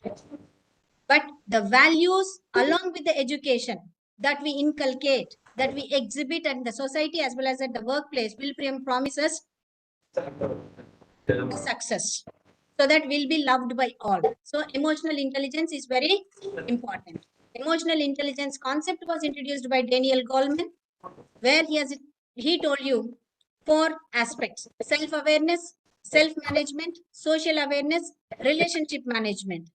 Before you judge others, first judge yourself. That is very important. Just look into yourself first. Identify all the positives and negatives. Try to manage your negatives so that you will be qualified to criticize the society and thereby talk about or to maintain good relationship with others. So this is the success mantra. Okay. And teamwork is also important, as you all know, because without teamwork, see, individually, all of us are having excellent stuff. Individually, we are all outstanding in our respective subjects. But my dear friends, do all the fingers look alike in shape and size? No. No. So this is called the concept of multiple intelligences. Chemistry, botany, zoology, economics, commerce, English, what not, everything. Which subject is great, which is very important to the students? All are important. Every one of us should have to possess knowledge about all these things, right? Right? So give respect to other subjects also, so that they'll start respecting your subject. This is the simple logic to get respect. Yes. If you start fighting that I'm great, I'm great, I'm great, people will start arguing with you. I'm great, but you know, I have listened something more great or greater about your subject, then automatically they'll become your friends. This is what the life skill, how to talk to others matters, right? So here teamwork matters. One fine day, I'd like to close this session with a small observation by a monk in 1100 BC. There was a monk who has a great desire to change the entire world. To change the entire world. So first he started his journey with an ambition to change the world. But after struggling, he comes to an understanding that he cannot change the world. Okay. Then he thought of at least changing his country. He tried his best for some time, but again he has realized that it is not possible. Then why not? If not a country, why can't I change my state? Then he started. No, that was also not possible. Then he came to his town and started and started thinking to change his town, but that was also not possible. At last he has come to his family. He tried his best to change his family, but whereas in that also he failed. Can we satisfy all the family members? No. Don't we have a quarrel every day? At least very often we have quarrel because of indifferences. So when he has come to learn about he cannot change anything outside himself, then first of all he has learned the secret of happiness.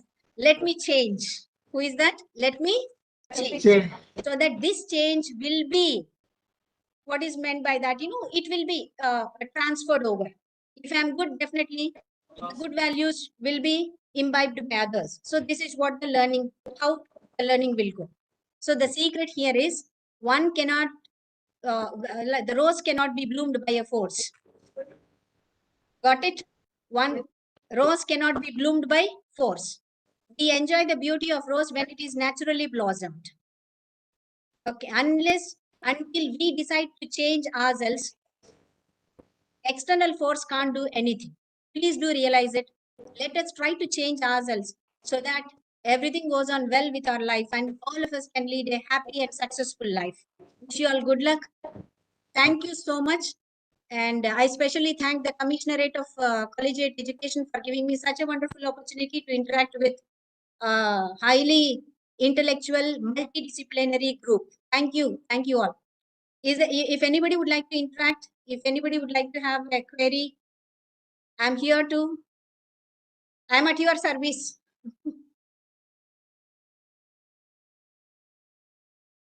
So success mantra is success dependent on effort. Keep your effort forward. How can you change the colleges from tomorrow onwards? Tomorrow in the sense after 6 days training. So you're all undergoing 6-day proficiency training in English language. Who has to speak? Is it English teacher alone? Is it English teacher alone? No. No. All the fingers are important, right? Yes. Yes. Commissionerate of Collegiate has given the toughest task. I don't say that it's the simplest task because it's a challenge for all of us. Okay, individually we are all good, but until we support each other, we cannot make a fist. We cannot make a fist. So try to give respect to each other and let all of us form into a single entity to achieve or to visualize the dream of the commissionerate in organizing such a kind of wonderful 6-day training in proficiency in English. Thank you all. Ma'am, anybody would like to interact?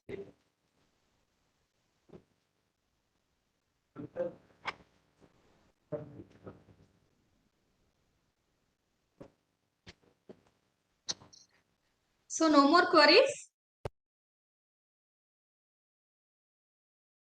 It's really very energetic session, ma'am, as usual. Thank you. Thank you for supporting for all the 3 batches. I will welcome Nancy Nellu to propose vote of thanks for the session. Madam, it's Yes, ma'am. such a nice session that 7 C's of communication, it's a live presentation we saw today evening. Thank you, madam, for this wonderful session. Thank you. Madam, it was a hasty but hearty presentation. Thank you. This is from NRC Anantapur. Sir, thank you, sir. Thank you. Thank you, sir. Madam, Is there any criticism like, you are giving me only one slice of the sandwich? madam, Sir, Madam, please kindly share your PPT, madam. okay, sir. Okay, sir. Sure. Madam, in online communication, how Okay. can we use effective use of non-verbal communication? Sir, see, my video is open, right, sir? Madam? You could all see me, right? Yes, yes. Okay. So how am I looking? Am I very serious? Am I very serious since the beginning of the session till the end? No. So do you observe any, I mean, like, any facial expressions? No, madam, it is so enthusiastic, madam. Okay. Very lively. Even the people who want to sleep also, they are unable to sleep. Thank you, sir. Thank you for your good words and Post kind lunch words. session. I'm happy. Thank you, I'm madam. happy. Thank you. And did you get any input from my end? Yeah. Thank you, Andy. See, if you observe my face, the thing is, a facial expression is one of the aspects of body language, sir. Non-verbal communication. If I'm so serious without any movement, head movement, or I mean, like, smile on my face, you don't feel like holding. See, I'm unable to hold your attention for such. I mean, for such a time of 1.5 hours or 2 hours. So that's really very tough. Because when we listen to others, something should be very appealing to the eyes also. See, the thing is, your verbal communication will be feast to your ears, whereas your non-verbal communication in the classroom or online platform, wherever it is a feast to the eyes. So, being a teacher, when you enter a class, you have to satisfy both, because non-verbal carries how much of impact? If you are good students, you have to respond me back. What is the impact of non-verbal communication? 15%. Excellent, excellent, wonderful, fantabulous, fantastic. Okay, that's really amazing. Thank you, thank you. 65%.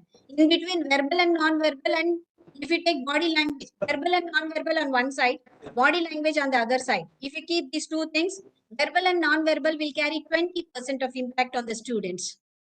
But whereas 80% is what matters? Your body language, right? Your face, like, your eyes, suppose a teacher can look straight into the students and speak, because we are all confident.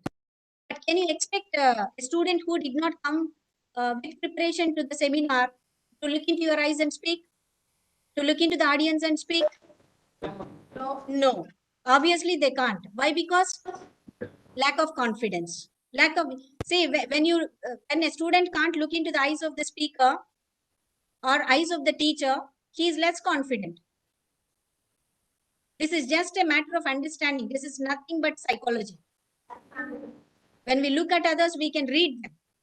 That's the highest virtue of teachers. We are all gifted with that. Body language is very important, sir. Sir, hope is it clear, sir?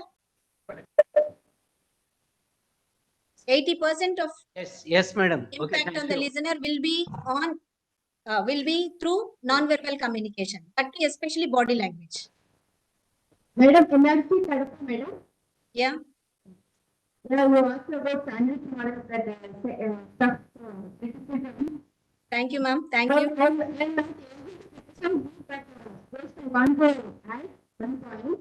Madam, I can't get you because the voice is not clear. I'm sorry. Is it working? Yeah, somehow I tried. Yeah. Actually, so much information in very short period, madam. Yeah, okay.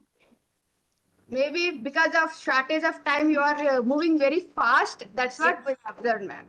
Yes, because Sailaja madam is there on the other side. I'm so scared of madam. Only point I would like to put in that stuff place. Otherwise, excellent session, madam. We enjoyed a lot. Thank you very much. ma'am. Only enjoyment without any, did I share any knowledge? Yes, ma'am. Definitely, we learned so many active and student-centric classroom methods to implement in our classroom and to interact with our students more friendly. Yeah. To make, Where there is a will, there is a way, ma'am. Like, online could not be a hindrance for the interaction between teacher and student. Yes, ma'am. Thank you so much, ma'am. See, just to follow the principle of AIDA. AIDA stands for attention, interest, desire, and action.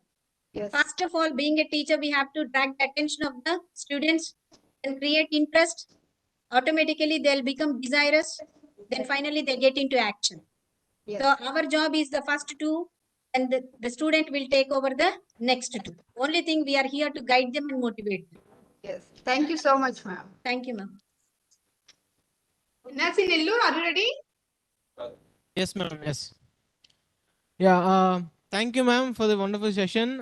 In the modern day world, soft skill play a significant role in shaping everything. Since the beginning of the show, talk, you made the session from monologue to dialogue, and you made the participants involved in and interact in the talk, and which stimulated all the participants to come forward and take part in the session just like a wildfire.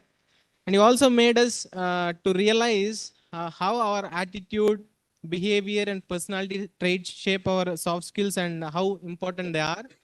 And that time and money and knowledge was there, no? And that made us to think about the importance of time. And to sum up the session in one sentence, if you are able to communicate in such a manner, one can start a war, or for that matter, one can even end a war before it even began. Yes, So sir. Yes, thank sir. you, ma'am. Thank you for this session, and happy to know that you are one of us. Thank you. Drugs, see, the most wonderful drug on this planet is a word. Okay, that's really very good, sir. Thank you so much, sir. Thanks a lot. Thank you, Thank you ma'am. all. I Keep wanted to say smiling, one keep sentence. rocking. Sir. I wanted to say one sentence, ma'am. Really, your students are very lucky to have you as a teacher. That's I wanted to tell you. Thank you, ma'am. Thank you. Thank you for your I'm session. lucky enough to interact with these many multidisciplinary teachers, ma'am. My big thanks goes to CCE office, commissioner, as well as the team, entire team of Commissionerate of Collegiate Education. Thank you. So especially I thank all the participants, not for your patient listening. I don't want to use that patient listening. I'm just fed up with the word. I would like to use for your proactive participation. Thank you all for your support. Okay, Nancy, so let's end the session. Have tea break for 10 minutes. Master and session should start by 4 o'clock. Ma'am, I'll quit. Thank you. Okay, ma'am.